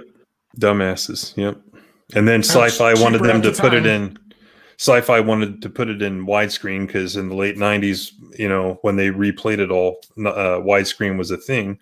So they did the whole chop and I hate that. What's the term I'm looking for? So that's the version they used on the DVDs. Yeah. So if you buy the DVDs, you're like, ha, look at these terrible effects. It's like, no, that's not what it looked like when it first ran. So, but yeah, the story is so amazing that I just kind of take the effects for what they are. Yeah, they did the same thing with the Highlander series. They remastered it in HD, but then they cropped it off for some fucking reason.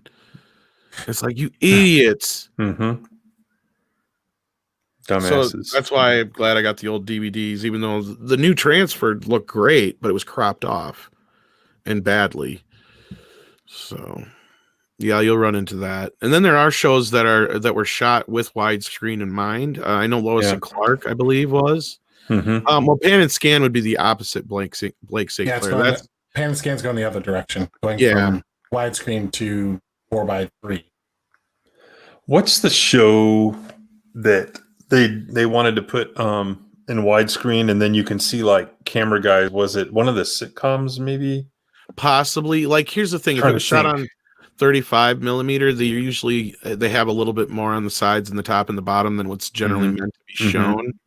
So that's where you'll run into like the old shows or the old movies on video where You know, somebody, you'll see a boom mic, or you'll see a light, or you'll see somebody supposed to be naked and they actually have shorts or whatever on. Yeah. You know, they're not meant to be seen that way, because in the theater that was cropped off or matted off. Actually, may have been the word you were looking for too. Yeah. It was matted off, but it was never meant to be seen.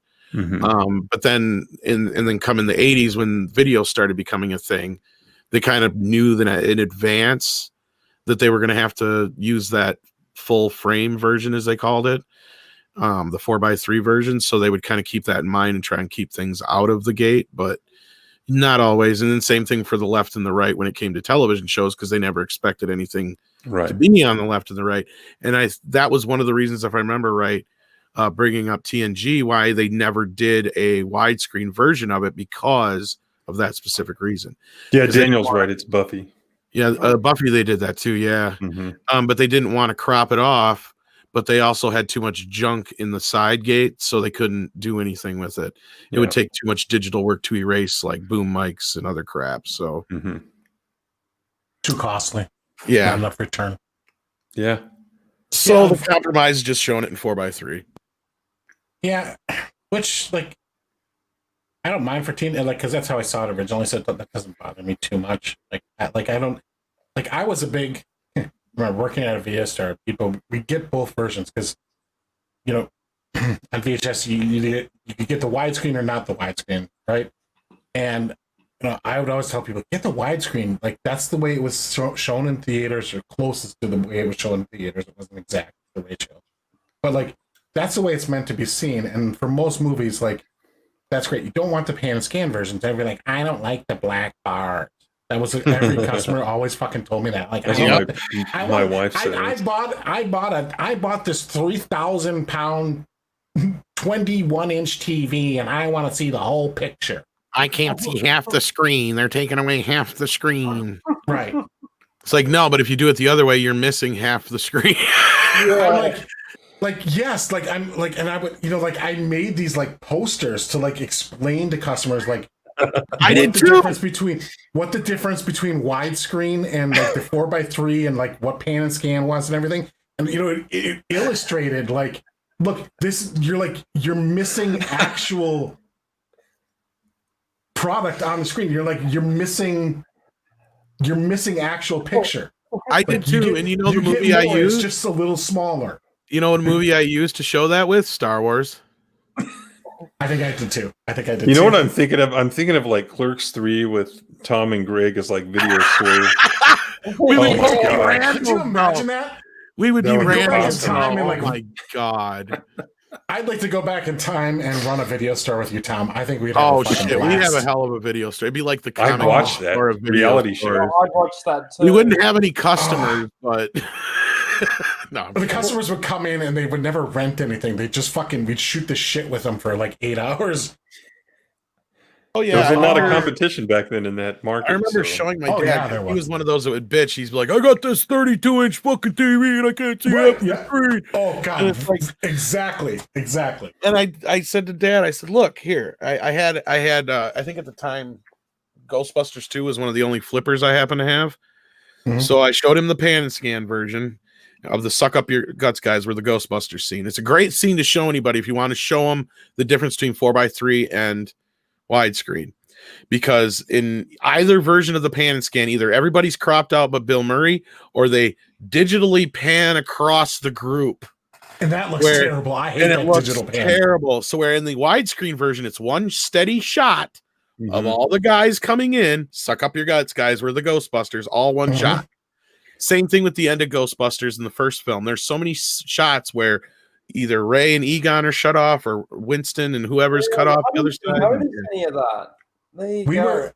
We were talking about that because we did the live stream watching the Ghostbusters the other night, and I brought that up. I'm like, the pan and scan version of Ghostbusters is awful at the end, because they do the digital one where it's like all of a sudden like it feels like the screen's sliding on you, like it's like falling off or something, like because it just does this weird movement. It's like such a terrible thing.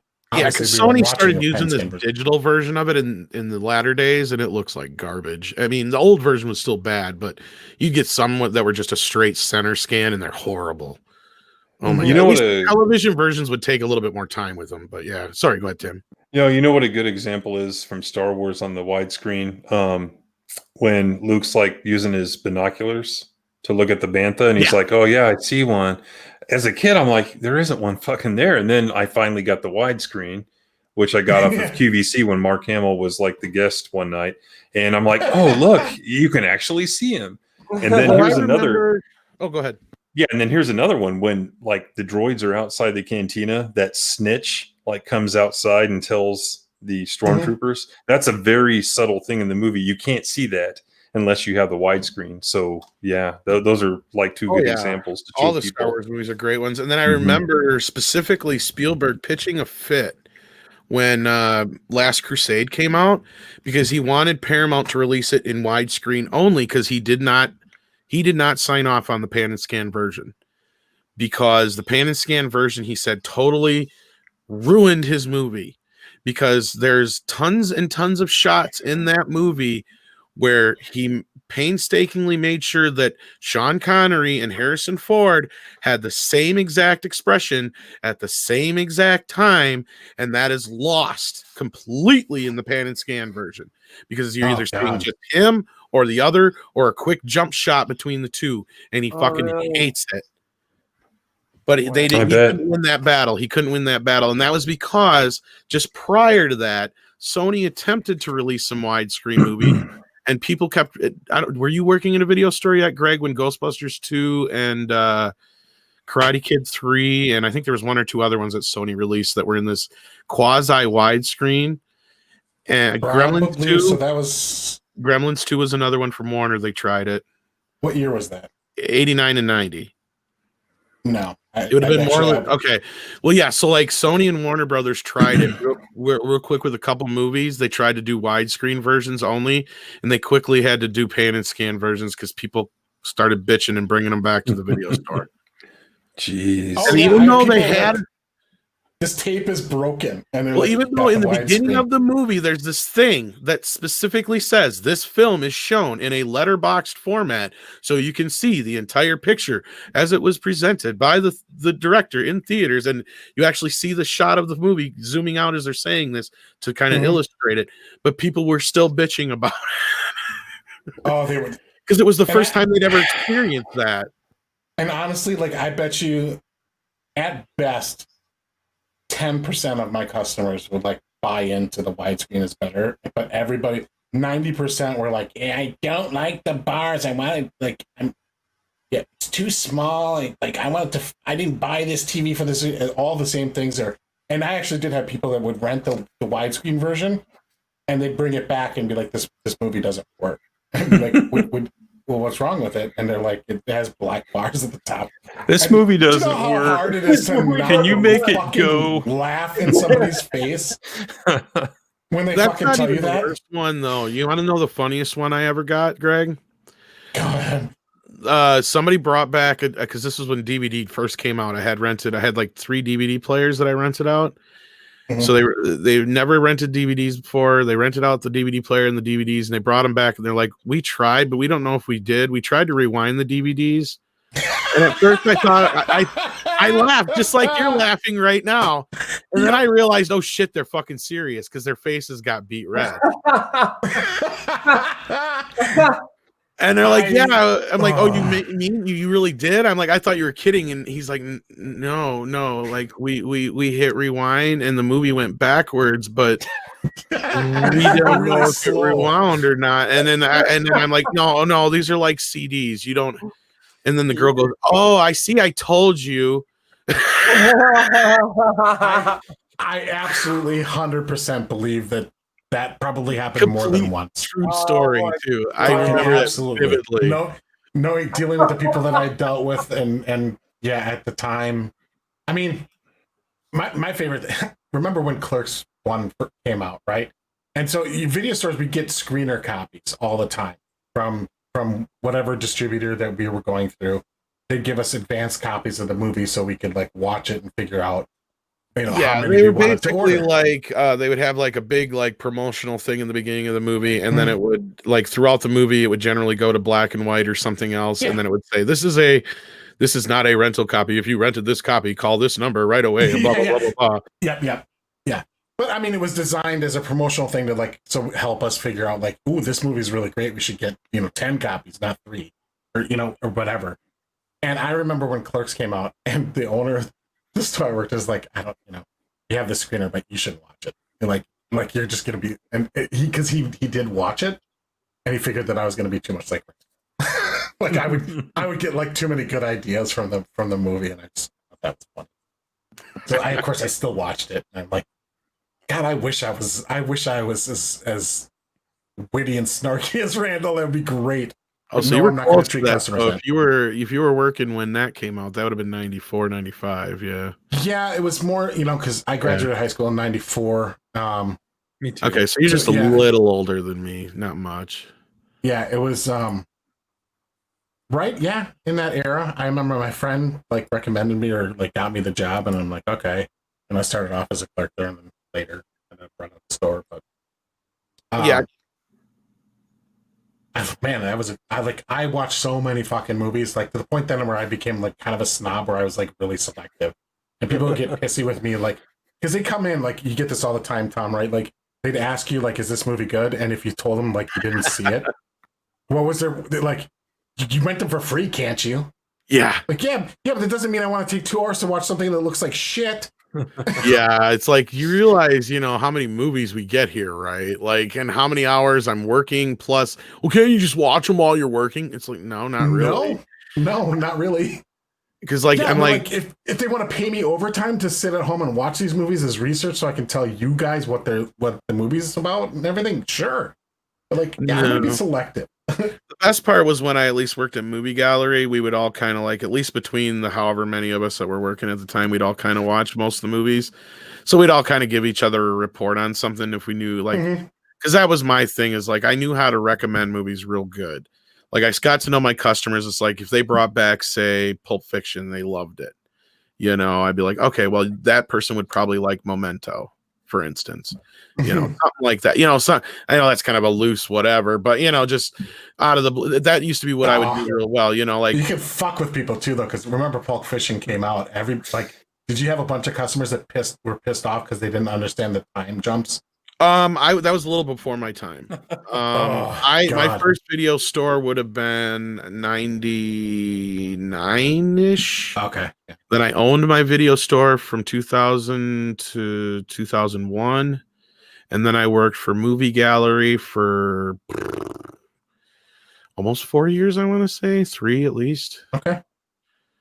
So yeah, from that period there, and then I worked, I think, at a Taco Bell or 2 in between. And then Burger King for a while after. Yep, I remember customers hated customers.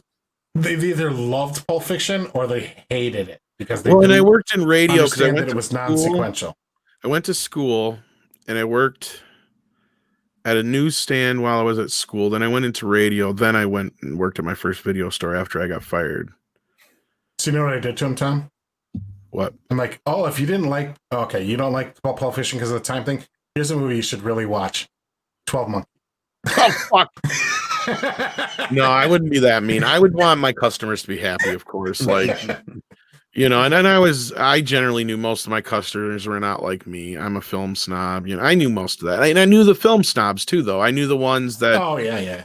And they knew that, like, they would trust my instinct on something. Like, I knew the ones to be completely straight with, and I knew the ones to bullshit with, Oh, yeah. As you know. I mean, in the video store business, your customers are in there for the new release of the week. That's the majority of the money anyway. That's the majority of the revenue. Not the profit, but the revenue. Yeah, your profitable customers are the ones who come in and rent a lot of your back catalog. Yep, because that's money those are cassettes that we're all paid for. Again, we mentioned it before, but people don't understand like how much those cassette tapes actually cost. Cost to the retailers was enormously expensive. Like $50 would be cheap, except for the ones that were like your sell through titles that would go to Walmart and whatever, some of the Disney clamshell boxes, those ones. Yeah, but like the majority of movies that were released on video, you had like they cost a lot of money. You had to rent those. You had to rent those son of a bitches out like 20 plus times to just break even. Oh yeah, they didn't Mhm. understand that shit. Like, and even to get good deals, you generally had to buy Mhm. a shit ton, and then Yeah, you which would means run the risk everybody of would watch it the first week, and then you get no legs on it. You needed videos to exactly. have legs in order to make money on it. So yeah, you're always stuck, especially if you're in a smaller town. You're stuck in that dilemma of, do I spend Mhm. $200 for 2 copies, or do I fork over $400 for 5 copies? You know, you get a little bit better deal the other way, but am I going to be able to make that $400 back? You know, that's the thing. Yeah, and it's not like, your rental. And there was one place that was $4 a night, and he wound up going under, but he's not getting $4 off the rental, right? Because you've got input costs that go into every single rental. So, Well, that's the thing is, yeah, video was a killer. Like we said, you're spending $80 a pop sometimes on a tape. And that's if you only buy one. I mean, generally, if you buy 3, 4, you can get a deal, but that's just it. You have to buy more than 2 or 3. Generally, it's never. And then you're looking at $300-$400 right there to slam down. And that's just one title for the Yeah. week. And Yep, there's new yep. titles every week. So I mean, and then typically your video stores are located in strip malls and things like that. Not exactly cheap rent per square foot. Like, Well, then I was in an you have area, a really yeah, good customer base in order to actually sling a profit. and I was in an area where I had competition from the grocery store and the gas station. yeah. So my Mhm. prices were regulated to where I couldn't even get too high. And then to Right. try and undercut them a little bit, as soon as one of my titles would get really close to making profit, I would start to reduce it. Mhm. Just to try and get it out the door a little bit more, because I had no other way of doing it. And then you had the other problem with sell-through titles, which, yeah, it was great that they were cheap and you can get a truckload of them for the same price that you would spend on one of the other tapes, but you run the risk that everybody's already going to buy it. Right. And Especially DVD, the Disney titles. and DVD was great. But unfortunately, my video store would have been really well established and put in a good place had it not been for 2011 or 2001, 9/11. That killed me. That whole winter was the death nail. Like that, by that next April, I was closed because everybody quit. Like it was just like a dead stop. Nobody rented any movies. Everyone was watching cable news. Yeah, for like months, everybody was Yeah, just glued to I their was. TV. Mhm. I eventually started getting some people who come in, and be like, "Oh, yeah, I just want to get away from all the." Mhm. But that was so Well- rare in between that, yeah. And see, video stores also had a thing that, like, they were a little slow to adopt DVD right away because of the Laserdisc fiasco. Like, Oh yeah. if you were one of the stores that bought into Laserdisc, you lost your ass. Yeah. But see, I adopted it real early. I had at the time when I had DVD first going, I had a bigger selection than I guarantee you any of like some of the majors probably even had, because I had been on floor level with DVD. So I started with my collection and built from there. And yeah, I mean, I started concentrating more on DVD, even though the back catalog was costing me more. The new titles on DVD were making me tons of money. Yeah, and see, that's where I had a hard time convincing my owner, because it's like, we need to start converting. Like, they're like, the scratches and all that other issues, and I'm like, well, I mean, if a customer really damages it that bad, you can charge them Exactly, and the for damaging it, but, cost like, is so cheap that it's not such a bitch to get the money from the Right. customer. But when you And look that- at yeah. replacing your back catalog of 6,000 some odd titles, It sucks. $20 a piece. That's a chunk of money. It is, and it Wow. was, if I would have been able to hang on, I'd have been in such good place. Like I'd have had a selection that nobody else had, because I had damn near every single DVD title that had come out to that point. Mhm. And at that point, every week, I didn't care. I ordered every single DVD that came out. Didn't care what it was. Because I just made sure I was on top of that shit, because it didn't matter. I was spending less on an entire week of DVDs, as long as you didn't include my multiple copies of the major releases, than I was on just one of the major releases of the new releases. So it was like, that's how I was building my basic back catalog. Because, every week you'd get 3 or 4 catalog titles, and it was generally really good catalog titles too. And they had the special features and the things that people would really want to dig into. And, that was a selling point. Yep. it was a nice Ultimately, start. it would have ended bad anyway, because then kind of Redbox came in, and then Netflix came in, and then streaming became a thing. So honestly, in my area where I had my video store, had I not had 9/11 happen, I probably would have I'd probably still be open to this day. yeah, I mean, because Family Video still exists. I live in such a remote area that internet's real shitty, so streaming isn't big. We have we didn't even get a Redbox until this last year in my hometown. Wow. Oh wow! Or the year before, it was something like that. They had a blue box, which was some off-brand like thing, but it would never work. I'm not shitting you; it never worked. Every time Only cops can rent from it. It's always broken.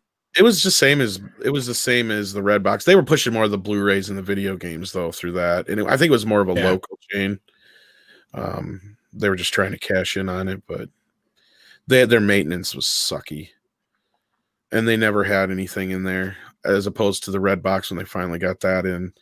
I mean, I rarely rented from a Redbox, but I never did. I was just like, nah. Like if it, so I got to the point where it's like if I wanted to watch it, I would have already seen it, or I'd want to buy it. I'd say Netflix probably would have killed me before a Redbox would have. Yeah, they both kind of came on at the same time because Netflix first started wasn't streaming; it was the mail service. Yeah, it was. Netflix killed Movie Gallery and Blockbuster. Yeah. When I got fired, my boss knew that death knell was coming, and she's like, "Don't worry, Tom, you're better off." Because I was pissed when I got fired, but it was like because they came up with some bullshit reason to fire me, but I still got my unemployment. So yeah, I mean the end of the fire. I mean it was a fun. I loved that job. It was fun. It certainly wasn't like hard work. It did about not really. The hardest part was just cleaning, like vacuuming and all that kind of crap. Yeah, or when some vacuuming at the end of the night, make a mess or something. Changing the new release while shifting all the titles around to make room for the new big. I got lucky with most of the places I worked, except for my place, which is fine because I had my own system.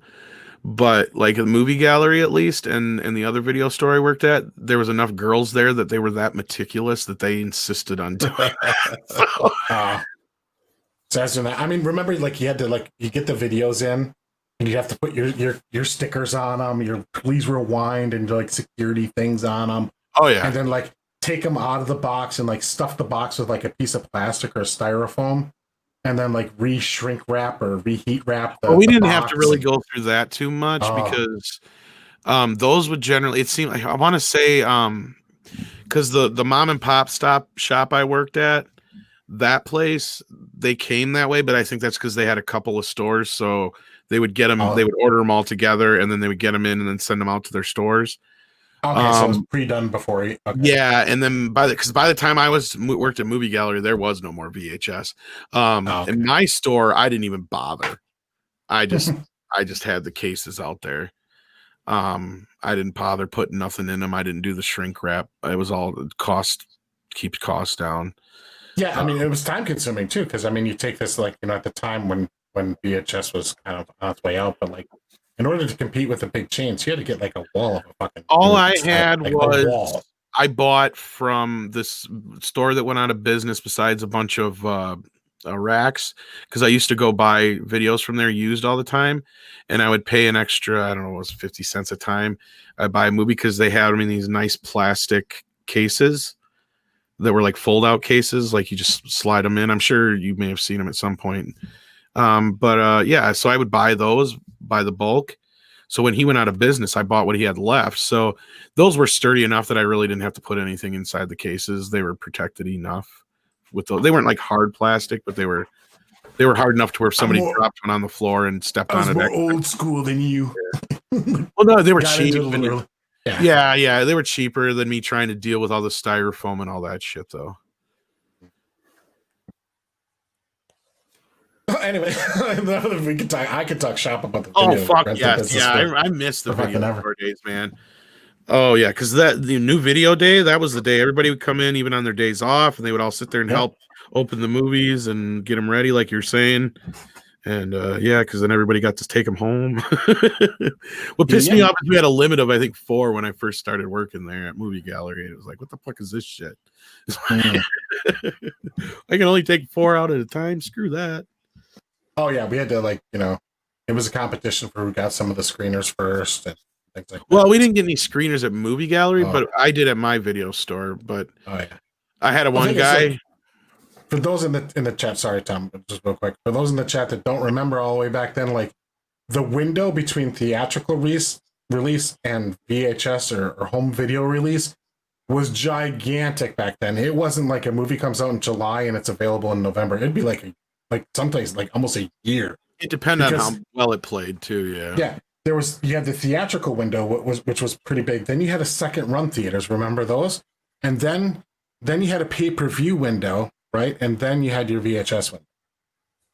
Or sometimes the pay-per-view and VHS would flip-flop. It depended on the movie studio and the deal. First started, I think you're right. When it first started, I think pay-per-view was first, and then Mhm. they eventually kind of came closer together in time period. But because the video store started bitching. Yeah, I mean, theatrical to actually home video release was a long time, and now it's like 3 months. People are like, "Why isn't it out yet?" Well, Oh, I mean, man, you guys don't remember. Roger Rabbit was almost a year. Batman was one of the first big hits I remember hitting VHS in like really quickly because it came out that July. It was already on VHS at the end of October for Christmas. one? The first Batman, the very, very first Batman. Batman '89. Yeah, I don't remember. I do because I got it for Christmas that year. Mm. Did that one Me come out too. at And the I remember how the price, too? logo Yeah. was cut off on the sides. Remember that? I was like, what the fuck is this? I still have my tape somewhere. See, but if they release it at like the sell-through price, so it's at the mainstream price where people can buy it for $20 or whatever, they don't give a shit about what the video stores say. So like, there's no windows to protect on those titles. So they'll come out quick. Yeah, Batman was a sell-through, obviously. Yeah, because so they would tell the video stores, well, fuck off, we're releasing it direct to customers anyway. So like, you can buy it when everybody else does. And the video stores are like, well, we get it cheap, so that's not such a bad deal. So they wouldn't push back. They wouldn't demand like an exclusive window. Mm-hmm. But that's how it worked back in the day. I used to love going to my local video shop and checking out the new release section. You stand there for like half an hour deciding, what am I going to watch? What am I going to get? Yeah. You'd be one Yeah, of but those. you spent a lot less time doing that than you do skimming through Netflix and shit. Yeah, absolutely. Absolutely. Netflix, I sit there and I'm like, man, sometimes I'll just switch it off and go back to normal television because it's like I can't pick anything. Mm-hmm. Anyway. Too much choice. Yeah. No Well, time. their recommendation algorithms for these streaming services really suck. Yeah, it does. It's like, I don't know, like, because you watched, like, you go, like, because you watched this movie, it's recommending this movie. It's like, why? Because there's an airplane in both of them? Like, See, I one think the shot, original like- algorithm they had for that worked so much better because I think it went more on how you rated the movies back then. Yes, when you could actually, like, rate them, like, not just thumbs up, thumbs down, but, like, on a scale. Yeah, 'cause I remember being on the surface level of the Netflix deal. Like, I remember jumping on that when they only had like 50 fucking things on there. Like, there was nothing on there. Right. It was just because I remember one day, and this had to be 2004 or 5, somewhere in there. I remember like reading on Netflix while I was going through movies, putting them in my queue or whatever. It's like now available streaming, and it's like, wait a minute, I can watch this now for free. Yeah. Yeah. And it was like, it was like way, way early. They only had a few things on there. It was very few things. It was really fucking. Netflix just insists on shoving their own shit down your throat, like, no matter what. Well, that's because they get to keep more of the revenue. Right. Yeah, kind of like. So, like, I get the why, but like, I'm a customer. Like, you still want to keep me engaged in this thing because, like, if you keep recommending stuff that I don't like, then I'm just like, am I going to continue my subscription? Yeah. Because, like, dude, Netflix, you guys are losing. You're losing your like prime 2 shows. Like, no more Office, no more Friends. I don't use Netflix hardly. I don't really watch anything anymore. Like, if I get time to watch anything, I got to set it aside or not do these kind of things, right? Right. Like, they used to have like a movie roulette thing on there. Do they even still have that anymore? I haven't seen anything like that. Oh, Okay, I love 'cause, it. like- Netflix ages ago. Yeah, back and then you probably know what I'm talking about, but like back when, like, you know, I used to do the same thing. Like when I first got so overwhelmed when they first started actually getting shit on there, it's like I can't decide what to watch. So I'd play that roulette thing once in a while, and once in a while it would actually get me into a movie. But yeah, 9 times out of 10 it was shit I already saw. So I was like, oh fuck. Yeah, and that's a good chunk of it. Me, it's like, which one am I in the mood for? Like out of these two movies that I read, I saw because I don't even want to take a chance on the other. Just good. Like, I don't know. You've got They got a ways to go for designing an algorithm that can kind of like reliably recommend stuff. And unfortunately, like if they would give me like a survey to fill out, like, hey, what do you like in a movie, and like, you know, like a detailed one, and put some effort into, you know, a variety of questions to kind of narrow things down. Like, I feel like I'd be happy to give you that data if you could then recommend me things that are then going to be more in my wheelhouse, and then maybe throw in a couple of like, hey, you know, you might want to check out one of these, try something different kind of things. But then no, you log into Netflix and it's, here's our 15 goddamn shows that are going to get canceled after one season because we never ever run things more than one season. And you know, because they don't care, because the only thing they care about is the subscription count. So like, even if the show's a hit, like, they look at it, their algorithm for whether or not to continue a show is, will we lose customers if we cancel? So even if it's a popular item, if you cancel it and nobody unsubscribes, then you might as well cancel it because it just cost you money. You saved money. You saved all the production money and you didn't lose any subscribers. Then you're always, the correct thing is going to be cancel it. Yeah. And that's why I kind of advocate for like some truth in numbers and release some of these things. I think some of these companies, these streaming companies, like, and now Disney is one of them.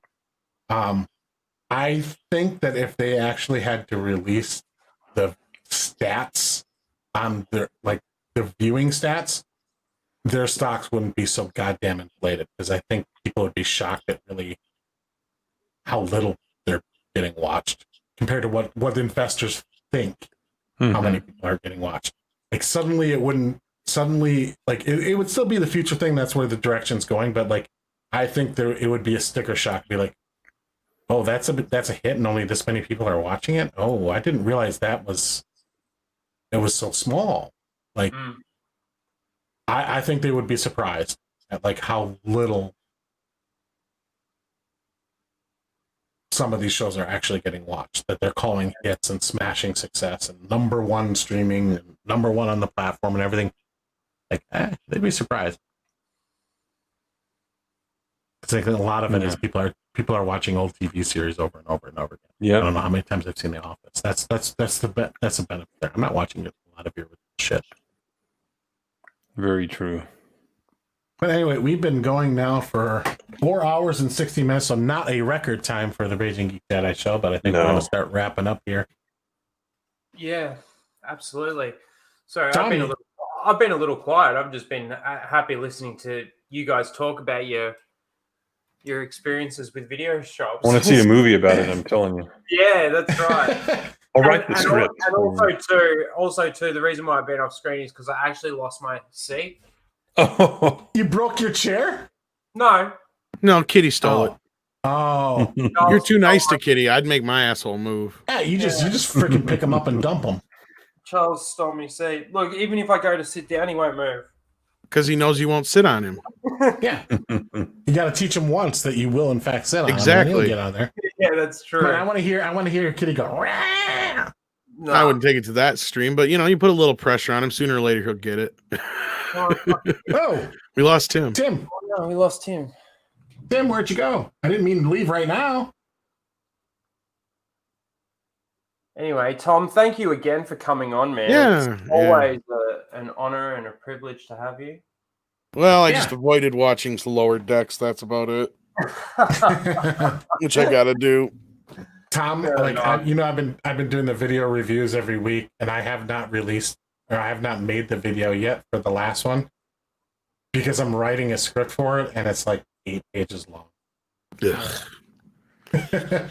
I feel sorry for you guys. Like, There he is.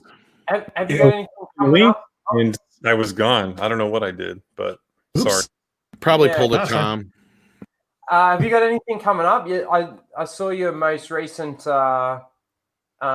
Boneheads, and I saw your most recent Bat video. Well, Rob's already behind on the next Bonehead video. I've been begging him to get that done. What's We already the had next a one? start Can you on tell it. us what Yeah, the we just subject is? decided to go with Tom Rothman or Tom Rothman next. Okay. Since he was the other choice, we're just like, fuck it. And it was such a close race. They're like, yeah, we just might as well do Tom Rothman. We had a good start. I don't know what he's been doing, why he hasn't finished it yet, but yeah. Other than that, we've been doing the morning shows and shit over on the main channel, and that's been fun. We got a lot of good guests coming up. Good. Tom on the other morning. What was that? I saw you had this guy, Tom. What's his name? Tom Conkle? Yeah, Tom he's Conkle, been in the business for years. He's worked on everything, and he's coming back on the 28th. And then we Sweet. got Anna Monday, Critical Drinker on the 14th, I believe. Nice. Nice. Gary Tunnicliffe will be back on the Friday show, and then Retro Blasting is penciled in for the 19th. Cool. And then I think we got Gary on the 23rd, if I'm not mistaken. Awesome. So you're all Yeah. packed up. Yeah, And then you I get some damn good guess. As is penciled in for the 26th. Hopefully he's doing better Boy. by then. So Yeah. yeah. And then Man, Tom he Conkle loses- will be back on the 28th, like I said. So He yeah. sort of He loses his recovered voice a again? little bit, and then he lost it again, didn't he? Yeah. I think it's bronchitis or something. Sounds like to me. Anyway, Oh, Michael Bay will happen sooner than later. Jack of all casuals, that's for sure. Don't you rip on the rock. we gotta save some of the heavy hitters, you know. yeah. Oh, that'll be one of the lines like, "How can the man who made Bad Oh, Boys yeah. in the Rock make Pearl Harbor and all this, something else." you know? Rock is one of my favorite action. The Rock, yeah, it's awesome. Welcome. That's good. Well, I walked out of Bad Boys going, "This Michael Bay is going to be an excellent director." I thought Bad Boys was just like, I was like, "Holy fuck!" I saw something I'd never seen before, kind of thing. But it was also felt just like an '80s action film. I'm like, "Bring it on, bitch!" Yeah. Mm-hmm. And then The Rock, I'm like, "Holy shit!" This guy's got it. Whatever's next, I'm on board. And then it just kind of went downhill from there. Yeah. Armageddon was okay, but it was pretty good at the time. But I don't think it ages well. I haven't watched it in a few years. I can imagine. I can just remember from memory that I'm like, yeah, I bet you I think it's really cheesy now. Because then I remember watching Pearl Harbor and I'm just like, I want to like this movie, but it's trying really hard to make me not like it. Well, again, Tom, thank you for coming on. Really appreciate it. Before we get down to Michael Bayism road. Yeah. Sure. We'll be here for another 2 hours. Yeah, that's right. Tim as well. Thank you. Yeah. Tim, yes. Nice shirt. Oh, yeah. Thank you. We saw them exactly. What is the date? You know what? This might be 5 years to the day that my wife and I saw them, Tesla, and Foreigner. So it was amazing. Good concert. Yes. Actually, I'll be honest, out of the three, they were probably not the best because what's his name? The lead singer. Gosh. Oh, God. I can't remember. Sam Elliott. Is that it? No, Are you that's an talking actor. about Journey? Not Sam Elliott. No. The Def Foreigner, Leppard. I mean? The Def Leppard lead singer. Foreigner. Never mind. I was thinking Journey for some reason. Never mind. Whatever his name is. It's He's losing his voice. That happens to these rock stars. So they weren't the best, but they were good. But Foreigner just was. They blew the house. I mean, they blew off the house. So Joe Elliott. Foreigner's the my bad. headliner. If that's the case. Def Leppard was the headliner that night. But they Tesla played opened, first? obviously. Oh, I was going to say, who played first? Tesla did. And then who played? Foreigner. And then okay. Def Leppard was. finished? Yeah. Okay.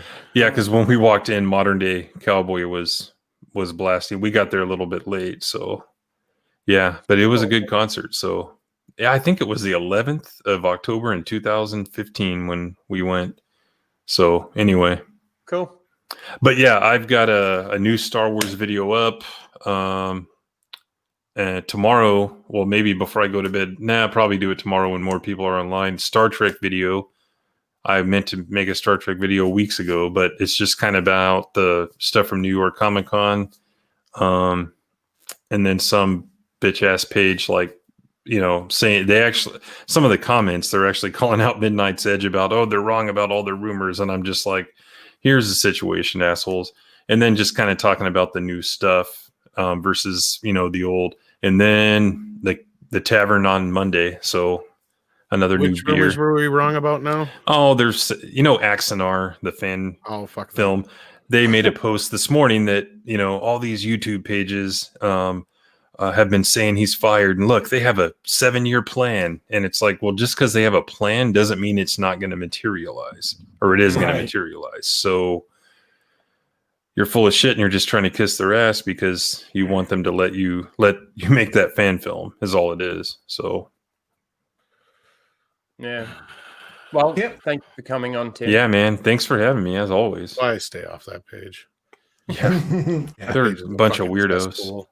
Yeah. They're obsessed with somebody who does not give a shit about them, who's not going anywhere, and they're still hung up on this dude. It's fucking pathetic as fuck. Yeah. And I just happened to see it. Like, I probably liked it years ago, that page. Jump on there, and I'm like, the first thing that was there, and I started reading it, and comments are mixed. Some people are like, oh, all Trek is good Trek, and other people are like, it's terrible. So it's polarizing just like anything. So yeah. But yeah, all of our links are in the chat. So for the 29 people that haven't already subscribed.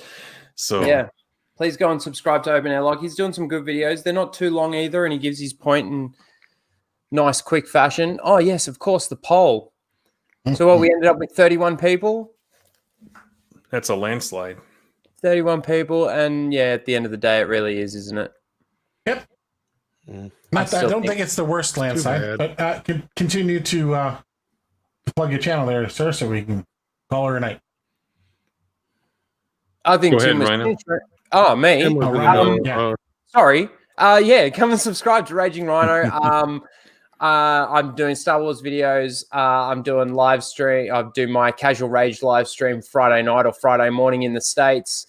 John Talks this week. It looks like we are going to be doing the Terrible 10 or the Terrific 10. We don't exactly know because we usually do the Fantastic Four, and we've had a few guests come on throughout doing that. So there's going to be 10 of us doing it, I believe. So that's going to be awesome. That's Saturday afternoon or Friday night if you're in the States. And yeah, let's have some fun. And please don't forget to smash the like button. Thank you all for being here, and thank you. Yep. Thank you guys for coming. I don't really have anything to plug. I will be uploading my delayed episode 10 and kind of overall season recap for Lower Decks, hopefully within either tomorrow or on Monday. Otherwise, I'm doing most of my work over here on Jeff's channel. Tomorrow we'll be doing Star Trek Watch Party again. I forget the name of the 2 episodes that we're doing. So tomorrow night we're going to be doing those. City on the Edge of Forever is one of them. So. Oh yes, City on the Edge of Forever. With some Trek trivia. With some Trek trivia. 9 o'clock, right? Yes. Okay. Monday night we'll be doing a trivia, a full trivia stream. That'll be again the 5 rounds of 10, so the 50 questions. Yep.